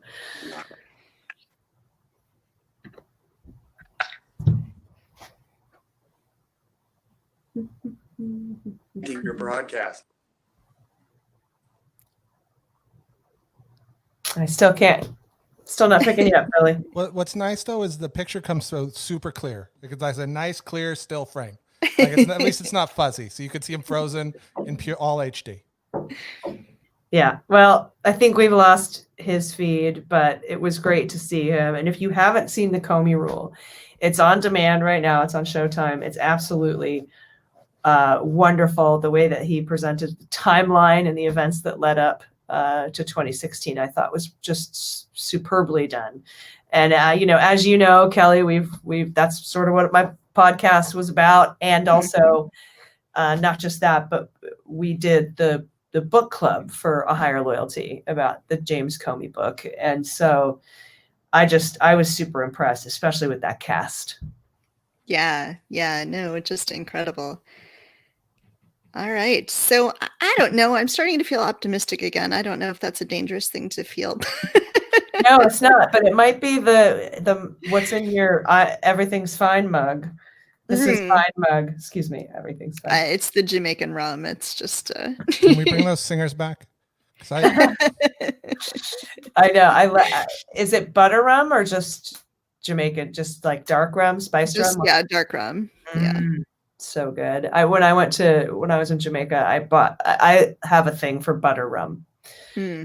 Whether it's butter rum lifesavers or actual alcoholic butter rum, I have a thing for that flavor, that taste. And so I think I brought back like 10 bottles of it from trying to get it through customs. Like, I have friends. It's not all for me. It's all for me. But yeah, that sounds delicious. I'm going to have to grab a cocktail here pretty soon, I think, because I am also feeling optimistic. My spirits are lifting.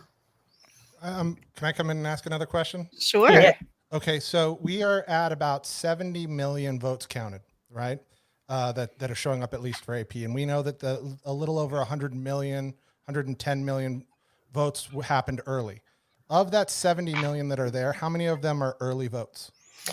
That we didn't know. I tried to ask Megan, like, is every single early vote showing up but we only had that for one state.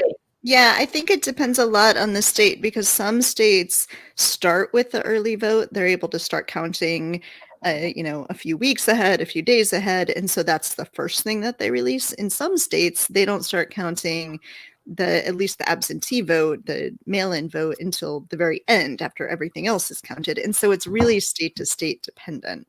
Yeah. Which is why you see weird things at the beginning, like you see Ohio at the beginning with like Biden huge lead, and then you see Michigan with Trump huge lead. Like those are kind of meaningless.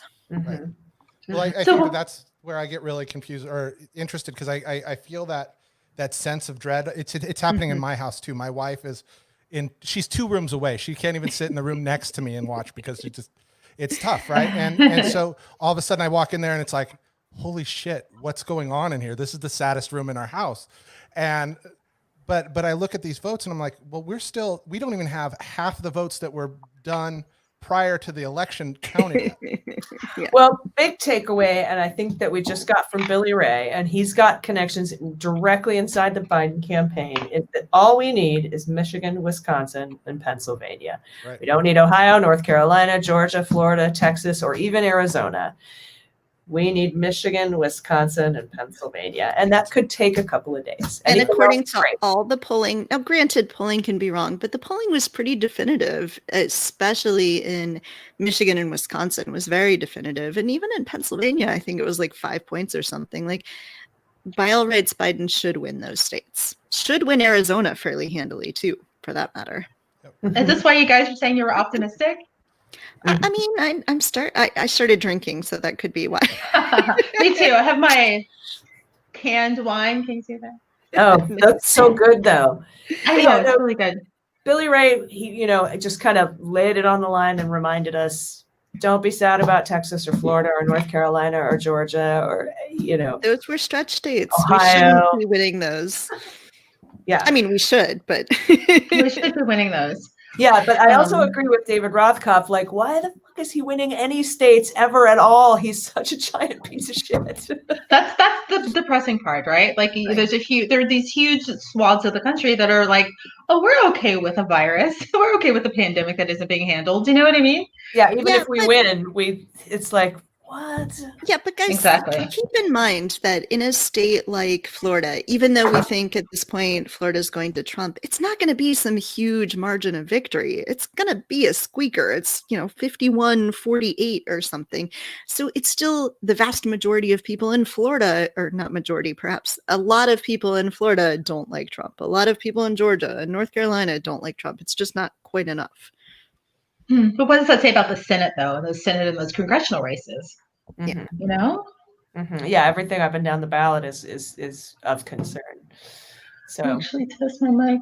I don't know if my mic is on. Huh, that's weird. We can hear you. Ladies, I'm going to take a break right now. I need to pour myself a cocktail and eat some food and feel better about life. Not saying that this has anything to do with you fine women. It's what's on the screens behind the computer that you can't see that I'm like, yay! So yeah. No, understood. Okay. Well, I will be back and we will see you then. So I'm gonna try to fix my mic before our next guest comes on. I think I'm actually coming through the computer mic and not my big professional mic, which is what I want. Yeah. But, yeah, that happens. Yeah. So that's good not such a news. big deal. Not surprising news, but good news. My Congresswoman, Robin Kelly, was reelected. Yay! I mean, she should have been. It's a hugely Democratic district, but yay! Good news. Yeah, excellent. And so I wonder what the makeup of the Senate looks like and Congress looks like. I guess we won't have an idea for a while now. I mean, it's the projections are the House Democrats will have at least as many seats as we had in 2018, maybe even pick up a few. And that's still, I believe, the projection. In the Senate right now, it's looking, so far it's a draw. So we picked up the Colorado Senate seat and lost the Alabama Senate seat, but nothing else. Most of the other swing ones haven't been called yet. So it's hard to know right now what the Senate's going to look like. And of course, if the Senate's 50-50, then who the president is makes a huge difference because the vice president is the tiebreaker. Yeah. Well, we will see. So who do we have next? Jessica Bird. Yes. Is she in the green room? I don't think we have Jessica with us yet. So I am looking all over the place online to see if anyone is telling me what sort of sense to make of all of this. Okay. And I think it's what a lot of people think, right? Like it's just there's a lot of stuff that's going to take a while. This is what we all said going into the night was it's going to take a while. We might not know results this night. I had really hoped that we might, but it was never a strong possibility that we were going to have such an overwhelming victory by Biden that we would know tonight. It was always going to be, we're going to have to wait a few days for Pennsylvania to count, Wisconsin to count. Like that was the situation we are currently in was the most likely situation coming in. I know it feels like a huge letdown to everybody because we want these huge victories all over the map, and I want them too. And it's scary. It's scary to be in this position, but this was also the most likely scenario always. So hang your hat on that, I think. Yeah. Actually, so while we're waiting on Jessica, let me just try to fix my mic because it's a little distracting. So. All right. Hey, so I would love to be. All right, awesome. Well, I would love to be reporting all sorts of down ballot flips, but there haven't been that many. There have been some. There have been some state legislative flips. Most people don't pay a whole lot of attention to those, but there's some that are important. So like Minnesota Senate District, just Senate District 44 with Ann Johnson Stewart, just flipped seat. So that's a really big deal. Connecticut, Senate District 6, Rick Lopez just flipped to blue. Kirk DeVere in North Carolina, Senate District 19 won. So there have been some good down ballot Democrats winning, and that is really, really important long term. Like it's are any of these districts in areas where in swing areas? So I think they are, but what's hard to tell is, I think it could be that in some of these areas, like Biden's winning those areas. So like in Florida, for instance, it seems like a lot of it's coming down to what happened in Miami County. Right. So like Biden outperformed Clinton, what you would expect in a lot of other counties. And so, is doing relatively well in a way that might flip some down ballot races, but didn't do as well as expected in Miami. And so that ends up having a big effect. So I think that's probably the case in some of these other states too. Got it. We just got in our first from Iowa. So Iowa is right now Biden 62 to 36%. And Arizona is currently Biden 53.9 to 44.8.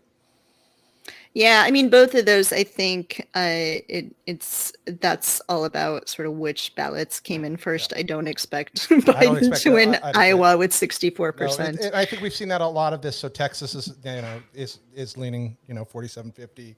Wisconsin right now 46.9 to 51. But all these are super small margins right now. Every single one of them is so tiny. It doesn't take more than a county or one big city, to be honest with you. One big district to switch it over 100%. Yeah. All right, I'm out. Yeah, and I think that with some of this, what we expected in a lot of states and what I think we're seeing is the early vote was going to go to Democrats.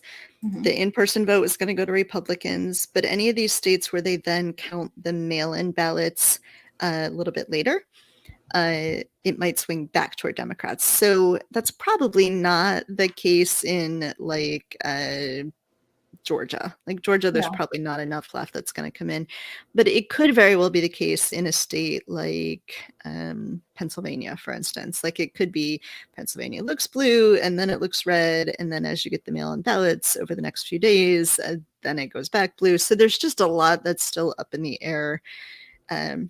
But really, I think what's interesting, scary, nerve-wracking, but interesting, is how much of the country is now like swing states, right? Like so much of the country that it's like is fairly equal, which again points to the idiocy of the Electoral College, which I think we all knew already. But it doesn't make a whole lot of sense, right? That if you win Iowa by one vote, you get all of Iowa's electoral votes. It's just a ridiculous way to lead a presidential election.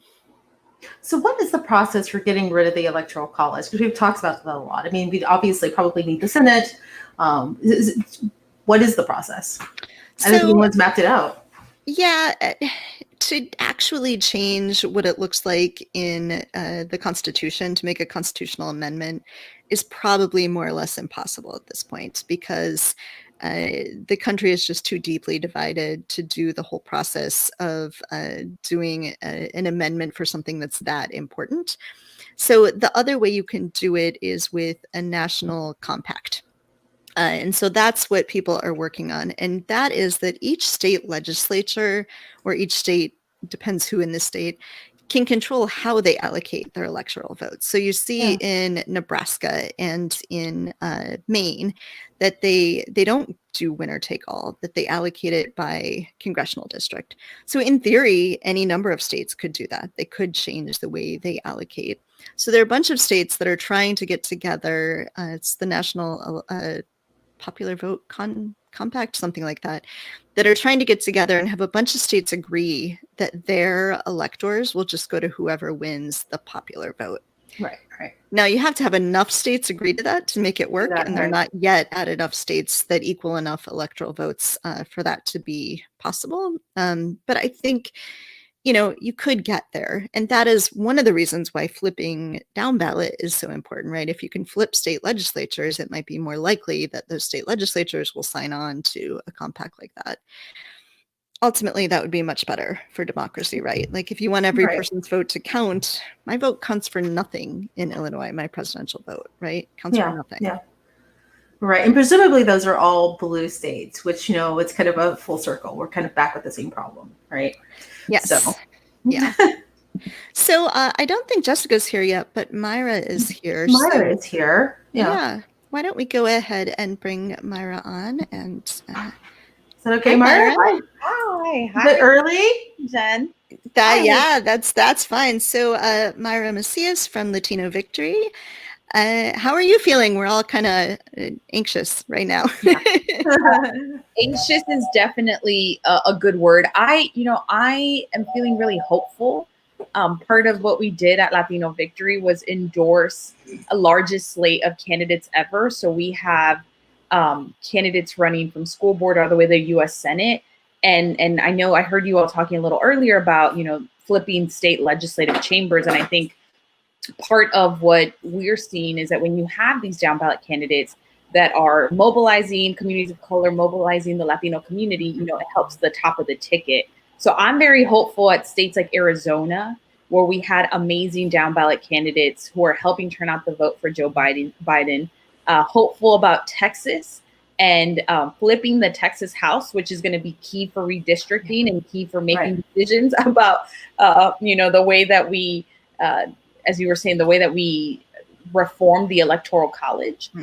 It's still an early night. I'm actually in Florida, and all eyes are on Florida, and it's always nerve-wracking. But we had some great wins at the school board level, and again, that's how we build the pipeline, right? We have to start locally, and there are so many people that stepped up and are running for office in a way that I haven't seen before, especially within the Latino community. And it's helping turn out Latino voters. I want to share a quick stat that I shared out this morning, and it just has kept me going throughout the whole day. So at this point for early vote at the beginning of the day in 2016, a little over 3 million Latinos had voted.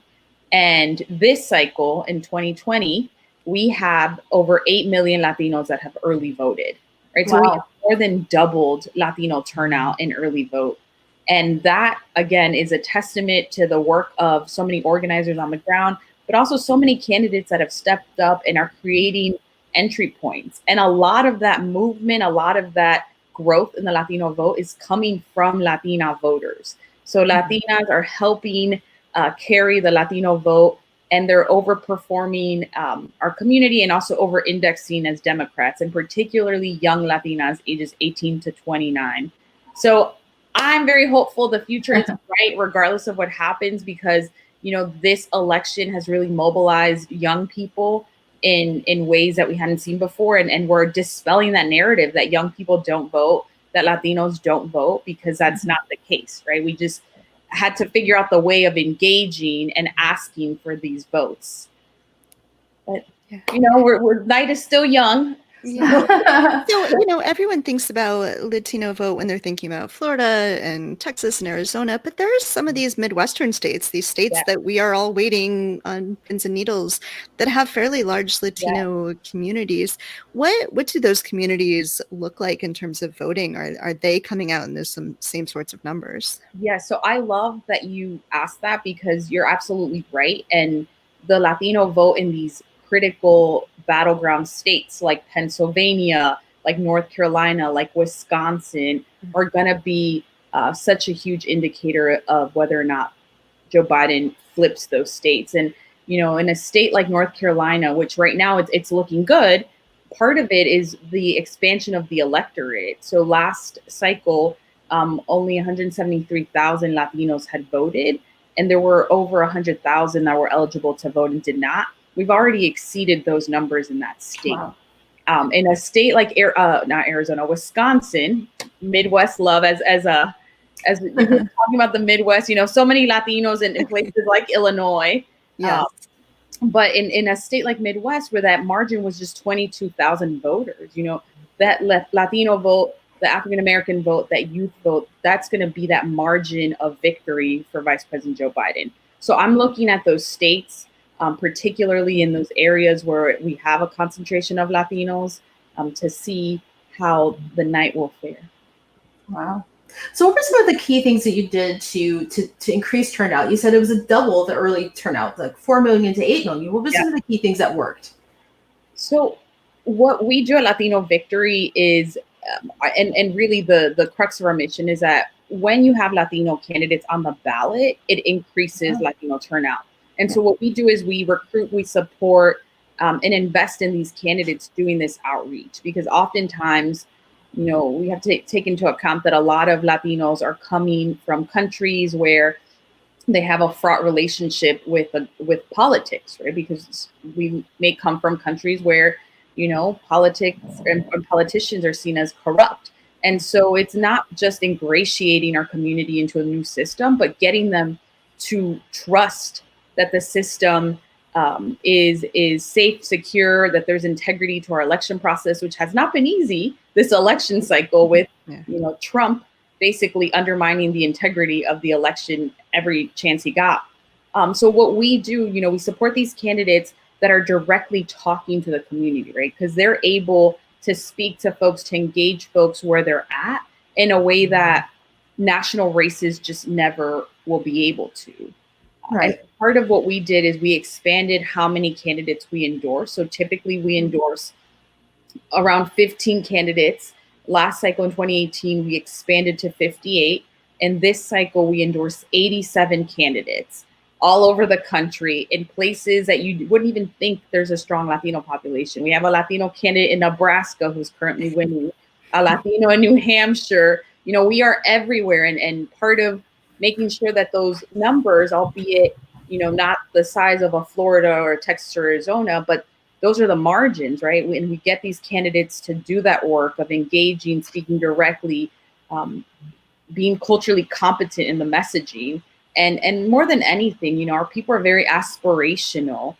My parents left their country, you know, to ensure that their children had access to a dream and a life that they just would not have in Mexico. And so we come from very aspirational families. And so when we have candidates who are giving our community something to believe in, giving them a vision, right? It's not enough to just say, vote against someone or vote against something. We have to provide our community with a vision of a better life, of a better government, of a president who actually respects us. And so I think that, you know, our candidates do that and do that well, and they're able to then support the top of the ticket, and they're able to, you know, do radios or ads with Vice President Joe Biden. And that just helps, you know, bring folks into the fold in a way that is through a trusted messenger.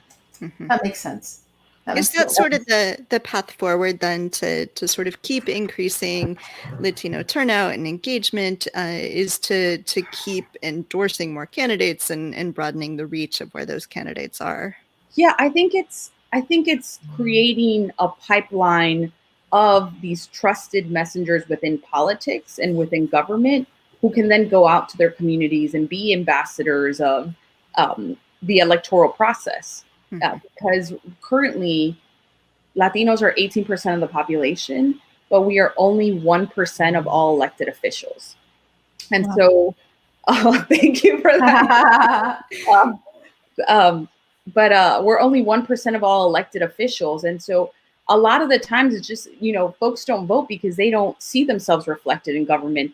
We don't, when we're being, we're seeing these ads, like we don't see ourselves reflected, or maybe the things that we care about aren't being discussed, or they're not being discussed in a way that is engaging to us, right? And Latinos care about everyday bread and butter issues. We obviously care about immigration, but we care about healthcare. Latinos have the highest rate of uninsurance when it comes to healthcare access. We care about education. We care about the economy. And one of the things that I will give so much credit to the Biden campaign is that they actually were messaging around small businesses. We are one of the largest groups that are burgeoning as entrepreneurs, and many folks, might not consider themselves small business owners, but they are, or they're not seen as small business owners in the conventional sense. But so many of us have family members that started their own business, that own, the La Bodega on the corner, that are entrepreneurs and have just not been messaged around an economic message by the Democratic Party. And we saw that this cycle. And so I think that, we're seeing a shift in just how campaigns talk to us, in part because the candidates are modeling what good engagement looks like. We've heard a lot about how the Latino, and of course Latinos are not a monolith, but how Latino communities are often harder to poll than maybe any of the other demographics, except maybe Asian Americans. Right. So what are some of the reasons for that, and how can pollsters get better at sort of understanding those communities? Well, I'll take that a step further and say that, it's not just about the polling, it's also about the content creation. And Latino Victory, we walk the walk as we talk the talk. And so we hire Latino vendors to create our content, and same thing with pollsters. We work with Latino pollsters who understand the nuances of our community. Part of the issues are not just the language barrier, but also understanding those ethnic differences amongst the Latino community, and understanding how to ask the question to get the right answer. Because again, we come from countries with a complicated history with government elected officials. So, we've been a part of a lot of focus groups this cycle, and it's been really, really helpful to see, how to go about asking a question so that folks feel comfortable giving you an honest answer. And so again, I think part of the mandate here is that we need to empower and we need to support Latino vendors who are creating content to target Latino communities, Latino pollsters. There are several that have been really, really prominent this cycle and have been, pushing the messaging. Latino Decisions is a firm that we work with. They do an election eve poll that I am anxiously awaiting to see, because part of the problem, with your typical polls on your cable news shows is that the Latino sample size is always much smaller. And so we don't get accurate information. We'll see that Latino support for the Democrat in those cable news show polls is often lower than what a Latino pollster will discover. And so it's very, very important to continue supporting the work of these individuals. X is a new firm that also came out this cycle and has been doing a ton of research, a lot of polling, and it's public, because at the end of the day, these firms want to make sure that campaigns and candidates are talking to our community, and they're doing it in a culturally competent and effective way. And so we need to just continue supporting all of these folks and build a pipeline, because who best to engage the Latino community than Latinos? So if people want to help support the work of Latino Victory, how can they do that? Yes, you can follow us at latinovictory.us or on all the social media channels using Latino Victory US. And we will continue to do this work regardless of what happens tonight. We are building a pipeline of Latino leaders to continue to educate and ingratiate the Latino community and mobilize. And this work is year round. So check us out to find out more. You want to donate your time, we are always more than willing to pair you up with one of our candidates.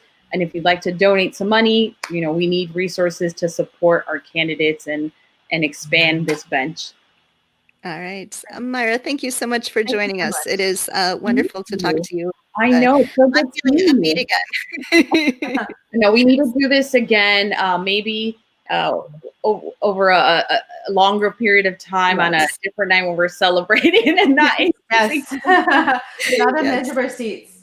Yes. Well, thank you, Jen. Thank you, Kelly. Thank you. All right. Bye. Bye. So looks like we have Jessica waiting. All right. Bring her in, Jessica Bird. Jessica, thank you for waiting. Hey, no problem. Jessica is the leader of the front line of the movement for Black Lives Electoral Justice Project, right? And you've been as chief strategist for Black women in the Senate and for Congress, and also mayoral candidates. So welcome. Thank you. How are you feeling tonight? I feel exhausted. Yeah, I think we're all exhausted and kind of anxious and So what's your take on the record number of Black women we have running for Congress and for the Senate this year? I know that's kind of a big deal. It's kind of historically high numbers. Yeah, absolutely. Well, it's been the Black women's progressive political space has been really growing over the last decade. And it has really taken from a representative conversation where people would say, wouldn't it be so nice if we had a Black woman governor? Wouldn't it be so nice if we had more Black women senators? It's kind of moved from that to really an analysis about the power that Black women bring, the mandate that their votes and our votes mean. And then I even think more than that is that we've moved concept that there's one candidate that's viable. And these really exciting, primary candidates over the last several years, like Ayanna Pressley and Ilhan Omar and, so many others have reminded us that actually Black women in many places are the most viable and the most progressive candidate. And so you can have your cake and eat it too. Right. I saw that Ilhan Omar won re-election handily, no problem, despite how much money they threw against her. Yes. Yeah, I mean, she is a fighter. Yeah. She is a fighter. Yeah. It feels like we've moved from a place from, having to encourage Black women, like, hey, there's a seat at the table for you, to Black women coming forward to lead and being in elected positions, right? It feels like maybe 10, 20 years ago. And so, we had to push and kind of look for women to take those leadership positions in government because there was so little representation. And I think now it feels like there are so many people just stepping up to lead. I don't know if you agree with that, but. What I don't agree with is that Black women in any way aren't as ambitious as others, which is not what I thought you were saying. But I do think it's not what I think you're saying, but I do think it's a dominant narrative about women of color in particular who run for office, is that there's just this really old school talking point that says that you need to ask women, and in particular women of color, 7 or 13 times to run for office. And I really disagree with that.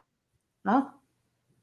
What it does is it provides this individual lens to what is really a structural problem. And in the same way that you wouldn't blame any other type of person who's being oppressed by a structure, this electoral structure has been deeply maintained in order for a very specific type of power. And so Black women have always wanted to run for office in the same way that Black people have always wanted to fully participate in this government. But what has kept us from it is money in politics and redistricting rules and gatekeeping systems in both parties, not just one. And in many ways, the kind of dominant narrative, and in particular, when I was in my 20s in politics, was that if you didn't have money, you shouldn't run for office. And so we have now created a grassroots momentum that has really democratized, I would say, who gets to run for office. And that's good for all of us. Yeah. Yeah. So go on. Sorry, Kelly. No, I was just gonna, when you're talking about ambition, I thought it was just so striking when Kamala was, named the VP nominee, and people are like, "Oh, she's too ambitious." She's like, has anyone who's ever run for president not been ambitious? Right. Like, you wouldn't say that about a white man, right? Of course not. It's so utterly ridiculous. Yeah. I thought that it was not only ridiculous, I just ignored it. I'm like, if we spend time asking people through like respectability and politeness whether or not we can have any power, I mean, we would be waiting forever. And so, you know, what I'm glad is that Kamala found herself inside of a support network that told her story. And I am glad that she didn't race to seem like a person who wasn't ambitious, that instead she stepped into that power and was like, what do you mean? Why wouldn't I be? Yeah.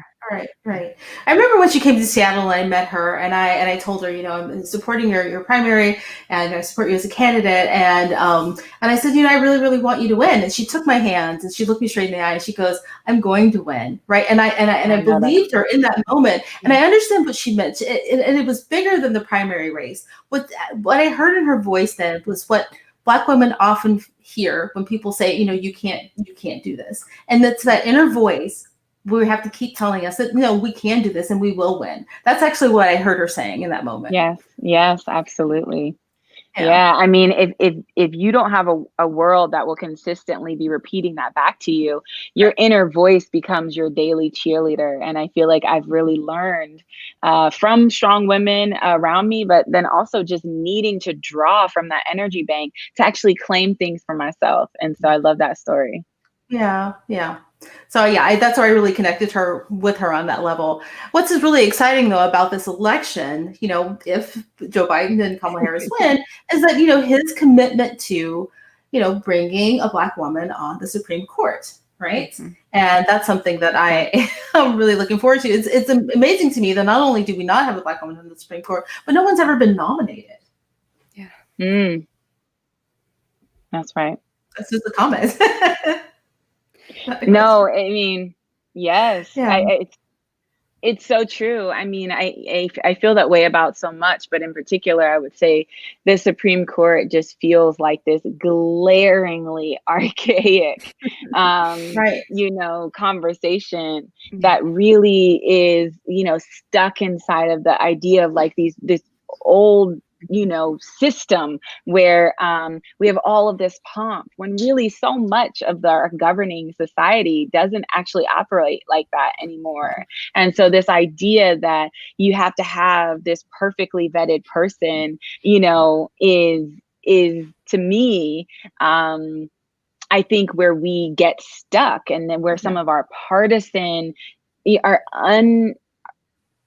inability to even move beyond some of the partisan discussions is also rooted in the way that we vet people and think about who actually can lead us and who can be a discerning and objective, you know, governing official.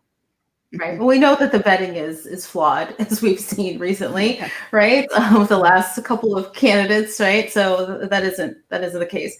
But I'm just curious, you know, what can the electorate at large do to support more Black women, you know, running and winning those elections, right? The electorate at large and its constituents, aside from voting, right? Mm-hmm. Yeah, so what we know is that when Black women run and have a fair shot at winning, that they can win, right? That like it actually isn't some inherent flaw or some inability to understand politics, that actually when we're given a fair shot. And, you know, it sounds cynical, but it's just been my personal experience is that people love when Black women are running, except in their own backyard.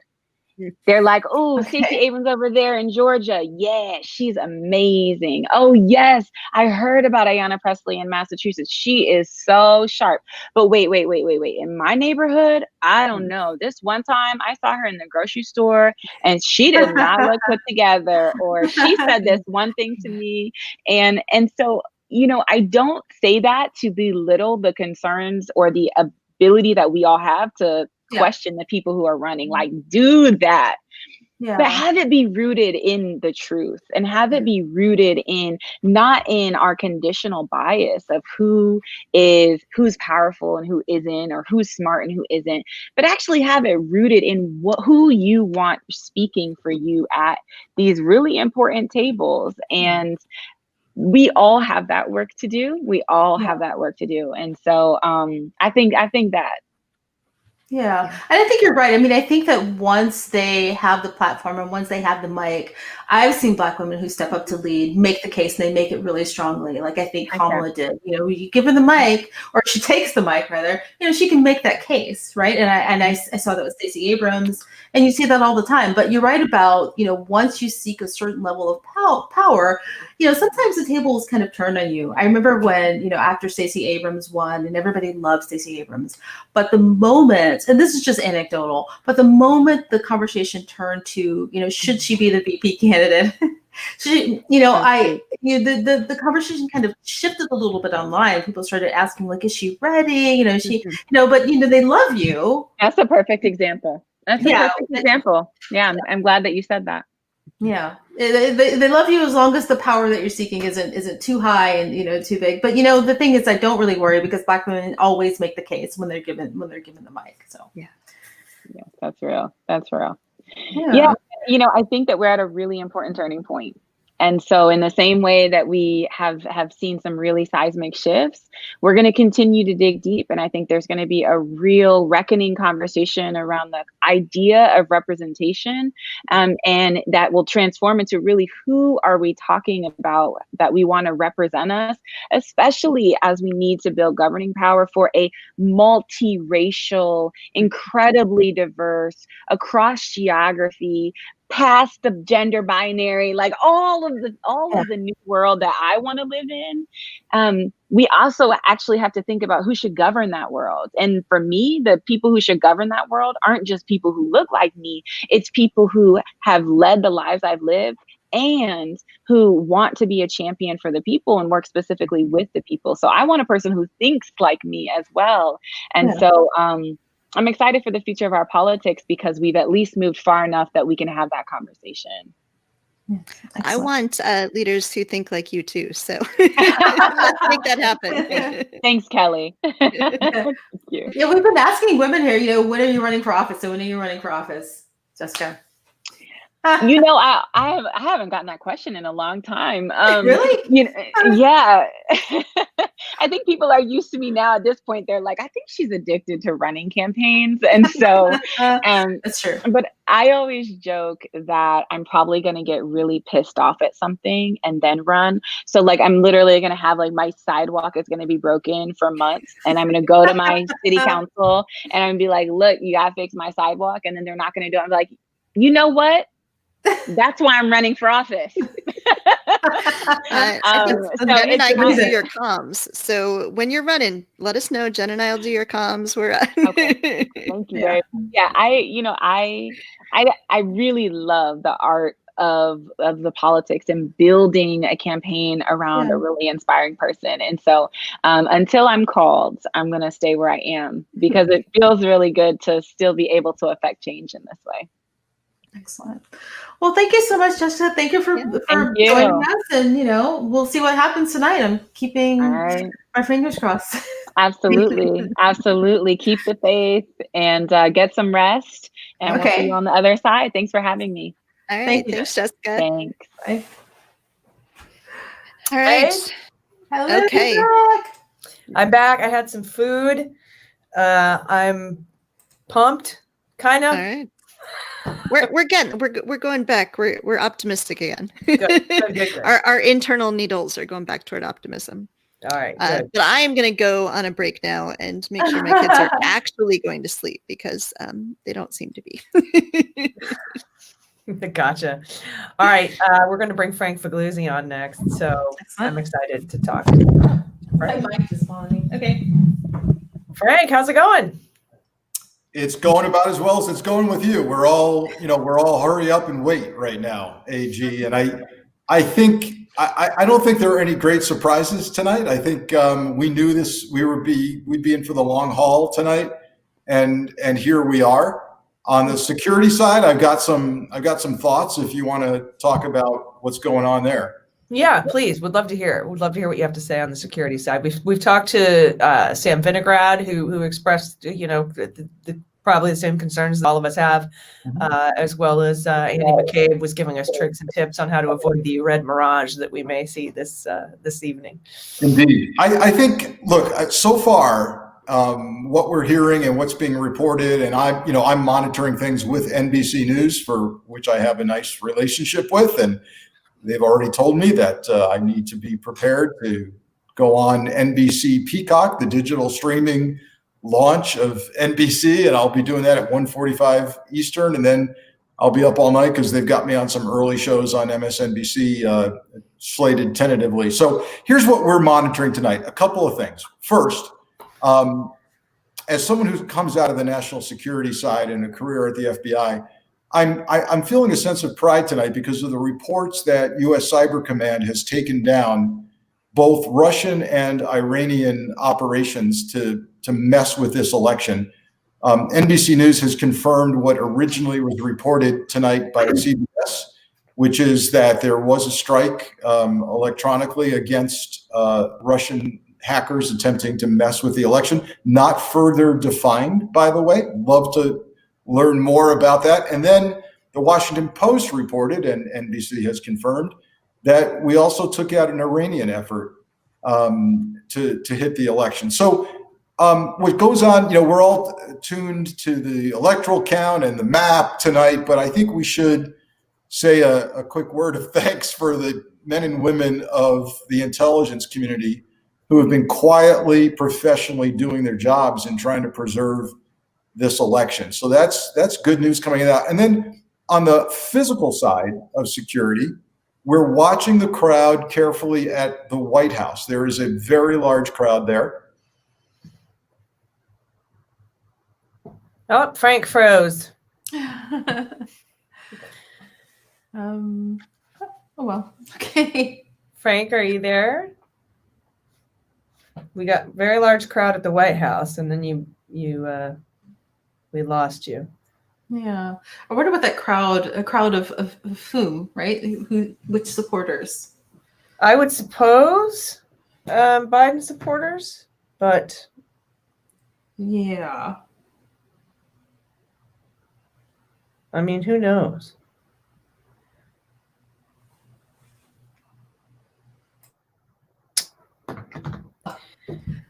I don't know. I am trying to text Frank, but I'm not hearing back. Okay.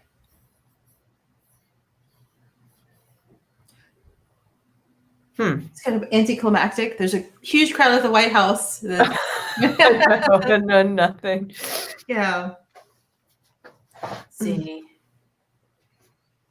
See if I can find anything. Yeah, it's really interesting. I hadn't heard that they'd taken down, I guess, the cybersecurity effort with, from Russia and from Iran. That's something new for me. Yeah, and I know that they were going after TrickBot and all that stuff, and with the folks who had attacked the hospital system, and they were on the offense on that as well. So, Jason, were you gonna? I was just gonna let you guys know. It started primarily with Shut Down DC and Black Lives Matter DC. Okay. Filling up that area, and it's peaceful protest, but it's just been gathering steam. But it's primarily Biden supporters and Black Lives Matter supporters. Okay. Which, of course, he will not use to fuel more fear. No, of course not at all. Right. Right. Exactly. And I want to send thoughts because I given what they've done to Black Lives Matter peaceful protests in the DC area, I'm concerned about what sort of, it just always seems like the unmarked police that they bring in from the Border Patrol seem to tend to cause problems and incite issues where there were none. Right. You're right. That is concerning. Given the fact that they've tried to, categorize Black Lives Matter as a terrorist organization, they've tried to do that, and what he did with peaceful protesters just a few months ago, they were tear gas. He was trying to do a photo op at the church next door. So it's kind of concerning. So yeah, we'll Yeah, I don't know what that was.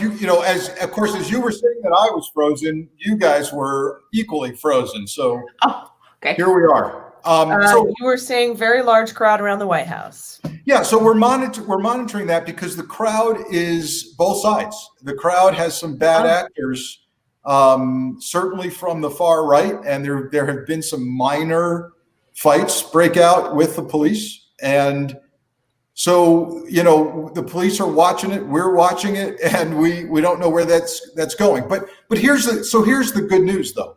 Nationwide, as you know, we, knock wood, we have not yet seen violence materialize. And so I'm going to be very careful about not necessarily predicting what that means for what many of us have called a flashpoint period between the election and the inauguration. However, thus far, it appears that people are waiting and seeing.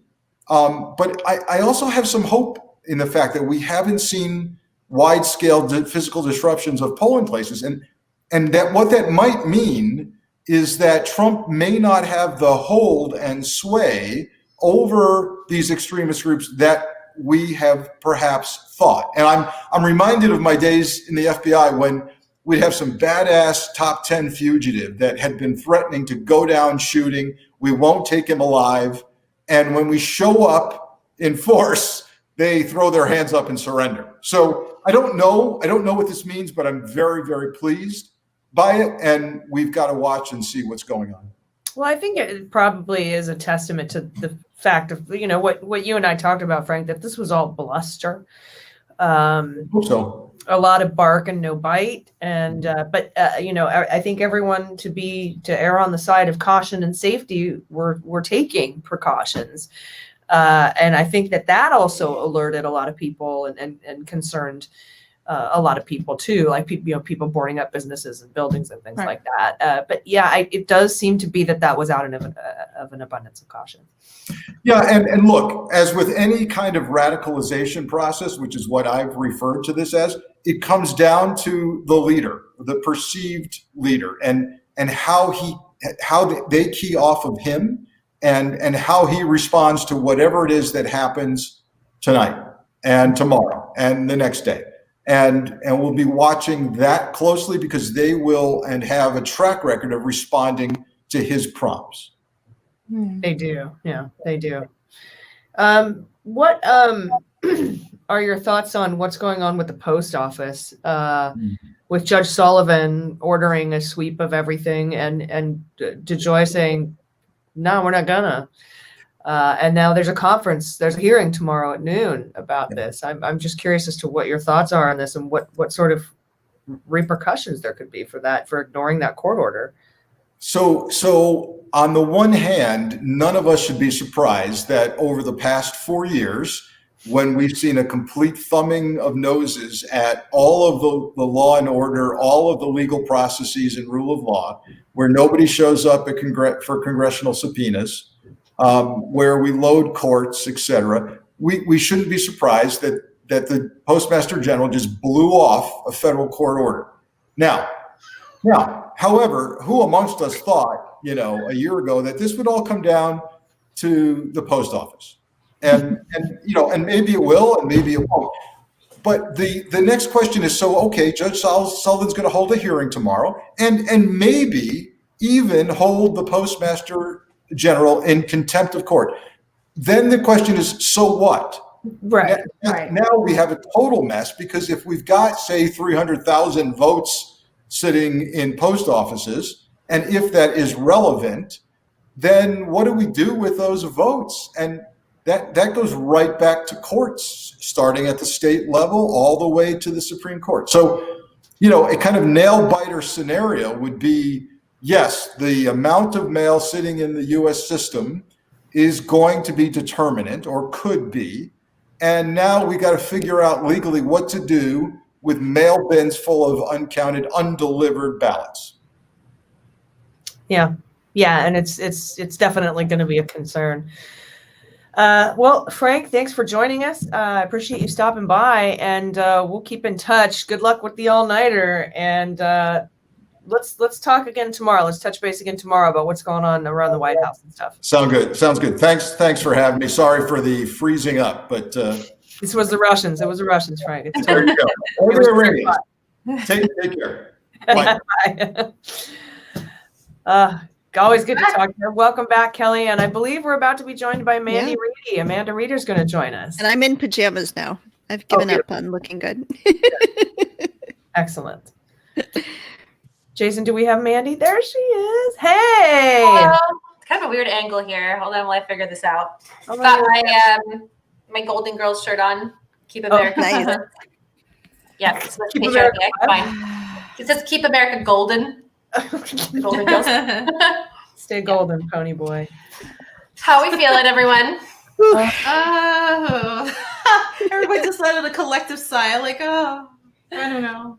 As I keep reminding myself and everyone else, the current situation was always the most likely situation. We prepped for this, right? And I'm still yet somehow. And the not Biden team prepared. prepped us for it. And yes. Yeah. It's still hard not to have those like night of results the way that you're used to. So, gotta stay calm. Reminding myself too.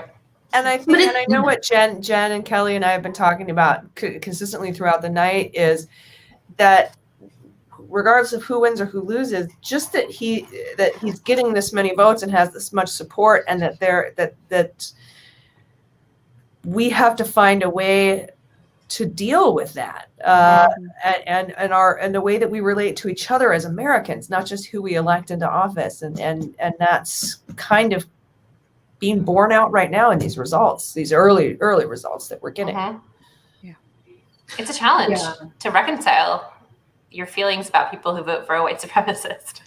Yeah, you can't reconcile it. There's such a huge divide. You can't really reconcile that. No. I think that's why people are so anxious. And this actually feels new to me. Like even with, when Bush was elected, right? I knew that I didn't have any kind of policy interests that aligned with people who were Republicans, but I knew that they didn't want to, my demise, right? For the most part, right? And it's just, and I don't know what's happened. I mean, I think he just awakened something in people that, was there kind of dormant. I don't know. But I think it's also the case, though, that a lot of people who are voting for Republicans aren't like, yes, on some level, they're accepting white supremacy. They are on some level racist. They're certainly not anti-racist. But I think that they are not seeing the full picture that we are seeing. Like if all they're watching is Fox News or whatever, like I think we see the racism so clearly. We see the white supremacy. We see that it's evil that he's locking kids up in cages, but they're not even seeing some of these actions. And so the person that they are voting for is not the same person that we think they're voting for. Like if that makes a certain amount of sense. It does actually, plus Fox News had taken a hold on a certain demographic in the country long before Trump came along. So it wasn't once Fox News started presenting Trump in a positive light, it wasn't hard to take people on a journey. But to your point, I'm at the friend's house I'm at right now, actually using their Wi-Fi because the Wi-Fi at our house is not working yet. His mom is voting for Trump or voted for Trump. And, and she kind of walked me through her reasoning for thinking it wasn't that bad. And they were all Fox News talking points. Mm-hmm. So it really does distort their reality in such a way that like, it seems reasonable. Right. Well, that's all you have to do is watch his rallies, really. I mean, I don't buy that they are not aware of the deep racism and the xenophobia. And this is Jennifer Reitman. Can we bring in Jennifer Reitman or have 5 people? But anyway, so yeah, I don't buy the argument that they don't see it, that they aren't aware. How could you not be? Right? I mean, he's been very open, even in 2016, and he's only escalated since then. The first thing he did when he came into office was to ban Muslims and to ban people from that's the very first thing he did. Like you did, and that wasn't just on Fox News. It wasn't isolated just on Fox News, right? It's just, yeah. Should we bring in Jennifer at the same time? Oh, there we go. Hi, Jennifer. Hi. Nice. I am drinking, I have said this before, I'm drinking a cocktail that I invented called the Kamala, which is Jamaican rum and Indian mango liqueur and pineapple juice. And it's growing on me as the night goes on. So if nothing else, we've gotten a new cocktail out of tonight. I'm on sangria tonight. I feel like. I love sangria. Yeah. Jennifer, how are you? I am cautiously optimistic.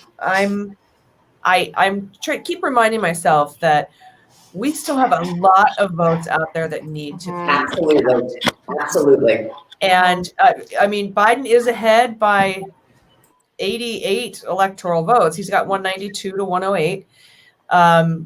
And I think it's looking good in Arizona. And I think Mark Kelly is doing well. But we really, and now we've got this whole thing with the post office. Who knows how many hundreds of thousands of ballots. 300,000. And we have to just, I think it's a steady as she goes message.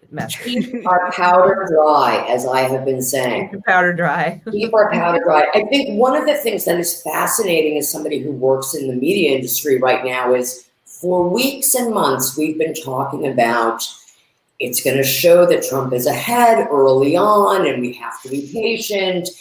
And all of a sudden, I don't hear any punditry repeating that same message that they have been pounding for weeks and weeks and weeks, saying there's going to be this kind of red mirage that happens and it's going to be a slow vote and we have to wait. No one is talking about that. Mm-hmm. I haven't seen any of the anchors, and I've been flipping all of the channels, and I don't see any of them saying that. And it's putting people in a panic. I think People that's what they are want. panicking.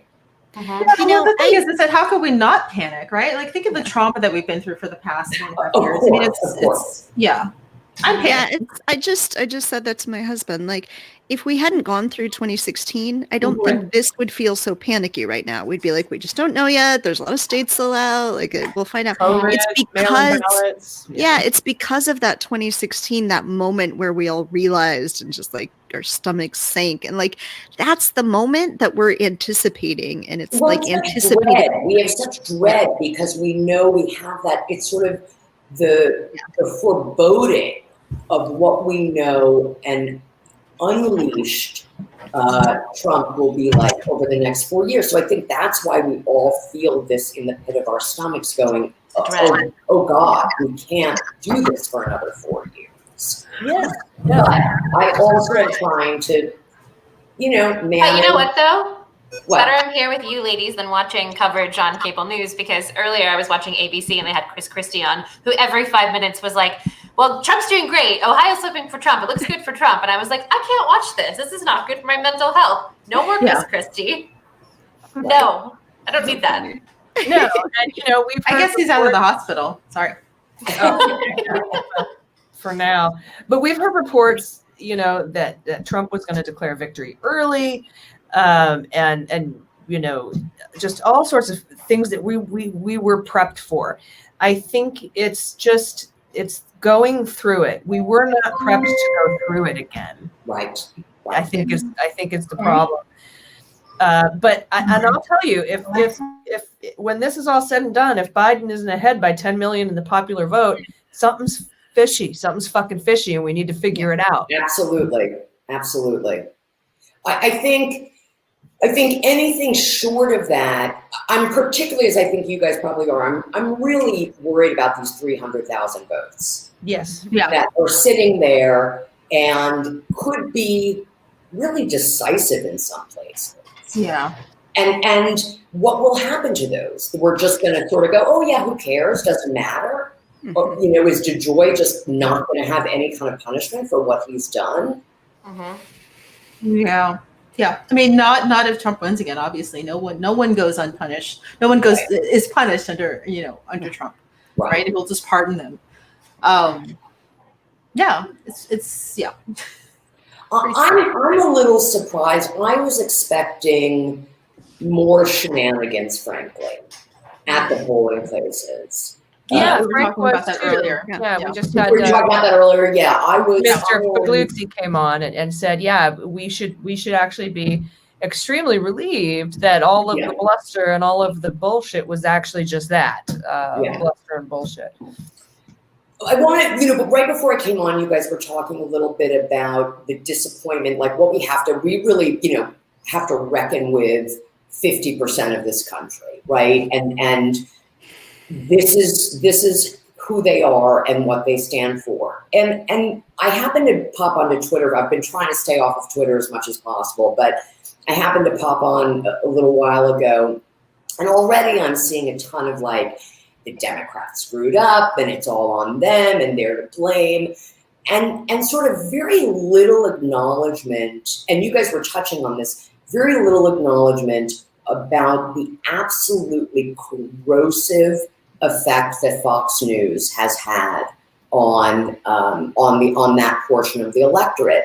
And I think I'm prepared for all of these, op-eds that will come out and that will say like, oh, well, the Democrats didn't do this and the Democrats didn't do that. And none of them will take into account what 30 years of Fox News, the role that has played. And also the role of Facebook in all of this. And I think anybody who starts to already opine on the failures of a particular party, that we're not winning in a landslide, that doesn't also address that. I'm speaking from a media perspective, that doesn't also address those two factors when they look at what the final tallies are, isn't doing a great job. No, yeah. What totality of, in the end. What this would look like right now if we didn't have gerrymandered districts, if we didn't suppress the vote, if the post office was doing what it was supposed to do, if Russia and Iran would stay the fuck out of our faces, what would it look like then?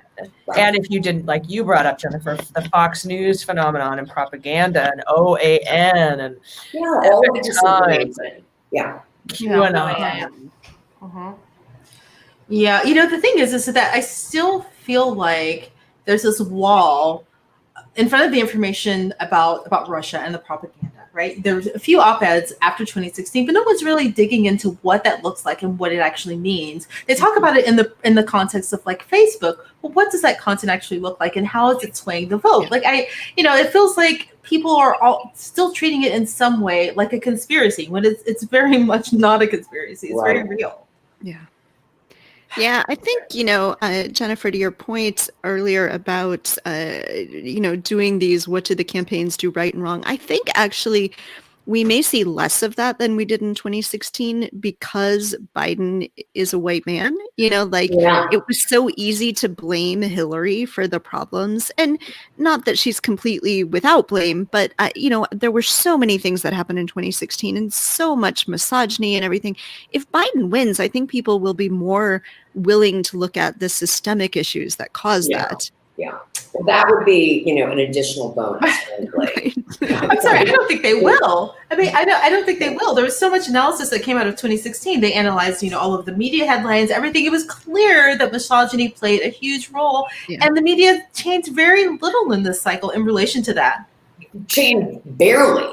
I mean, barely. I am hard pressed to think of any strong examples of the big corporate outlets doing, soul searching, retrospective, public editor style. Here's what we got wrong. Here's what we missed. Here's what we didn't account for. And again, until those things happen, right, when we were all sort of cautioned to be calm about this. So it already tells me that, that pattern is so incredibly difficult to break. And I get it. I work in the business. I understand this. But at some point, there has to be, just as there is with any system, whether that be a system of patriarchy or racism, there's a system of institutional journalism that also needs a significant reckoning, right? Because we play a role in all of this. Yeah. Mandy, what do you think? But Jennifer, Mandy Reeder, this is a co-host of Daily Beans and our producer from ways back, Canadian. And I was wondering if you could give kind of that perspective sort of from outside looking in, because I heard a report earlier today that there was like the government of Australia said, if there's any shenanigans, we're not going to recognize the results of your election. And it gave me a huge pause to think that, oh my God, are we the Zimbabwe now? Are we the Russia where we're having illegitimate elections? And I was wondering what you thought about that. Just earlier I was actually hearing that there are more eyes on the U.S. election than ever before, and as many as in I don't want to use the wrong word here, but in countries where a democracy is shakier. And And yeah, absolutely. I would say that's true. And what's more disturbing than that, I think, is all of my friends and family in Canada have sent me really like somber, grim messages today. Like I've gotten a lot of messages just from like my sibling's partner, my great aunt, like people I don't talk to very often who've been like thinking of you today on this hard day. And like all of the cover, it's like all really grim because they basically are like, you're moving home, right? Like it's yeah. So it's very it doesn't help with my sense of calm. But I would say that most of the allies of the U.S.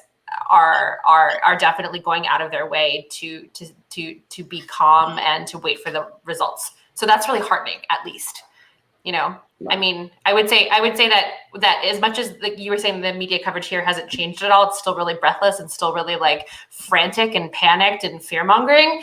At least in some of the countries that are allied to us, they're like, we're going to wait. We're going to wait it out. We're going to stay calm. We want to be confident in the results of the election. So like, that's good.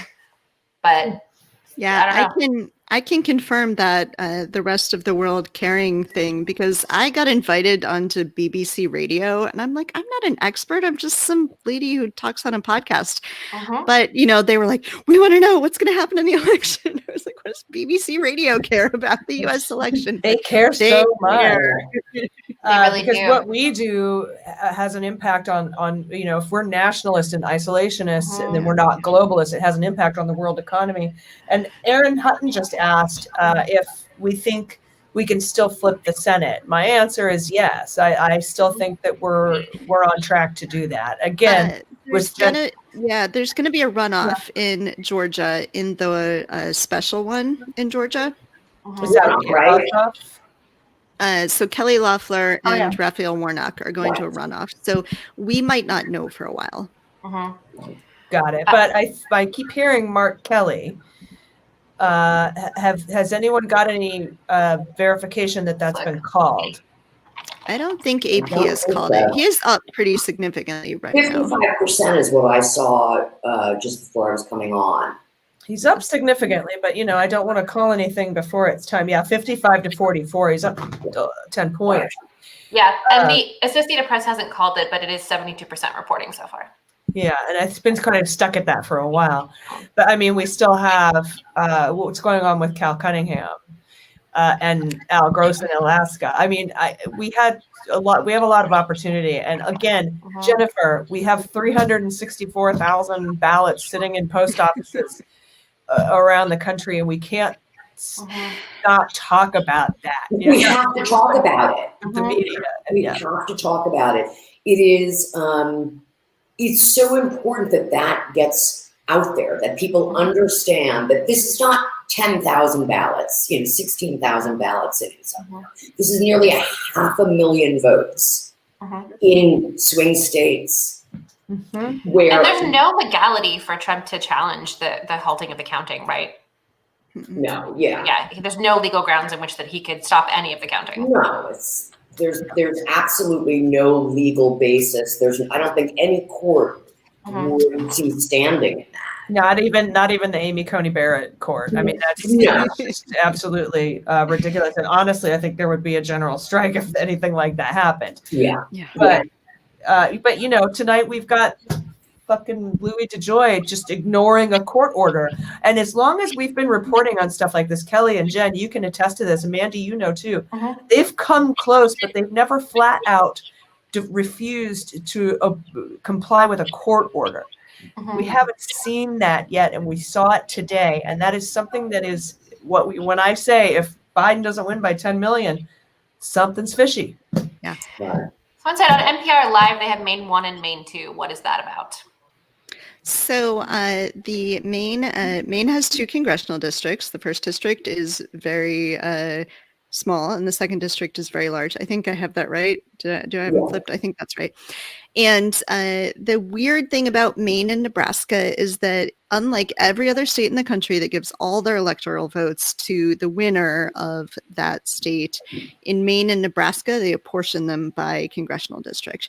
So it is possible, in fact, if this got to a tie, 269 to 269, and a tie would be terrible, we don't want a tie in the Electoral College, it is possible that it would actually end up being 270 because Biden is very likely to win the Nebraska 2nd district. Yeah. No, well, I thought he lost that district. They called it already, I thought, for Trump. I haven't seen anything about the district, the Nebraska 2nd district. It would be very strange if Biden lost the 2nd district. Mm-hmm. Looks like the map I'm looking at doesn't break it out by districts, but okay. Yeah, me neither. I mean, Bitcoffer was calling that district forever for Biden. So I would be, like you, I'd be, yeah, that's what I was just watching TV. I thought it was called for. Well, it's like Omaha, and then the rest of right. So, was there anything else in Nebraska other than Omaha? There's a bunch of stranded Trump rally goers in the cold. That's probably. That was in the 2nd district, though. Yeah, that was Omaha, and what did it 3 times in a week? Yeah, also in Pennsylvania and Georgia. Yeah. 3 times in a week. Right. After the 3rd time, I realized, because I was thinking to myself, why would he do this? He sees the reports. He wants these votes, obviously, because he's campaigning there. After the 3rd time, I realized that the campaign's probably trying to save money. Yeah. Right? He was just trying to save money. It was just really hard. And the first time, I felt really bad for, as a healthcare worker, I'm like, do no harm, take care of their health. People were getting hypothermia. Second time, I'm like, all right, guys, maybe. Yeah. And then 3rd time, I'm like, fuck y'all, dude. I don't even know. Fool me once, shame on me. Fool me twice, shame on you. Fool me 3 times, you're G.W. Bush. I don't know if it was confirmed, but the story I read about what happened in Nebraska, so the first time, and I don't know what happened in the 2nd or 3rd time, but the first time was that the bus drivers were expecting to get paid when they got there. They got there, they did not get paid, and they said, all right, fine, we're leaving. We're not sticking around for a few hours, which, like I said, I don't know if this is confirmed, but it seems completely in keeping with what you would expect out of Trump. So it had the ring of authenticity. Yeah, and I've heard that twice for 2 of the rallies. I don't know about the 3rd one.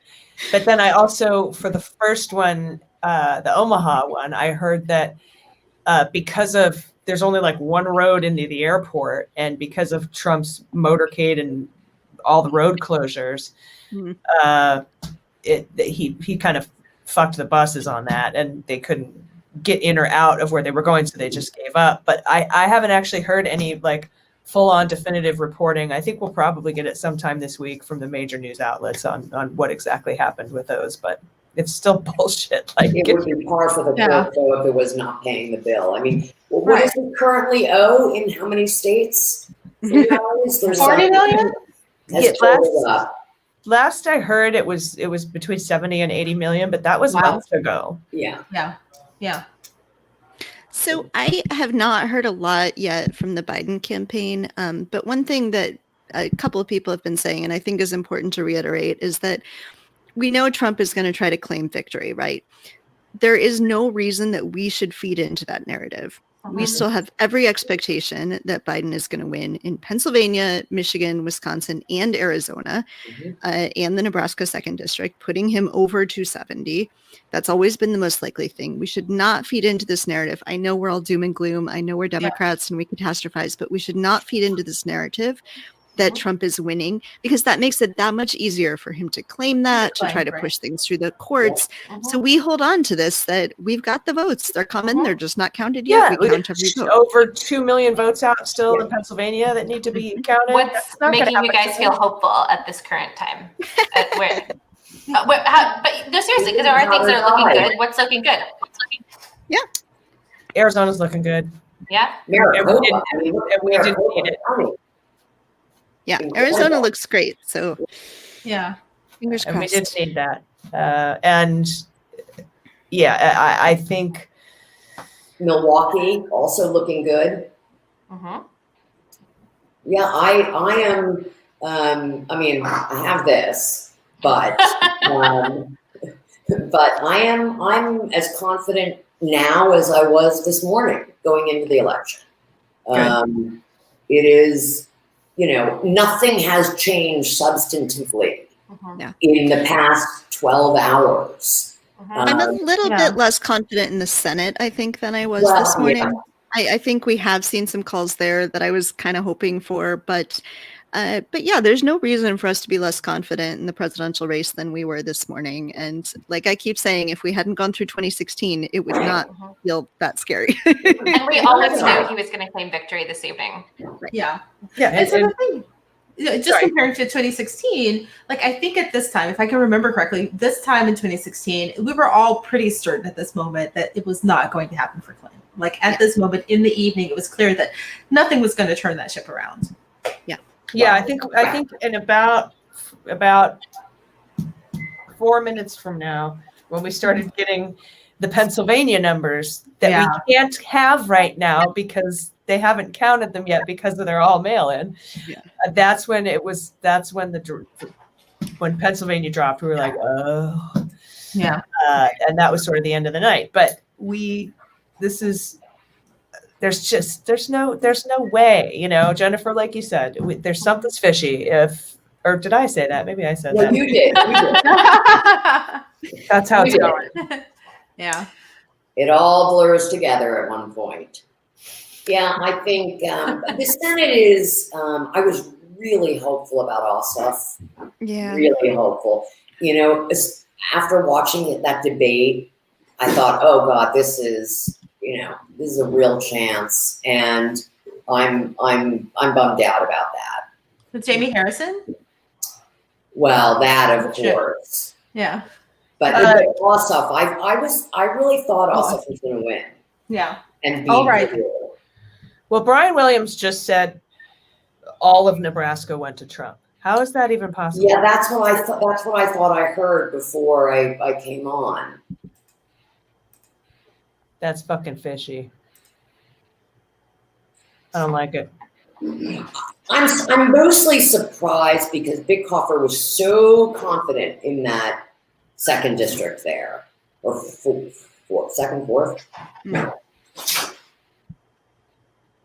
I think, guys, this is just the red mirage. This is the red mirage. This is. It was always coming. We have to wait for these votes to be counted. Deep breaths, everyone. Yeah, so I think, in fact, it's pretty clear we're not going to know tonight one way or another. So at some point, we'll have to figure out when we're going to wrap this up. Yeah, I was thinking we're presumably not talking all the way till Friday. No, I was thinking 8:30, 11:30 Eastern. We'll keep our eyes on it. I'll be doing the podcast tomorrow, and we'll be putting out clips from this show. And we'll be talking about this all week, and it's going to keep. We're going to need to keep counting and follow my own advice as she goes. Keep your spirits up, everyone. Yeah. Keep your spirits up. Do not play into his narrative. Just don't. Yeah. Yeah. Yeah. I mean, but the thing is, it's important that the national media doesn't play into the narrative. And the fact that, Trump keeps feeding them, he feeds them the narrative and they pick it up. I mean, he's been saying, let's stop counting, tonight's the election results. And then you started to get major news outlets saying, are the results, should they be in on election night? It's the thing, no. They've done election after election. They know better than he does. And so that's what worries me, right? Well, we are also the media, guys. We are the media. We will help control the media narrative. All of you watching, you can help us control this narrative. It's really important. And, I think the other thing that keeps happening is that when Republicans lose these lawsuits, when they try to stop counting from happening and things, people are saying it's a win for Democrats. No, it's a win for voters. We need to keep reiterating that. It's a win for voters. It is a win for democracy when the Republicans don't get to discount our votes. So it's important to keep messaging around that as well. It's when the Republicans say, oh, we lost that fight. It's like, I remember I can't remember who it was, but they were out at a Trump rally, and they were getting people to be like, "Yeah, your vote should count, right? Yeah, every vote should count, right? Yeah, count the votes, count the votes." They were getting all these Trump supporters to chant, "Count every vote." And beautiful because everybody believes everyone's vote should be counted. It's not until you figure out that they're coming at you from the Daily Show that people are like, hey, wait a minute, F you and A. And you're like, what, you don't want your vote counted? And it makes no sense. You're right. We have to change that narrative. Yeah. All right, y'all. Okay, y'all. It was so nice to see you. Thank you. Thank you guys for hanging out tonight. Jennifer, great to meet you. Nice to meet you. Hopefully not the last time. We'll be celebrating in a few days. Yeah, no, I'm gonna have to pull you in on the Daily Beans, and we're gonna be and so you can say I told you so, and we can all feel better about it. Exactly. I'm getting on that. Sweet. Thank you for Everybody, having me. it has been. It's been real, guys. It's been an adventure. This was And wonderful. it's only like 8:30 for you guys. I'm like, I gotta go to bed. I'm exhausted. You guys are like, I'm it's the beginning of exhausted the evening. too, but it's been truly an honor, ladies, to do this with you. Thank you for thinking of me, and I look forward to maybe having some follow-ups and see where we're at. Yeah, and thank you for everyone who joined us, the people who watched and listened and chatted. Thank you so much. Yes. Thank you. Good night, Thank you, guys. everybody. Good night. Get some sleep.